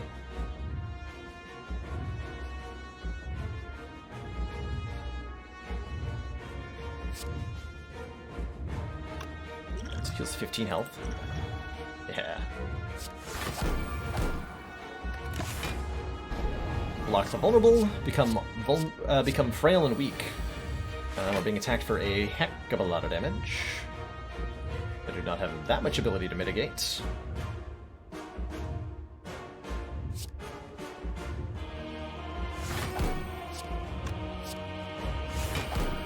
Just gonna play Prey here.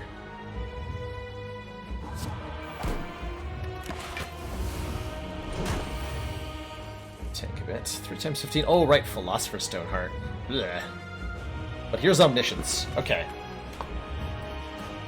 How's this gonna work?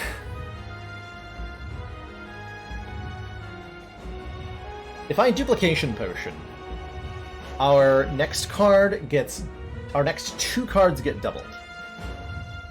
And then we play Omniscience, which says, choose a card from your draw pile, play the chosen card twice. I believe what that means is we'll play Omniscience twice, tripling the first card off of the second charge of the Duplication Potion, and then double casting the second card.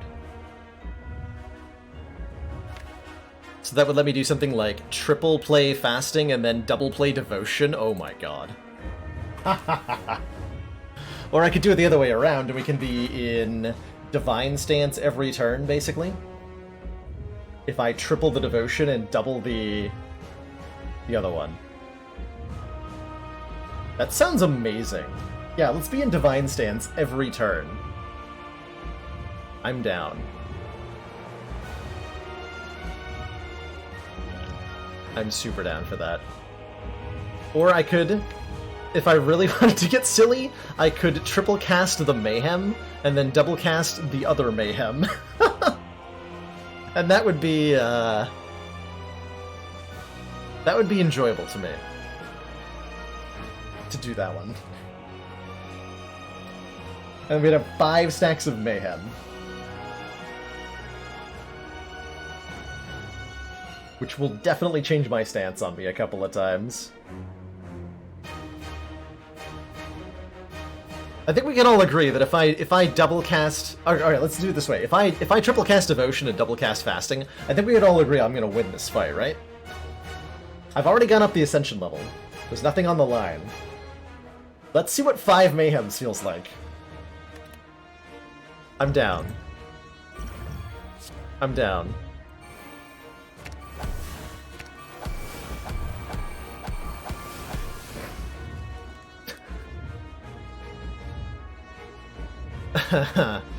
That's funny.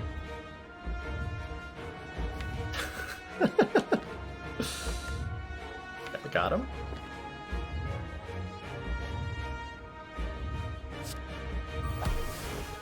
Okay, Welcome block for 11. I'm probably gonna skill Crush Joints Wallop. But I can't Sash Whip. Tantrum, but then I'm stuck in Rat Stance. That just seems like a terrible idea. Or does it?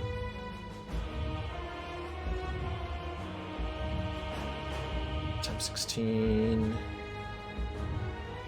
2 extra energy. Check out like 33 damage. 16 coming. Mapping. We take like 30 damage. If I have a Rat Stance here, that doesn't seem worth it.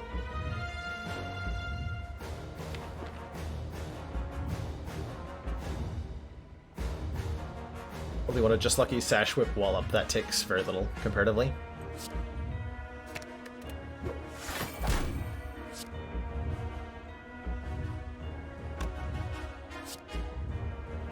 Art's losing one of these Wallops, though. These are going to be really important later. Maybe I don't use them yet.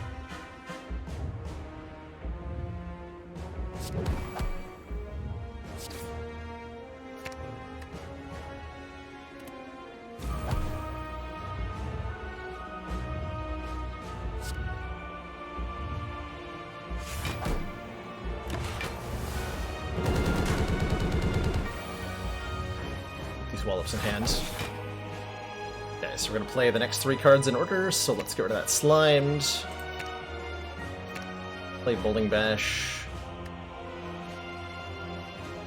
Something else.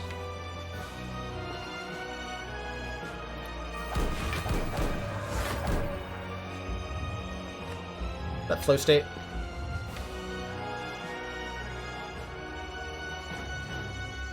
Yeah, that was Flow State. Okay. Oh, I have 5. That's right, not 3. It's like, why did I keep playing cards? No, I understand. I understand now.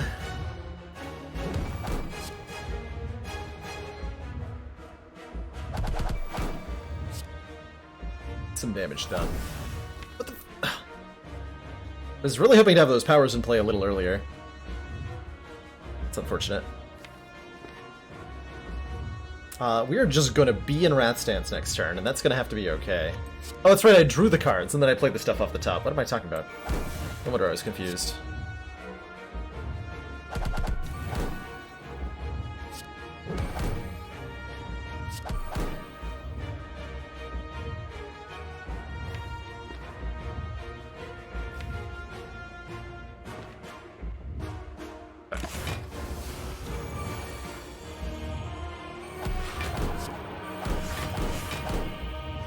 Okay.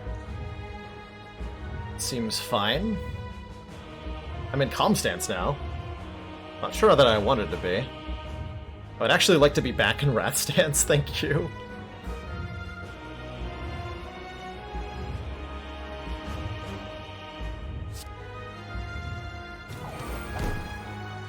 Yeah, I would actually like to be immediately back in Wrath Stance.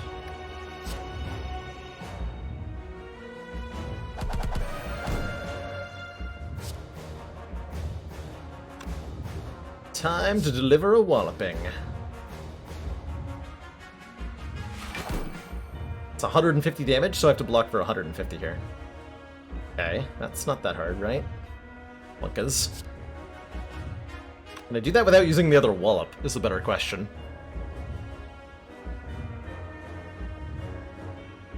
Like, I can do it with wallop.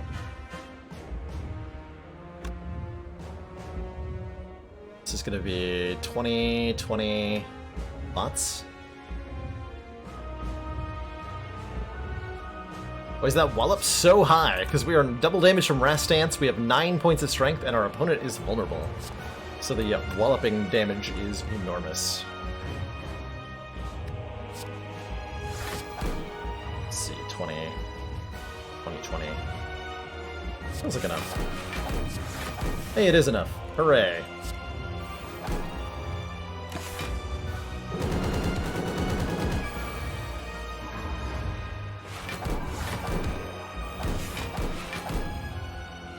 Oh, I'm already full blocking. Well, that's nice. That's nice.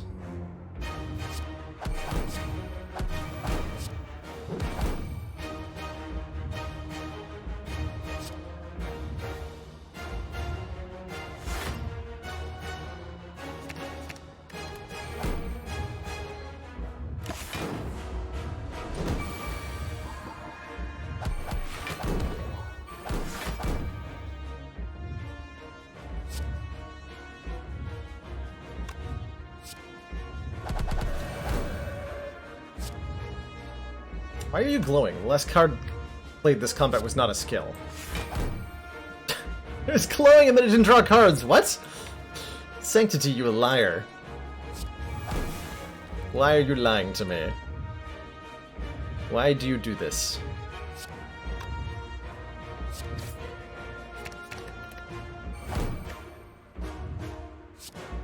Oop.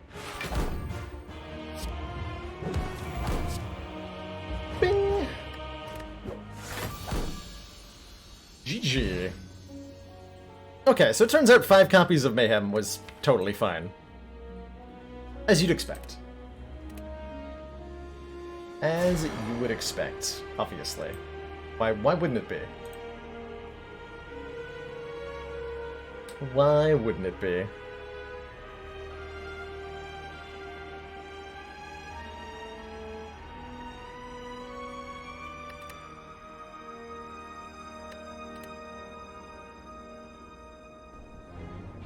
Now try it with a Blasphemy in the deck.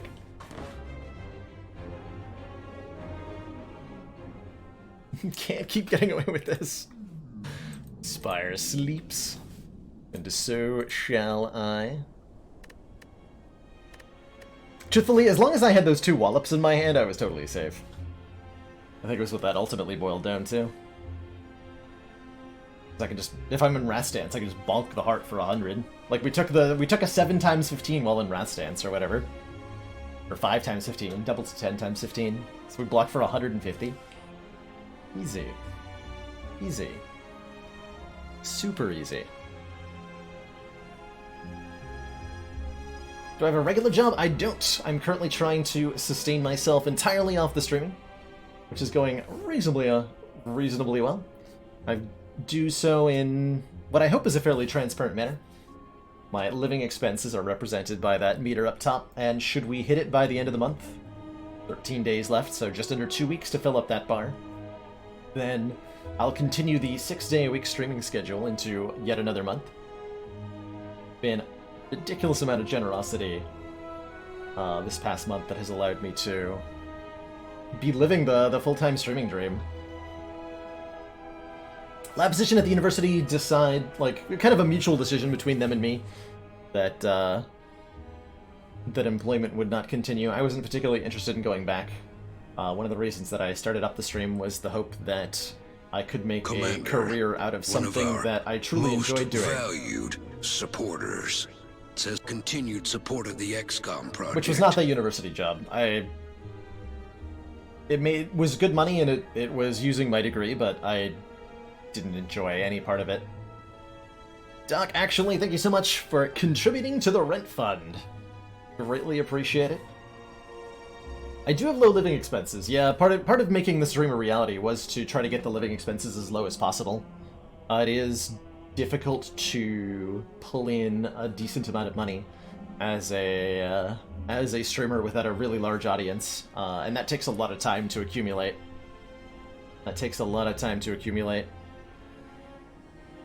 The low living expenses also allows me to invest in the stream as a business, which is something that I'm actively doing, right? We're currently in the process of constructing a streaming studio in the basement of this property.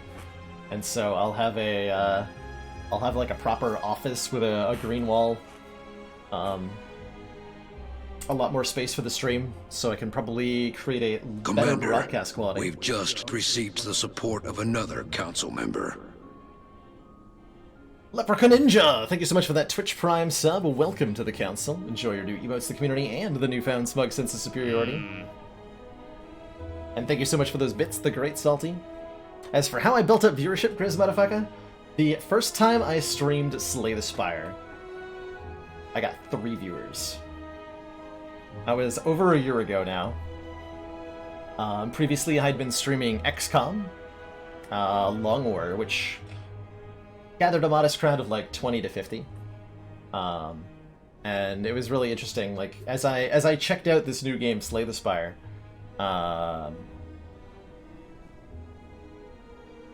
more and more folks started showing up as I played and narrated my game style, and soon 3 people became 20 people, became 100 people.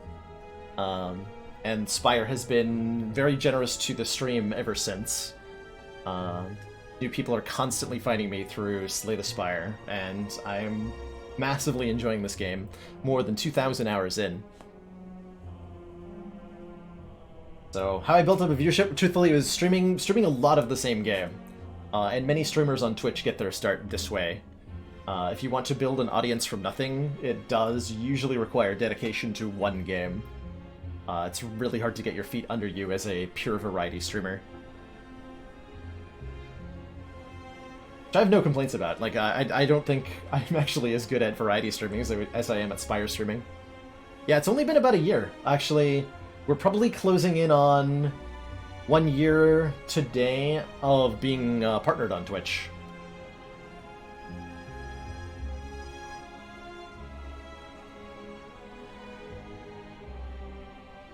I'm currently operating as a sole proprietor, Jake. As the income for the stream grows, I imagine I'll want to change how that works. But I don't think it's enough right now to think about incorporating or something. However that works.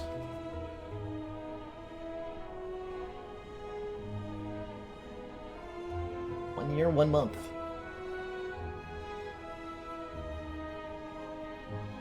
It's been quite a while.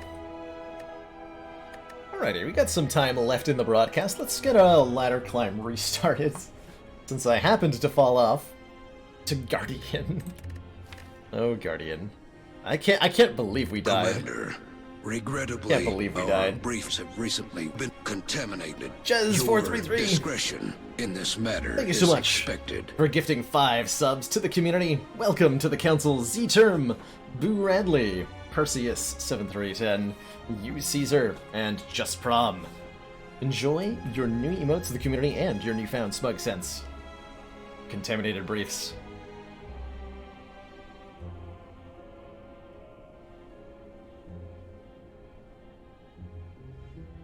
On taxes. Noted, Jake. I've been doing quite a bit of looking into taxes and such for how streaming handles that. I'm feeling like I'm in a pretty good place for that. But I will definitely continue to explore options as we grow larger. Thank you again for that generosity, Jez. Let's do some, back down to A0, huh? We're ladder streak. Alright, on Ascension 0, the Silent. The first step on what is hopefully a new streak. We did a diverse run on this past Sunday, Anonymous, that became very silly, I believe. Very silly. Alright, I've been wanting to try out Boss Relic Swap on Silent more. Let's try it here. Empty Cage. Okay, I'll lose 1 strike, 1 defend. So instead of drawing 2 extra cards, we just have 2 less cards? How's that going to feel? I'm not exactly sure.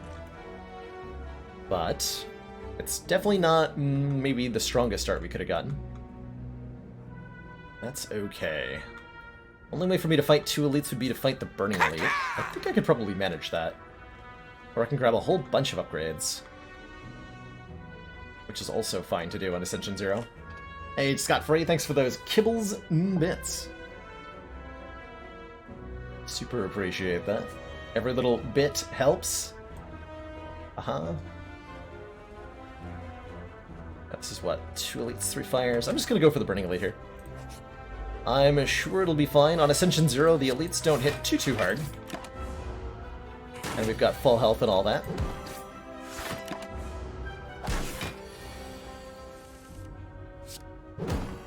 Definitely the sort of thing we can get away with. As ever, we're going to be looking for early damage cards to let us beat those elites. Something like a Masterful Stab would be nice. How about a Footwork? I mean, we can just buy damage at the store, right? Footwork's great. It's great. Footwork is excellent, in fact. Giving us +2 next. Making for Block Central.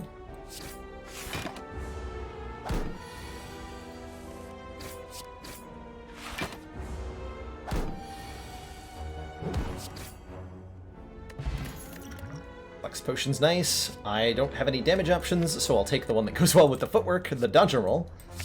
Come on, damage cards, hello? Hello? Taking early block is better than skipping, even if you need damage. Your deck needs to improve both in its ability to block and its ability to deal damage. Damage is the priority, but if block's the only thing you get offered, take the block. For sure. Definitely take the block.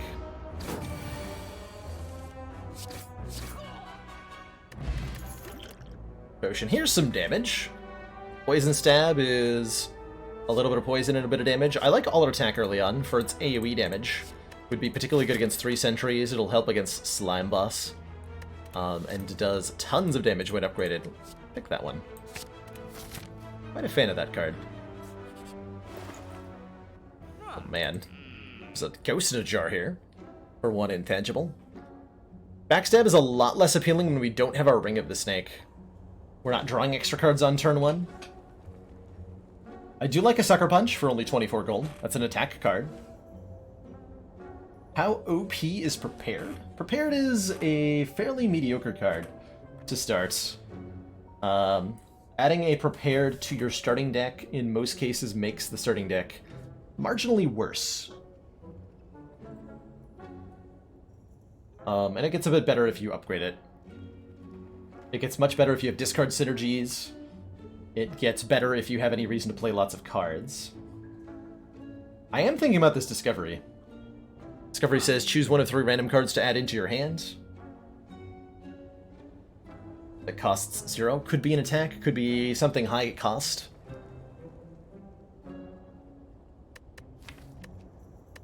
Could be a power. Take it. Discovery is quite a strong card. Hopefully the upcoming battles will highlight that. Alright, good job, All Attack. You did it. Yeah, we just got a free removals. Got him.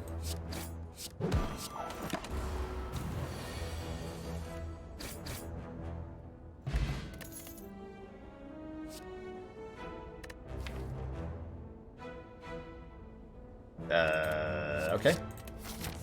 I have 2 footworks, and I'm fighting a gremlin knob. I see.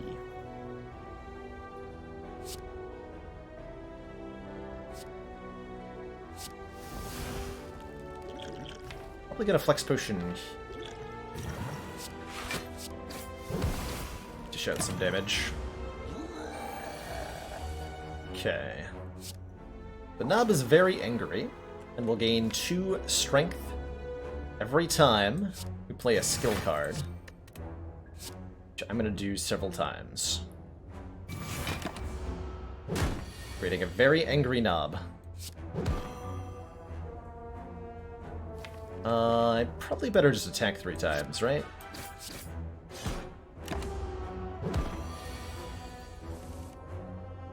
I see.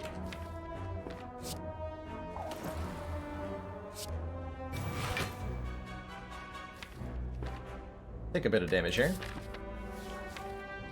Draw pile contains... Our best draw is 23 damage, so I'd really better strike him if I want any chance of lethal here.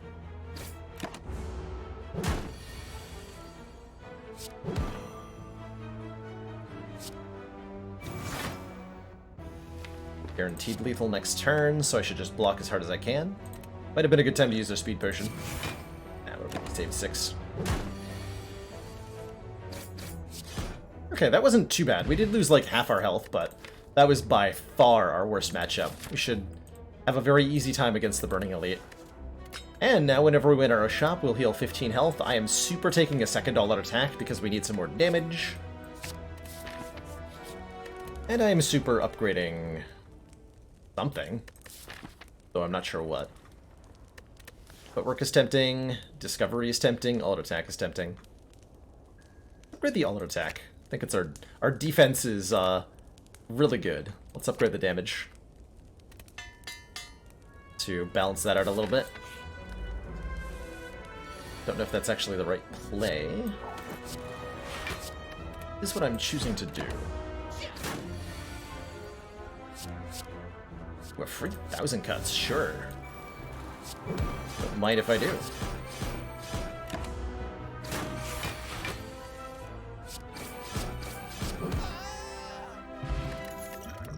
Potion's nice. Poison is good. Piercing Well's a great defensive card. Probably would like to get some poison going, although we don't need to. Poison is completely optional. Or silent. It's a nice way to do scaling damage. It's not actually that helpful against Slime Boss. You know what? I don't want a poison card. Take the Piercing Well. Pass knob. Kunai. Every time we play 3 attacks in 1 turn, gain a dex. Always a promising Relincon silent. And we obviously needed more dexterity, right? That was definitely completely necessary.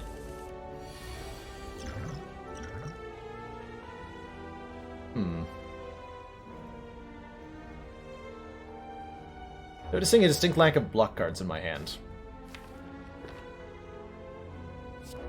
Take distraction for a random different skill than either of these two? Sure. Got a doppelganger. Perfect. Good job.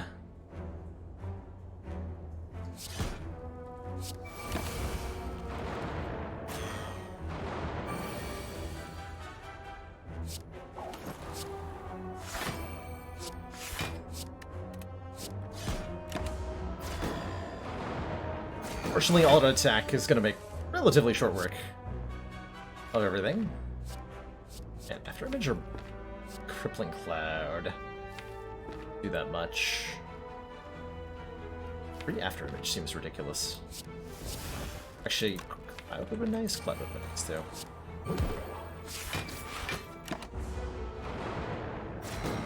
How did this week go? It died on 7. Defect had a unfortunate mishap against the Guardian, which we will not speak of. Yeah, things went disastrously wrong against Guardian on that defect run. Sad times. Sad times.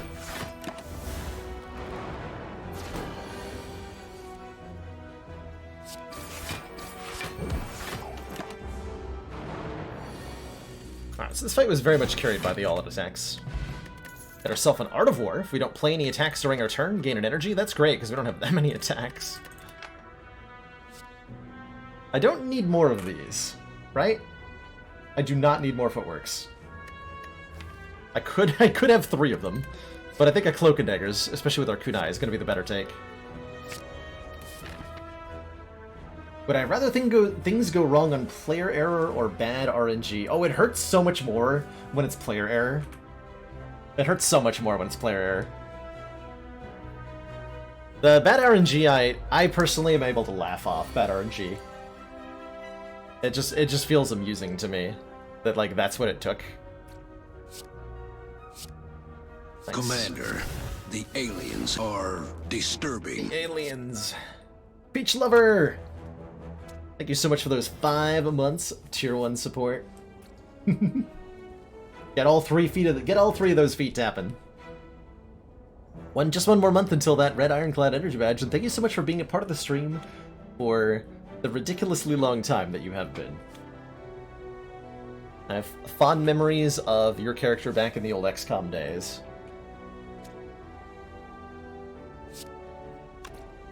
I think I just defend, dodge, and roll, and we get an Art of War proc here.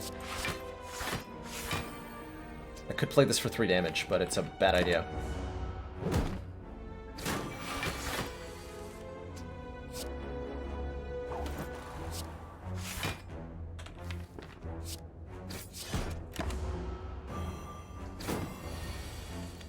Tis a bad idea.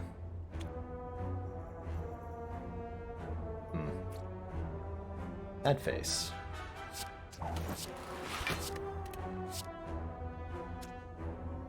Blocks 3, this blocks 3 also.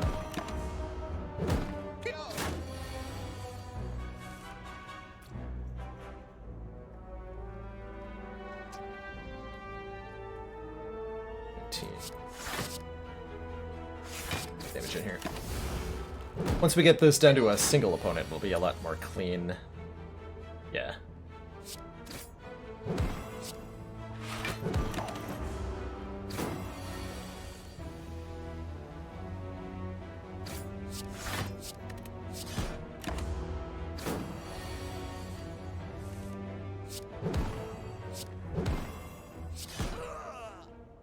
Yeah, that was a little bit sketchy. Oh man, actual damaging cards? Possible. I gotta get through another fight, Jesus. I could actually die. What card is gonna save me? I mean, we got 2 all-out attacks, right? But, like, we can't go that badly. Can't go that badly. Are all the characters a female? No. The Silent and Watcher are both females. The Ironclad is a male, and then the Defect is a robot.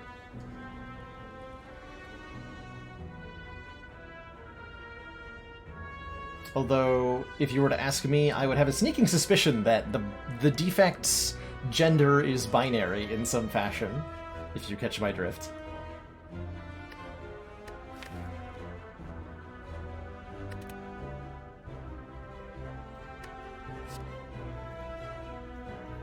Flying me feels like it would be particularly nice. Lets me to play an attack without worrying about whether I'm triggering Art of War or not. The Ironclad does have long white hair, rocking like that 80s metal kind of dude look. Oh god. This fight could be terrifying. Fight could definitely be terrifying. Want to get a double...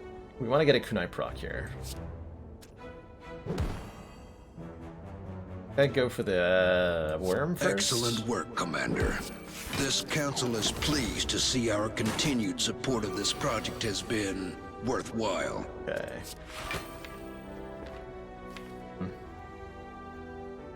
I'd be in really big trouble here. I'm really that guy. Thank you so much for those 2 months Twitch Prime support. Which character do I find most consistent to win with at low Ascension? Defect, I think. Definitely Defect. The Defects cards are really, really well suited to doing a lot of front-loaded damage, getting through Act 1 very easily, and has a number of ways to scale up into the mid to late game. I'm not drawing any block next turn.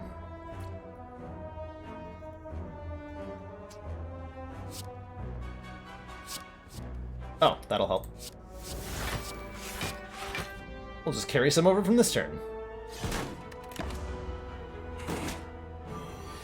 No, we're not being attacked anyway. Psh. I made all that fuss for nothing.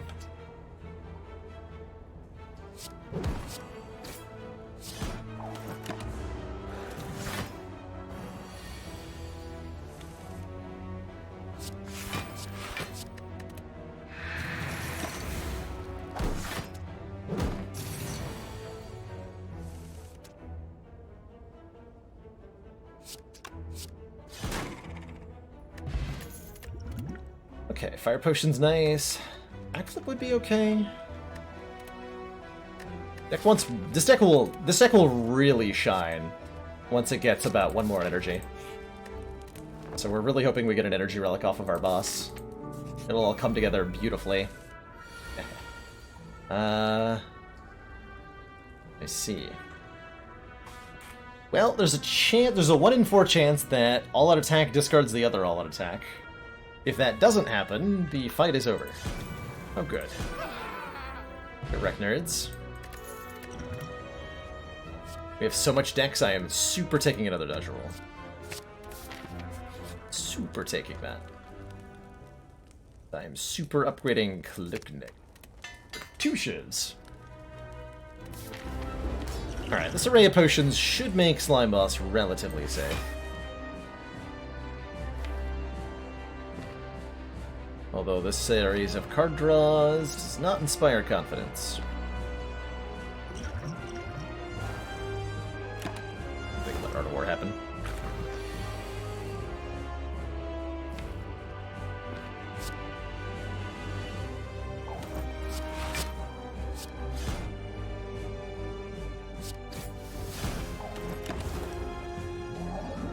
Drawing 2 all-out attacks at the same time is definitely awkward.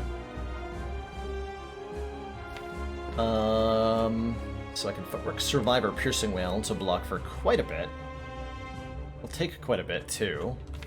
I can Discovery to try to find an answer here, or a better block. Let's see what's inside the Discovery.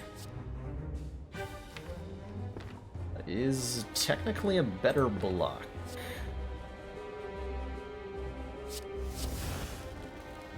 Yeah, Sucker Punch Survivor is going to be the most block here. Not the world's greatest split. This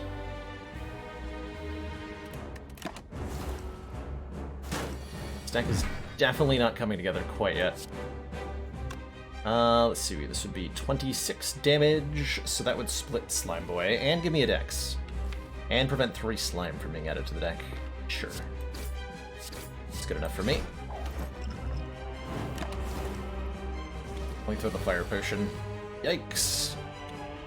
That is what we were afraid of, but we are okay here. So 32 damage incoming, we got 21, 30 block, so I can take only 2 here. Seems fine. Or I could play the speed potion so that Backflip Survivor is enough block on its own, and then I can play all-out attack here.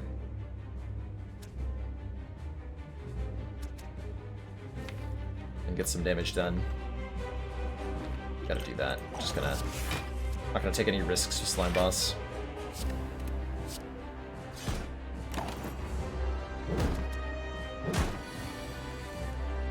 Just not gonna take any risks. So that would split this guy, which I do not want to do.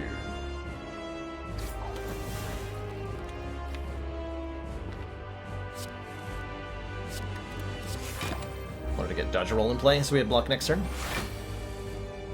I figured we were being attacked for a bit.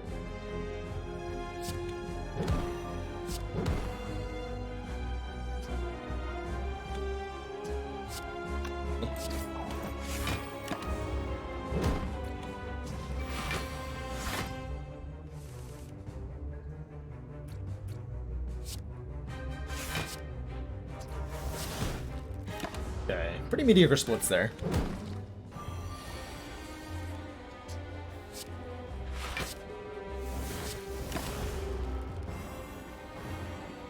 finding ourselves a little bit of an awkward position. Kind of hoping that these slimes don't attack me too much. Until we can thin their numbers more. Which is now.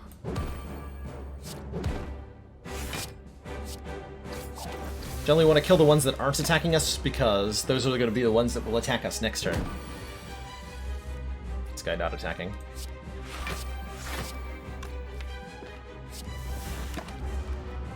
Have I seen Untitled Goose Game? I have. Yeah, I watched Vinesauce play some of that. Looks amazing.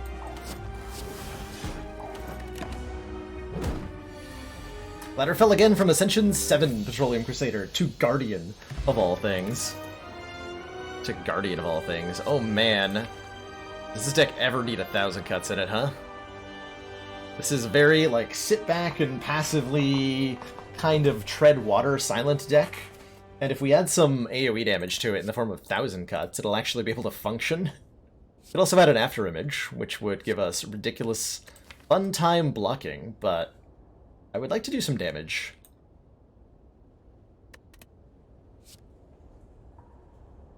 Now we're not on Ascension 16, we're just on floor 16. This is Ascension 0. For IUG. Coffee Dripper is a 4th energy, and this deck really wants a 4th energy. We could take Astrolabe to transform and upgrade 3 cards. Or we could take Sacred Bark to make our potions double strength. I think we want 4th energy so bad, we're easily willing to take a Coffee Dripper.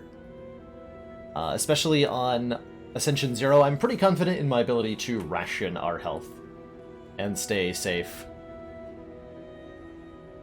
Plus we get a full heal after each boss combat. Let's drink some coffee. Drink some coffee. Fighting Bronze Automaton, no problem. We're gonna block Hyper Beam effortlessly. Effortlessly. I think I'll go for 2 elites this act because I can take it.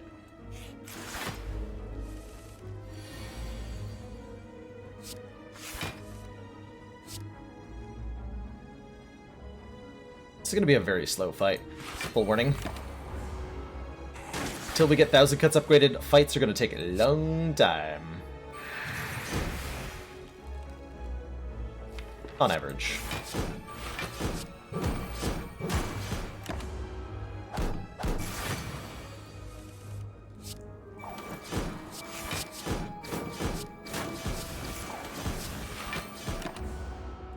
Should be playing everything for the 1 point of damage it deals. Ugh. Oh, that'll help. That'll shred your plated armor, nerd.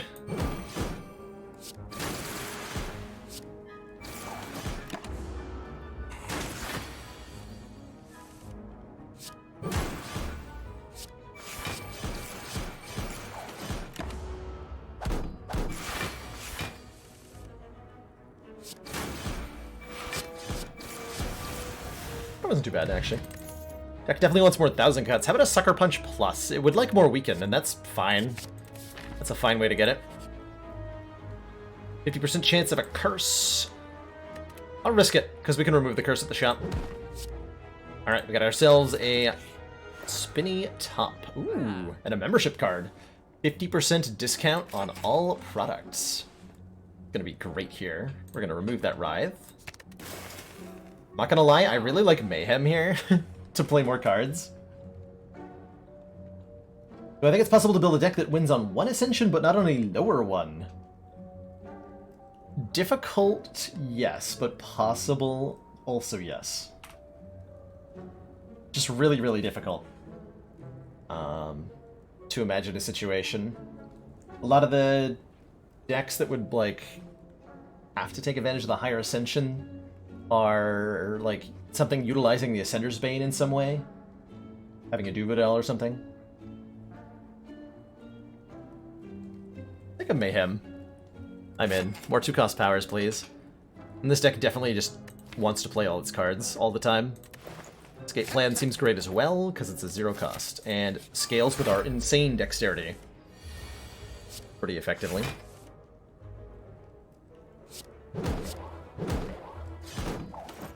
What's gonna happen?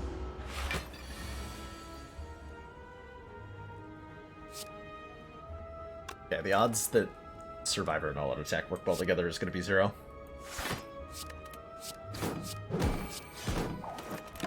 Oh!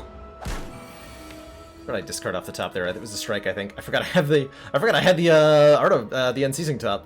I will not forget that next time, I hope.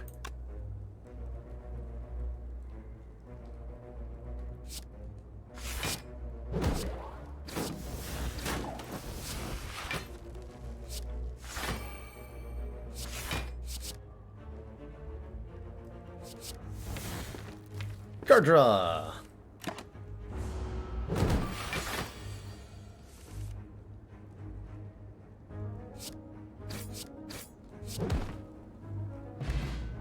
How early did we get our footworks this run? First card pick and 5th card pick. Actually, no, we bought like several things at the store, and we skipped a 3rd one in Act 1. They were just kind of showered upon us. I'm gonna avoid poison entirely this run. I think this will be a good way to highlight that a silent does not need poison to beat the heart. Though it is definitely helpful. It is definitely helpful.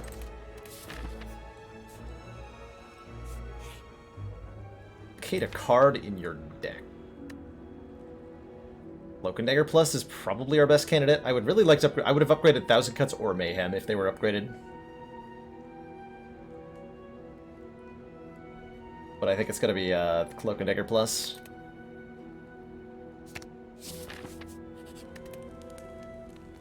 Definitely upgrade you. Yeah.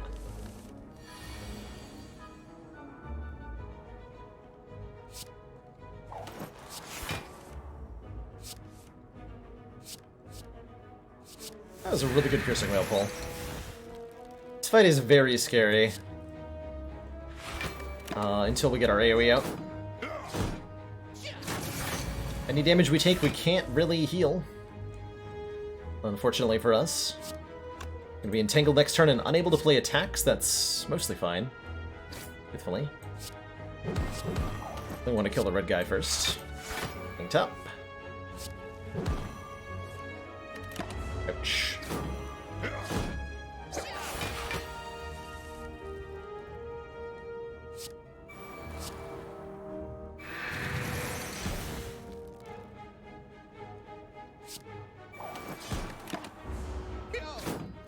Okay, this is the first turn we're vulnerable. It's pretty scary. That's extremely scary. I can at least kill the red guy in the back, though. So this looks mostly fine. It's gonna do 10 to all. Yeah, so he's just gonna die. We're gonna draw a block card, so I'm gonna take nothing.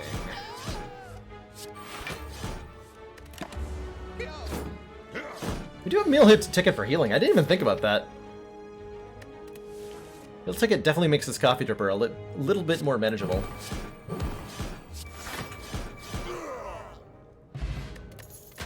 Anchor starts us with 10 block on turn 1, and another escape plan is a good way to gain block and trigger our 1000 cuts. Very happy with that. Very, very happy with that. If I go... That's just a full block. So we ended up beating triple slavers with almost no damage taken. Pretty sweet. That's pretty sweet.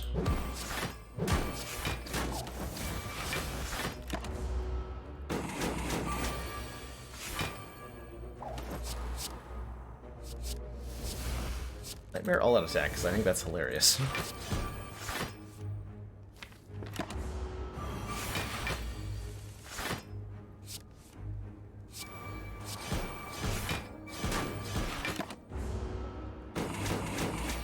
Deck definitely wants a Caltrops, too.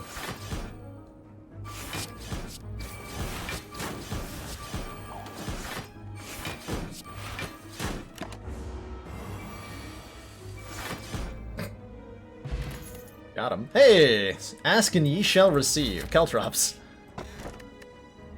A Memorial will block curses. That could be really useful next act. Especially could give us 999 gold with a membership card. And double it.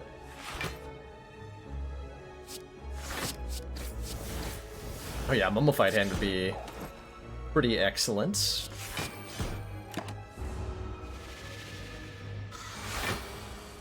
How about a free Mayhem?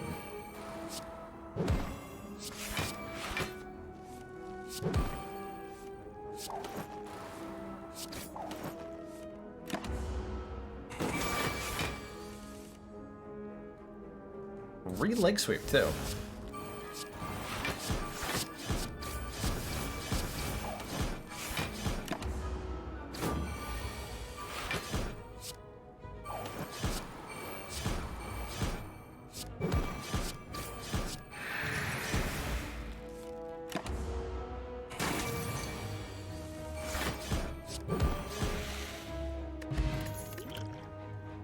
Deflect plus. 0 cost, gain 7 block. Might actually have too much block at this point. Not sure if want. Not sure if want. Like, kind of want? We need more card draw to go with it. I'll take it in anticipation that we find some card draw. Also good with the Unceasing Top, I guess, a little bit. Kind of. Oh, yeah, that's whatever. Caltrops against this nerd, definitely nice.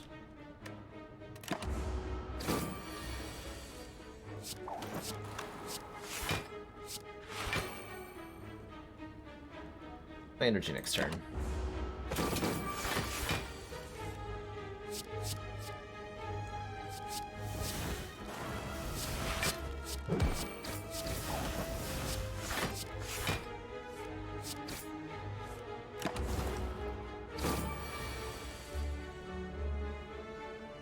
Or times 3. Stabbing on this Ascension level does not do very much damage. Just gonna do this a little weirdly, try to get one more block. Didn't. Willing to take 1? I guess I am. The book is trying his best. He is. He's unfortunately not succeeding, though.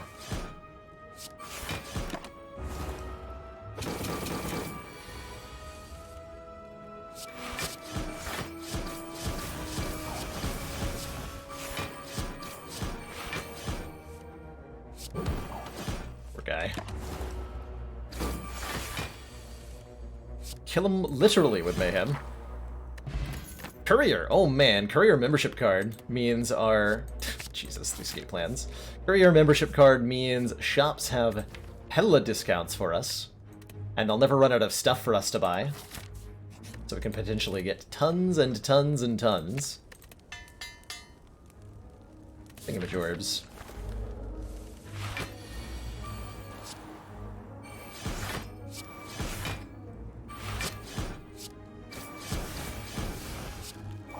I doubt I can kill the Chosen before we get Hex, but I'm gonna try.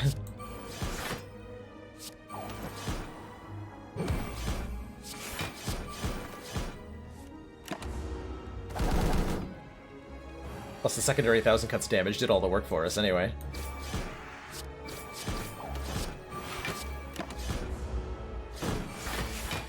Seven times 2, huh? Big number you got there, Mr. Chosen.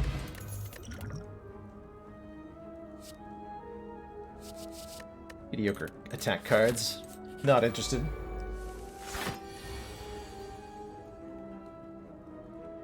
It should be 60% with both. They add multiplicatively, I believe. Hope so. My understanding of how it works. Could in theory draw a card with the top, but it's not going to be useful. So, I won't do that. Gasp. Taking damage. Unacceptable.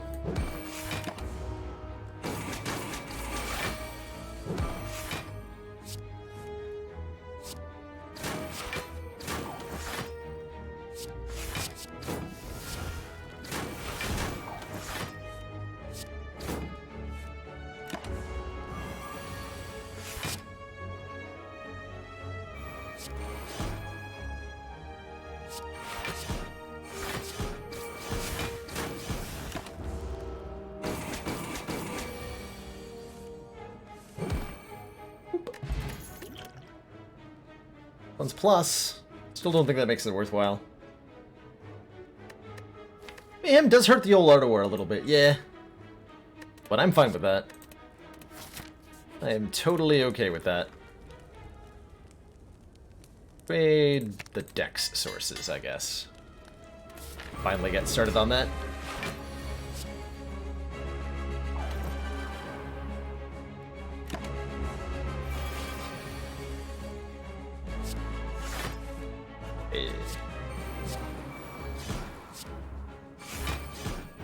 And even though it's costing me an energy, I want to remove Artifact from Bronze Automaton here. Stealing my escape plans? Sure. You have fun with that. Deck 1 on Acrobatics.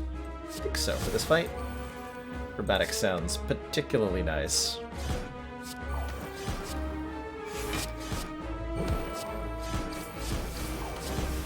We have so many sources of passive area of effect damage between the Thorns and the 1,000 Cuts that I'm going to focus all of the attacks on the Bronze Automaton and just let everything else kill everybody else. That and the all-out attacks too, right?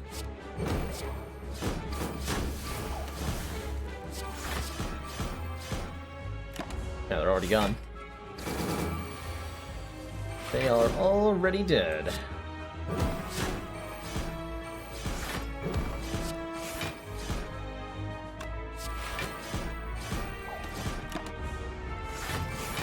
Nice Hyper Beam, nerd.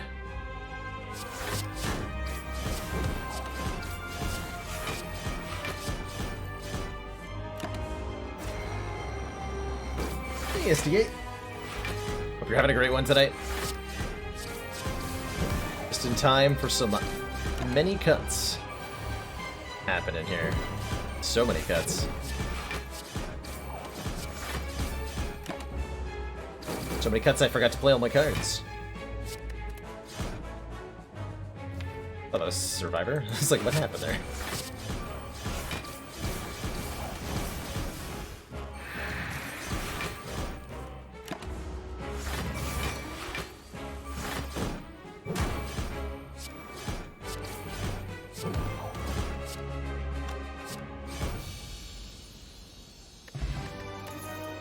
Yeah. First says your next skill is played twice this turn.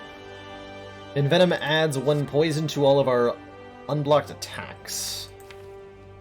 Kind of okay. Doesn't make 1,000 Cuts do poison damage though. So I'm probably not that interested. Or Storm of Steel, discard our hand, add a Shiv to our hand for each card discarded. None of these feel particularly impactful, truthfully. Although Burst, if I upgrade it, could get silly. Especially with, like, Burst Discovery. Burst Dodge Roll.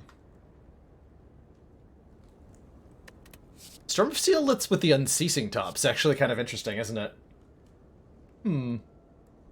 I like that. Take a Storm of Steel.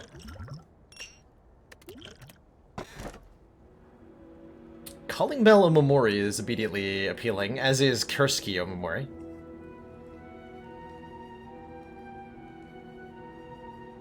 We got 2 boss relics that are giving us curses that will negate. Our third option is a Sozu, preventing us from gaining further potions. These aren't particularly good potions, so I'd like better ones than these.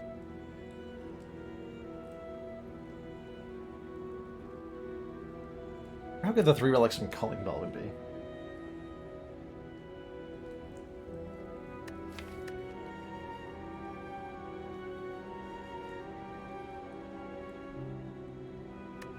I think the Curse Bell Omamori interaction, I think, just got fixed. So it should work. Let's science it. Curse of the Bell. Looks like it got successfully blocked. Cool. We got Runic Dodecahedron, which is a full energy as long as we stay at full health, so that's already better than either the Cursed Key or the other one. The Boot, which makes our Shivs do 1 more damage, and the Winged Boots. We got actually a boot for each foot here. So both of our feet works have boots on them now. The wing boots are going to let me teleport around the map. Essentially, letting me visit non-connected spaces, which lets me do basically nothing of importance. I mean, easy to get a lot of events. And we're gonna try to get like 999 gold or something.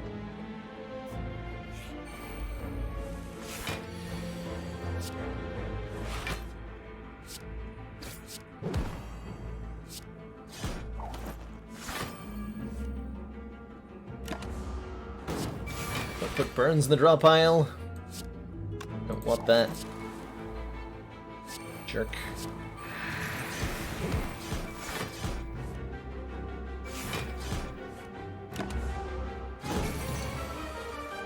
Yeah, that's why I didn't want that. So rude.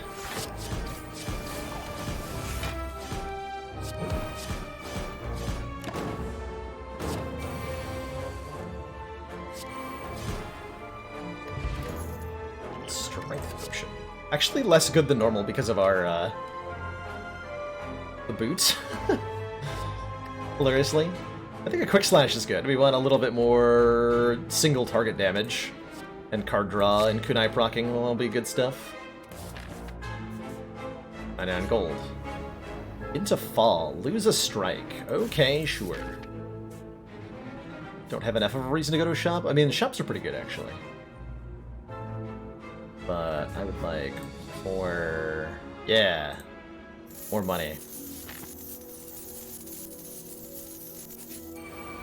Definitely more money. Okay, now we have plenty of money. Not necessarily all the money that I would like, but we have more than I had before.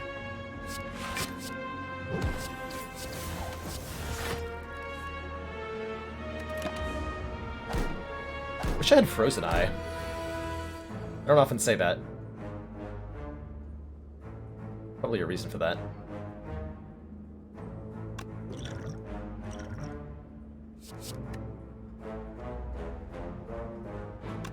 Do I just, like, defend, deflect, Storm of Steel? I think I do.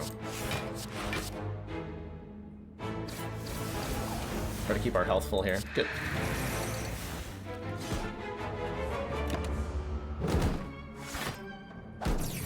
It's quite important that we stay at full health, if possible.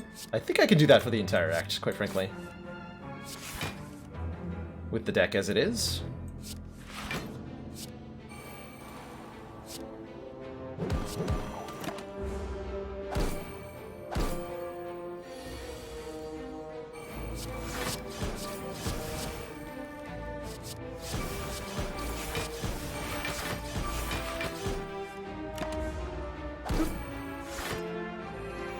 Wasn't Blade Dance better than Quick Slash? Blade Dance doesn't, or Quick Slash doesn't draw a card. If I'm relying on the Unceasing Top, then it's arguably better. Part of the reason I took the Quick Slash was that it was upgraded already, and the Blade Dance was not. Blade Dance might have been the better pick, truthfully.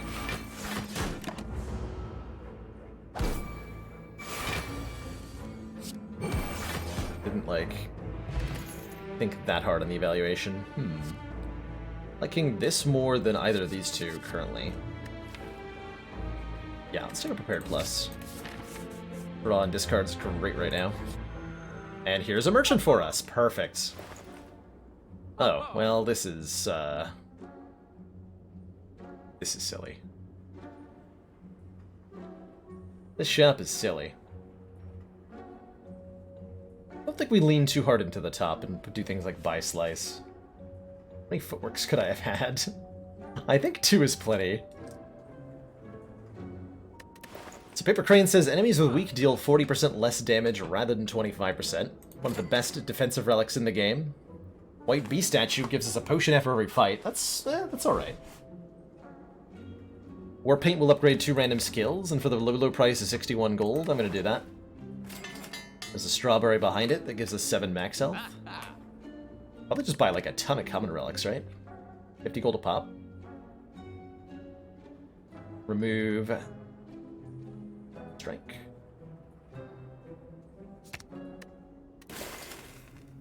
Yeah, we could slice for 2. With Ceramic Fish, I could potentially buy a lot of cards here. Nunchucks are actually not that bad. Every 10th attack we play is an energy for us.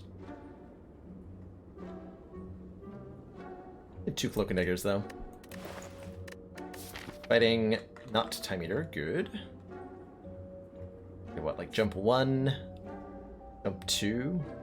Although events are still important until we find Mind Bloom, right?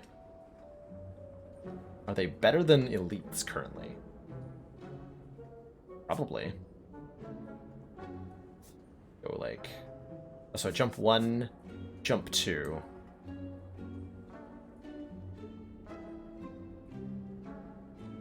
And then I just don't get any upgrades. Jump 3. That'll work. Okay. So jump here, then here.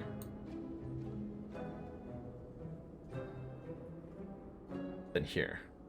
Actually, wait, these are on the same level, right? Yeah, they are. Here. Also on the same level. Lame. Spoon with the shivs and the unceasing top. There's something weird that we can do with this strange spoon. I don't imagine that ends up working out for us most of the time. That feels like it would be bad. I think. But I'm actually not sure. It sounds hilarious. Is it hilarious enough to just do? Our discard pile will fill with shivs. And that's okay because of the unceasing top? Maybe. No idea. We had a medical kit, I'd be more into that. Can't really do full unceasing top nonsense without a medical kit. We want the crippling cloud because we bought the crane. We probably want the leg sweep. Although I have, what, 2 Sucker Punch plus or something? I have a lot of weaken. I guess we could use, like, one more. Leg sweep is probably the better card for that. I did say I wanted to avoid poison. It's only 31 gold? Sure. Take a leg sweep. Trip's an interesting way to scale our damage up, but most of our damage is coming from the 1000 cuts and the Caltrops. And the vulnerable will not scale those. Violence is nice because it's a card draw card. Oh, violence. That's all I'm going to spend. Like this giant head.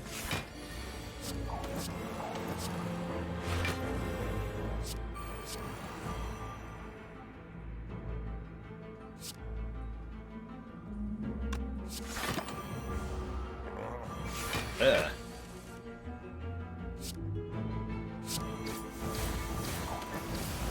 Let the spinning begin.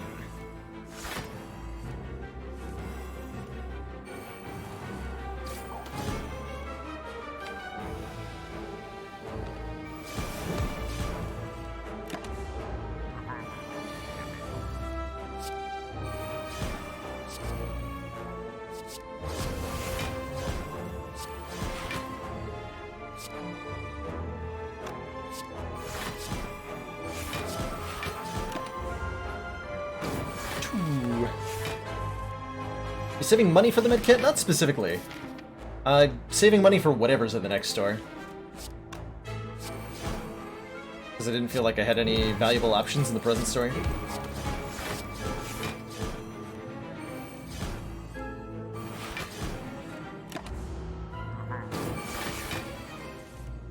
That is very strange.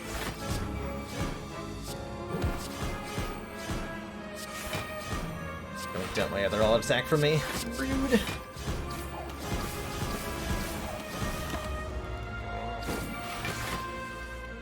Alright, this is the giant head's big attack.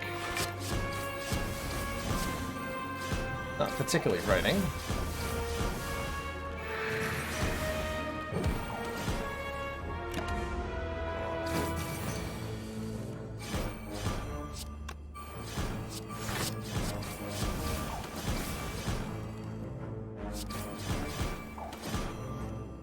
I forgot to block. My energy, no! Whatever.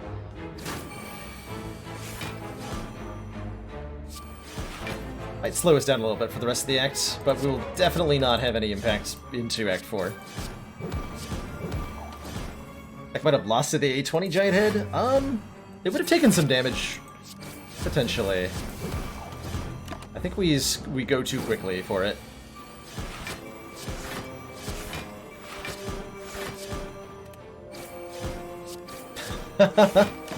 Fair point, Creedon. Once you've seen the face of God, it's hard to go back. Man, Acro Plus. That is definitely the kind of card we want. Options. Fire Spirits. Okay, here we go, full health. You have not been impressive, being Storm of Steel. I'll take 10 max health instead. Excellent work, Commander. This council is pleased to see our continued Card support had of one this chance to project impress has me and been disappointed. worthwhile. Elkinson, thank you so much for those 3 months. Twitch Prime support. Greatly appreciate the continued council funding and in return. Something renewed smug sense of superiority. What is the specimen? Specimen says, when an enemy dies, we transfer any poison it had to a random enemy. For this deck, it will not do anything, since we have no poison at the moment, and I'm planning on not acquiring any. But in other silent decks, that can be surprisingly useful, especially against, like, Donu and Deka. Yeah, sure can really speed this up, huh? Wouldn't that be nice?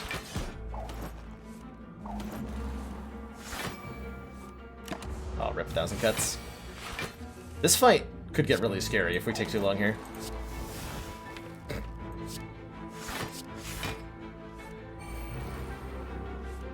If we miss 1,000 cuts a second time, it's gonna get really awkward.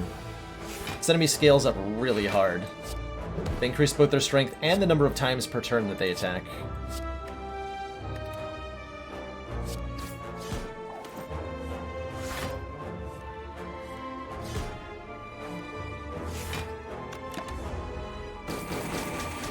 This is a silent specific one, yeah. Now that Poison Potion is silent only, there is no way to get poison on any of the other characters without getting a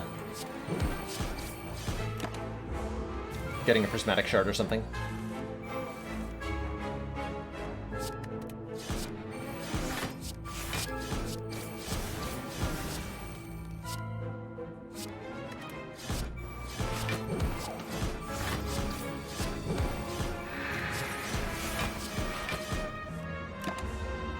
Yeah, or foreign influences, which could give you poison stab, I guess.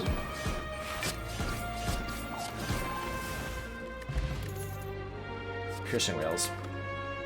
Seemingly unnecessary. Take the blue key here. Sapphire Keeper, Kremlin Horn. Could be Mind Bloom. That want an upgrade all? Probably. Take an event over an elite. Shop. It's a shop. We have no X-Cost cards, right? Right. Metamorphosis is hilariously tempting. Shuffle 3 random attacks into your draw pile, and they cost 0. You know what? I'm down. I'm also down for Blur. I'm also down for Entropic Brew.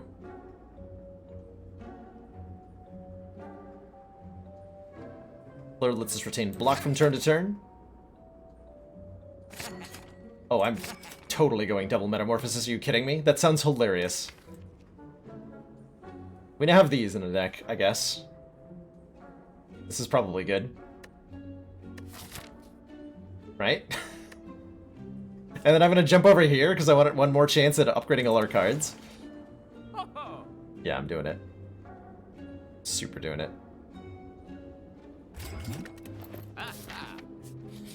Damn it. Should've taken Juicer Bracelet.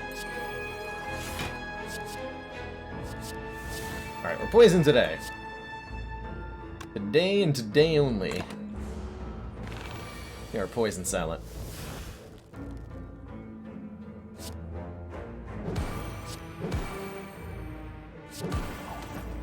Alright, blocking seems required.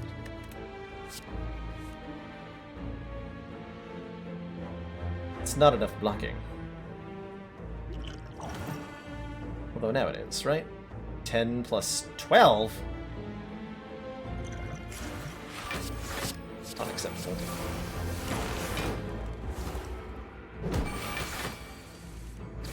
Unacceptable. Deck just build itself out of colorless cards? Maybe? I wouldn't say it doesn't. It's beautiful.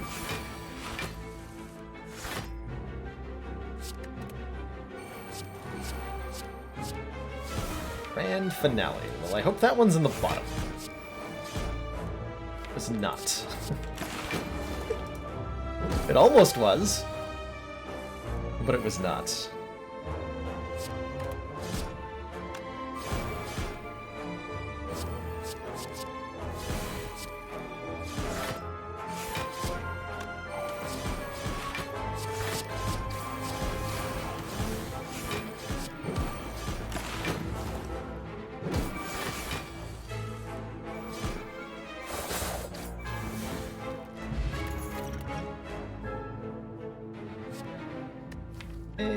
Even a weekend in the deck. Deck looks stupid fun. This deck is weird. Not sure what kind of fun it is. I'm terrified of these jaw worms. Holy moly. Gonna be so much damage on turn 2.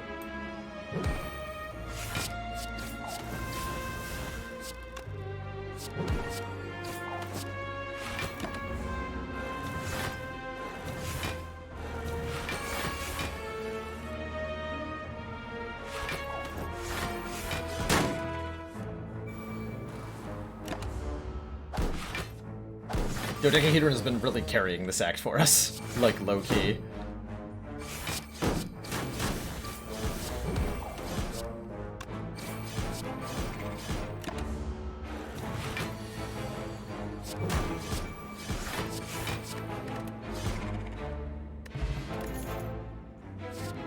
Curious how we're gonna find enough damage for the heart.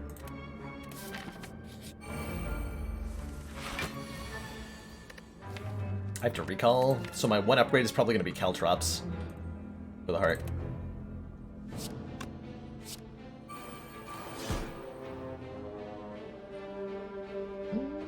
Guess we're taking...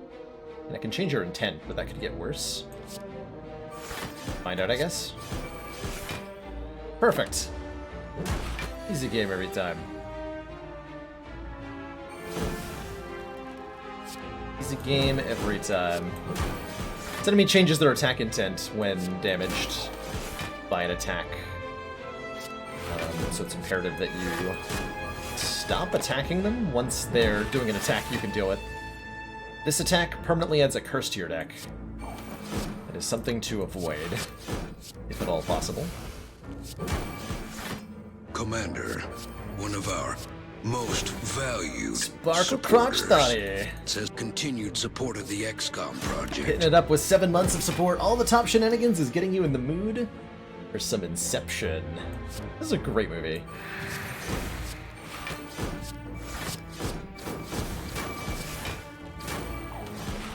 This is definitely not gonna backfire horribly or anything, right?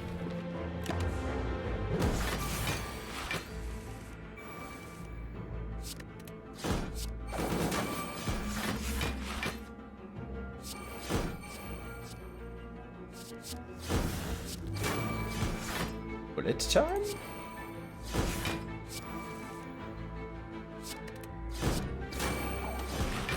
Jack is actually gaining me energy. Oh my god, riddle with holes times 2. That's times too many holes. Riddle. I should stop here before this turns bad. Yeah.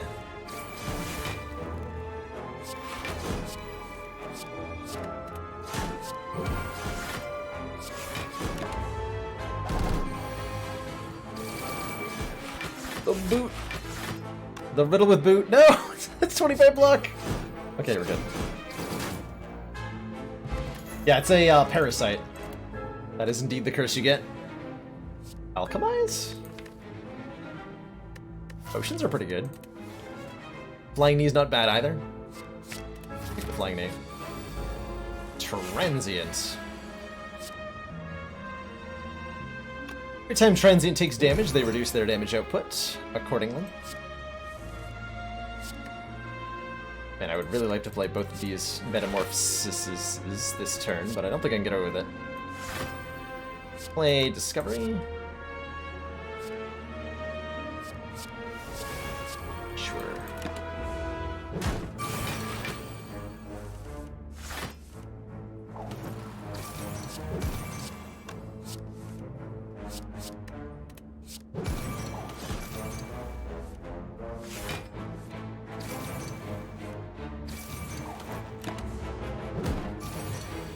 Paper Crane makes Transient a lot easier to block. Normally, defensive strategies are not particularly effective, but they are if you have Paper Crane. They are definitely effective with Paper Crane. Just finished an amazing run with the Silence, just mass cards played, with Kunai carrying you all the way. No poison, no accuracy, Shiv build. That sounds awfully familiar. Sounds like a really good run, Thanatos. With Hovering Kite, too. I've yet to get a really good use out of the new Hovering Kite, but I'm hoping one day I do.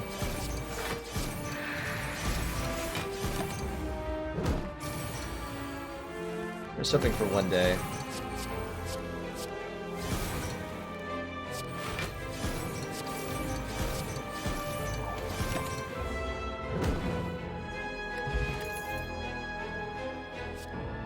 Infinite Blaze is just cute.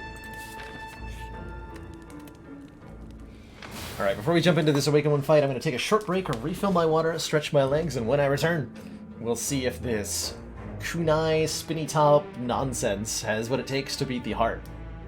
See you all in just a couple moments. Stay tuned, and I'll be right back.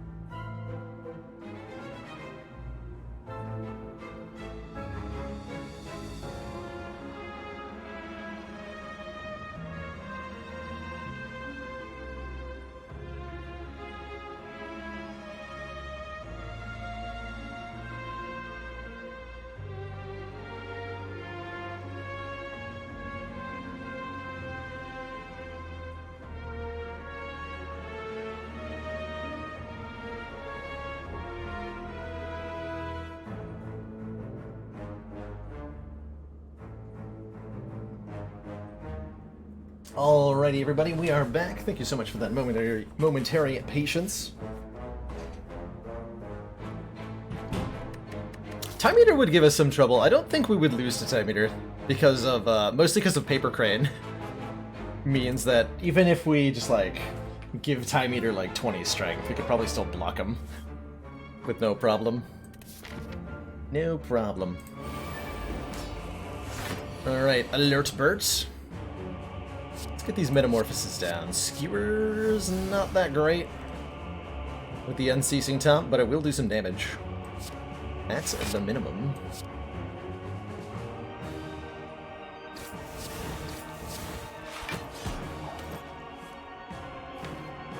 Play that. Every time we play a power, the Awakened One is going to gain a point of strength, and that's just good for him, I guess, or whatever. But I don't think it's going to stop us too much, although this particular turn is a little ugly. Guess I'm just playing all this? Sure. So we do lose our Runic Dodecahedron here. That's okay.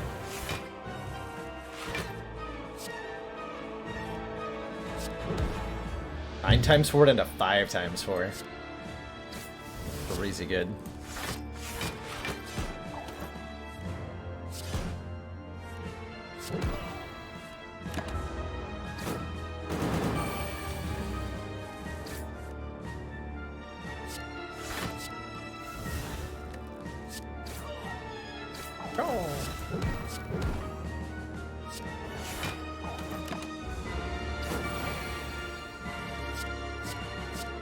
It auto-played the Metamorphosis. I like it. I like it.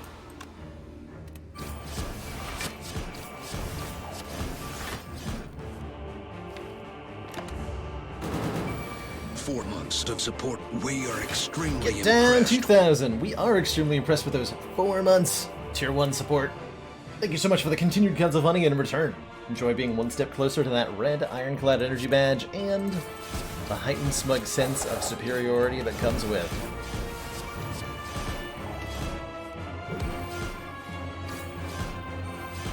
All these zero cost cards in the deck.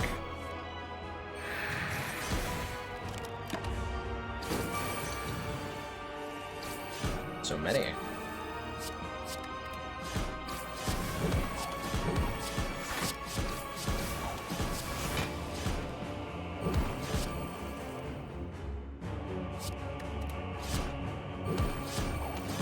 At 16 dexterity.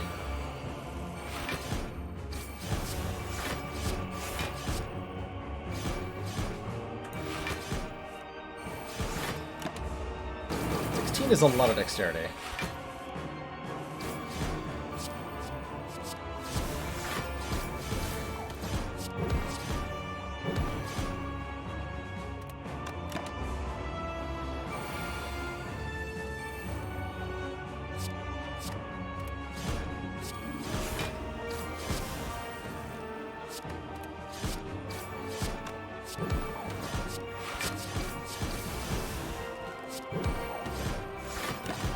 Nineteen dexterity.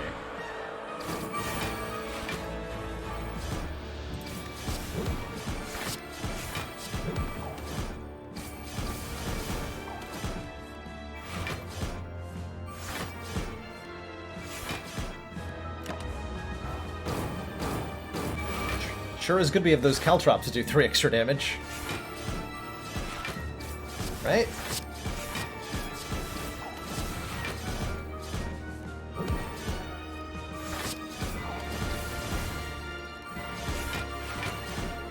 Oh, I'm stacking Blur now? Oh boy. The block number is just getting higher.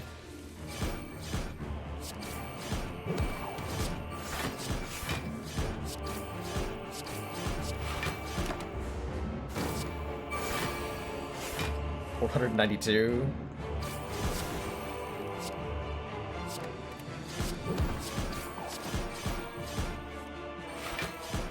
$525.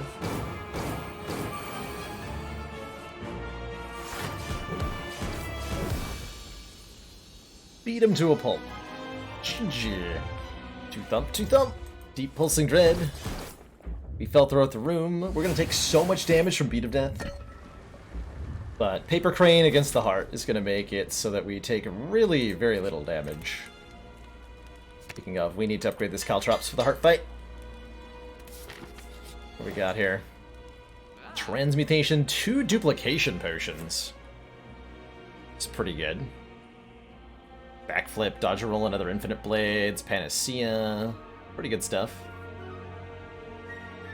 If I buy both of those duplication potions, what would I duplicate? Obviously Mayhem. Metamorphosis. I'm definitely going to take 2 duplication potions. For sure. Could have bought Skull with an... We didn't have the Envenom, right? Did not actually take that Envenom. I did not. Caltrops is another good dupe, right? Yeah, that is. Definitely that. 1,000 cuts. In this fight especially would be great. If I afford to get down the Metamorphosis, we have to block for 18 additional block this turn. In order to not take damage, and I would really like to avoid taking damage, because I really do want this dodecahedron energy for as long as I can have it.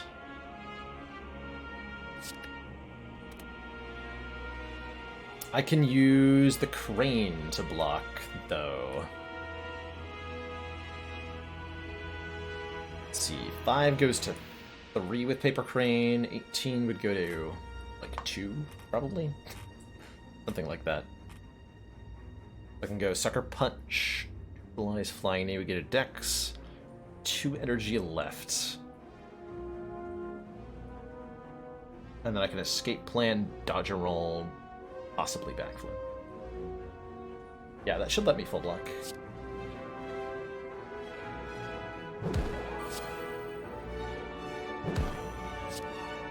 I want to face this way. And we only have 20.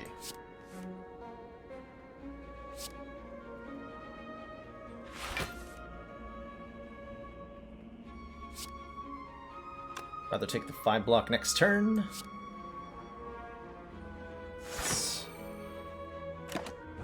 Okay, this turn could be a little awkward. Yes.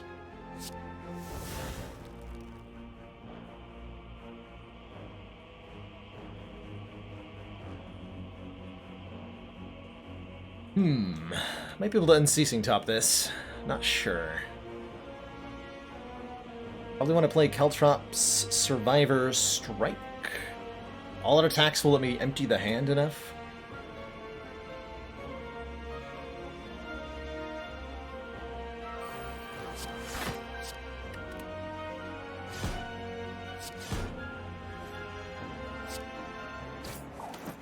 Okay, so we're losing our full health.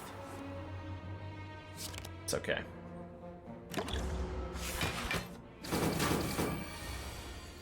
Well, that is okay. Or is it? Or is it?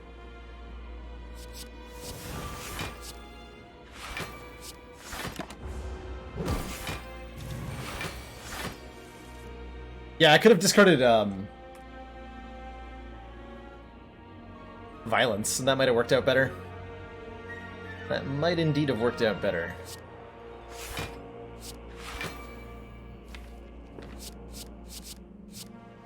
Unload in 2 finishers. Wow, that's gonna hurt so much next turn. Hopefully. I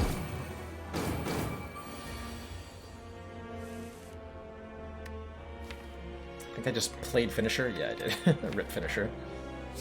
Rest in pieces finisher.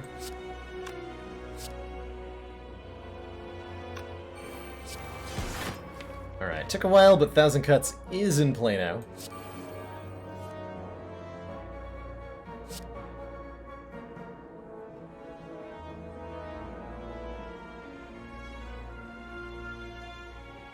Block each. This is 16. Rip.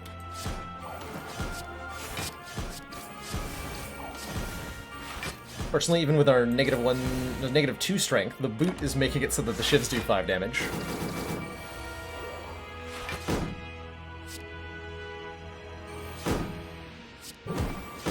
Okay, this is actually kind of crappy.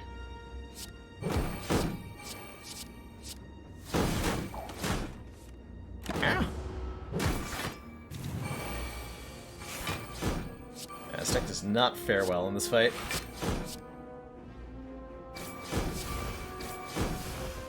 Or so it seems.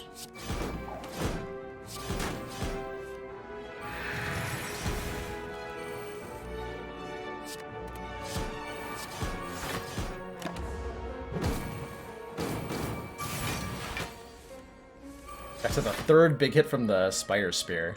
It's never a good place to be. Alright, Happy Flower gives me an energy every 3 turns. That's kind of like having Redictive Decahedron. Like a real finisher or another dodger roll. Okay with what we have, I think. 39 card deck. Alright, Mr. Corrupt Heart of the Spire. Duplicate a Infinite Blades, maybe. If we wanted to. This is not a very good turn 1. At all. This is actually quite atrocious. I think we just kind of have to duplicate the first couple powers we get. We can't be specific in being like, I would like to duplicate 1000 Cuts and Mayhem, but, you know, what I'm offered's what I'm offered. Plus we want to be able to drink the Entropic Brew pretty quickly, yeah. So we're going to double up on this. Hopefully that works out for me. We're about to become very vulnerable, very frail, and very statused. Okay, we drew Sucker Punch. That's very important.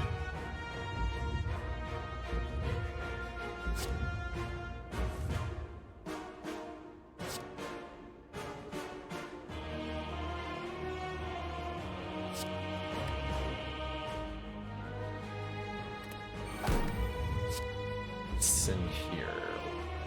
Baby. Those are some good cards.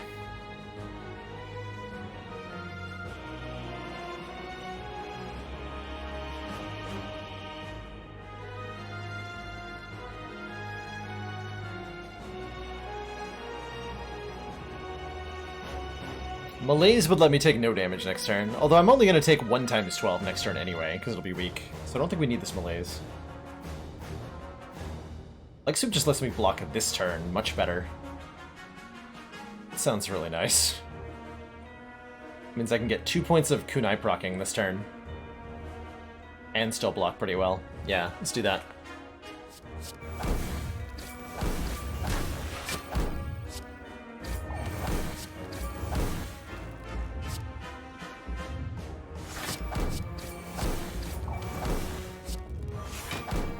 Goes from 60 to 36. She'll take a lot of damage here. Not too much. Yeah, probably just gonna dupe that footwork. Unless Quick Slash draws something cool. Yeah, it's fine. Thinking maybe a bit more beat to death than necessary. What's in here? Potion, Flex Potion, Essence of Steel. Flex Potion could be good. Flex Potion has definitely got some potential here.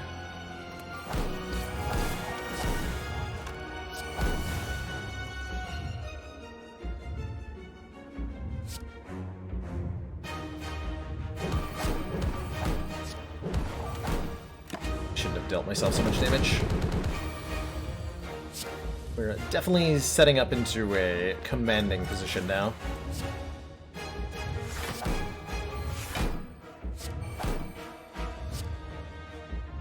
Do not want to play Piercing Wail. Like, this is an important thing to know. If I were to play Piercing Wail this turn to like try to use the Unceasing tap, applying a temporary strength debuff on a turn the heart is buffing will give it a permanent strength buff due to the way that it purges only its strength down effect. So this would be a disastrous choice to play this turn. Probably get me killed. So we go like this instead. Hey, we got 1,000 cuts in play. Still both Metamorphoses on the bottom. We have 11 points of Dexterity and a very strong Weaken effect. Unfortunately, I can't use the Spinny Top because... Burn Wound. Dazed Slimed. Oof, ouch. This could be really bad, actually. 2 blocks next turn? Okay. Gonna play this. This. That might have been a poor choice. Not gonna play these shits. Too much damage. Okay, good.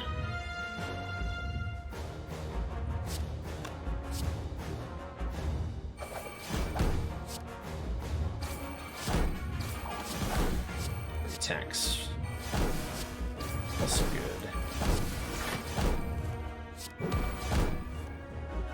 Okay, that's where we stop.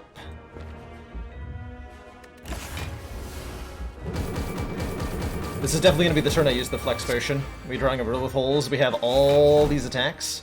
And block, too. That's a lot of damage.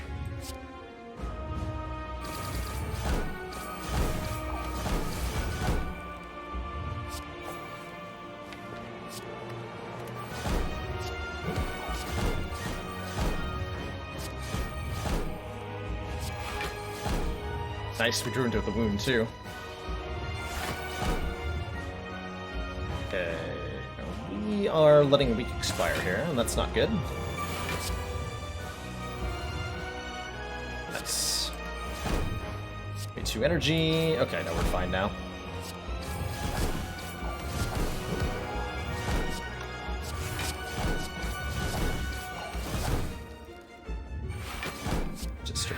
that.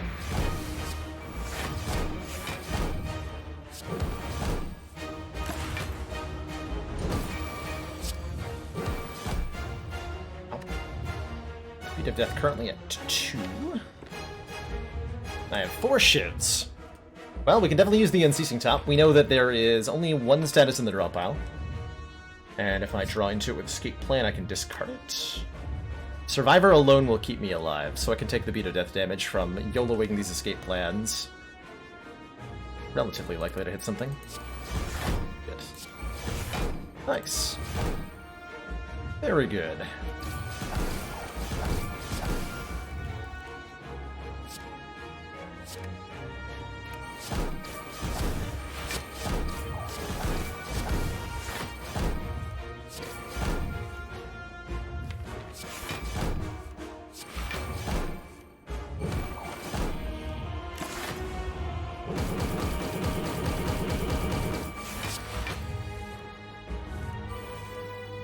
Get rid of that. Let's me keep doing what I'm doing, so we should be totally safe for next turn.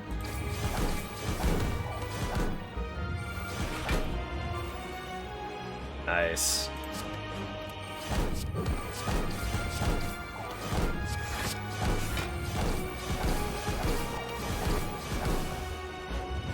Beautiful. GG.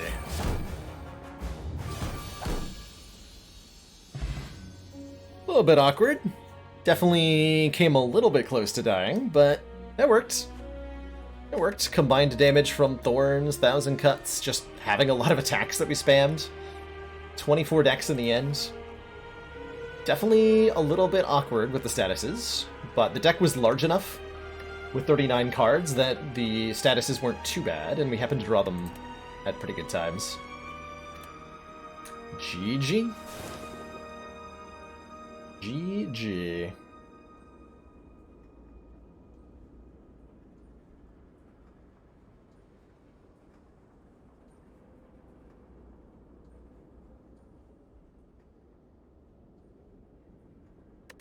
May it be the first of many.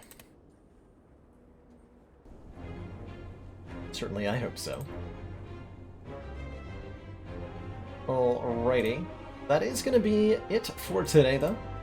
Another top run. I'm down for another unceasing top run. But it'll have to wait till tomorrow.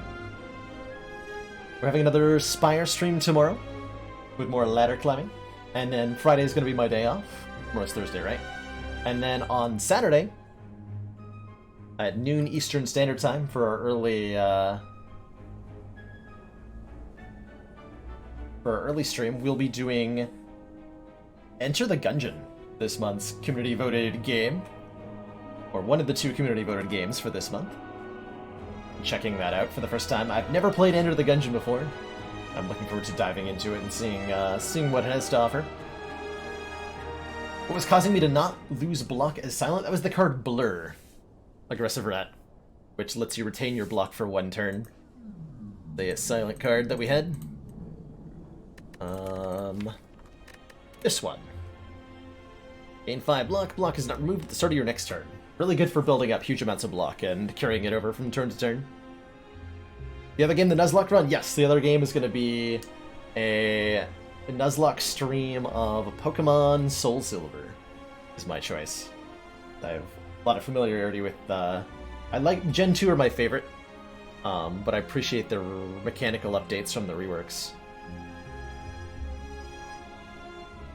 My name for Diablo. It is not, but it shares like a common origin, I think.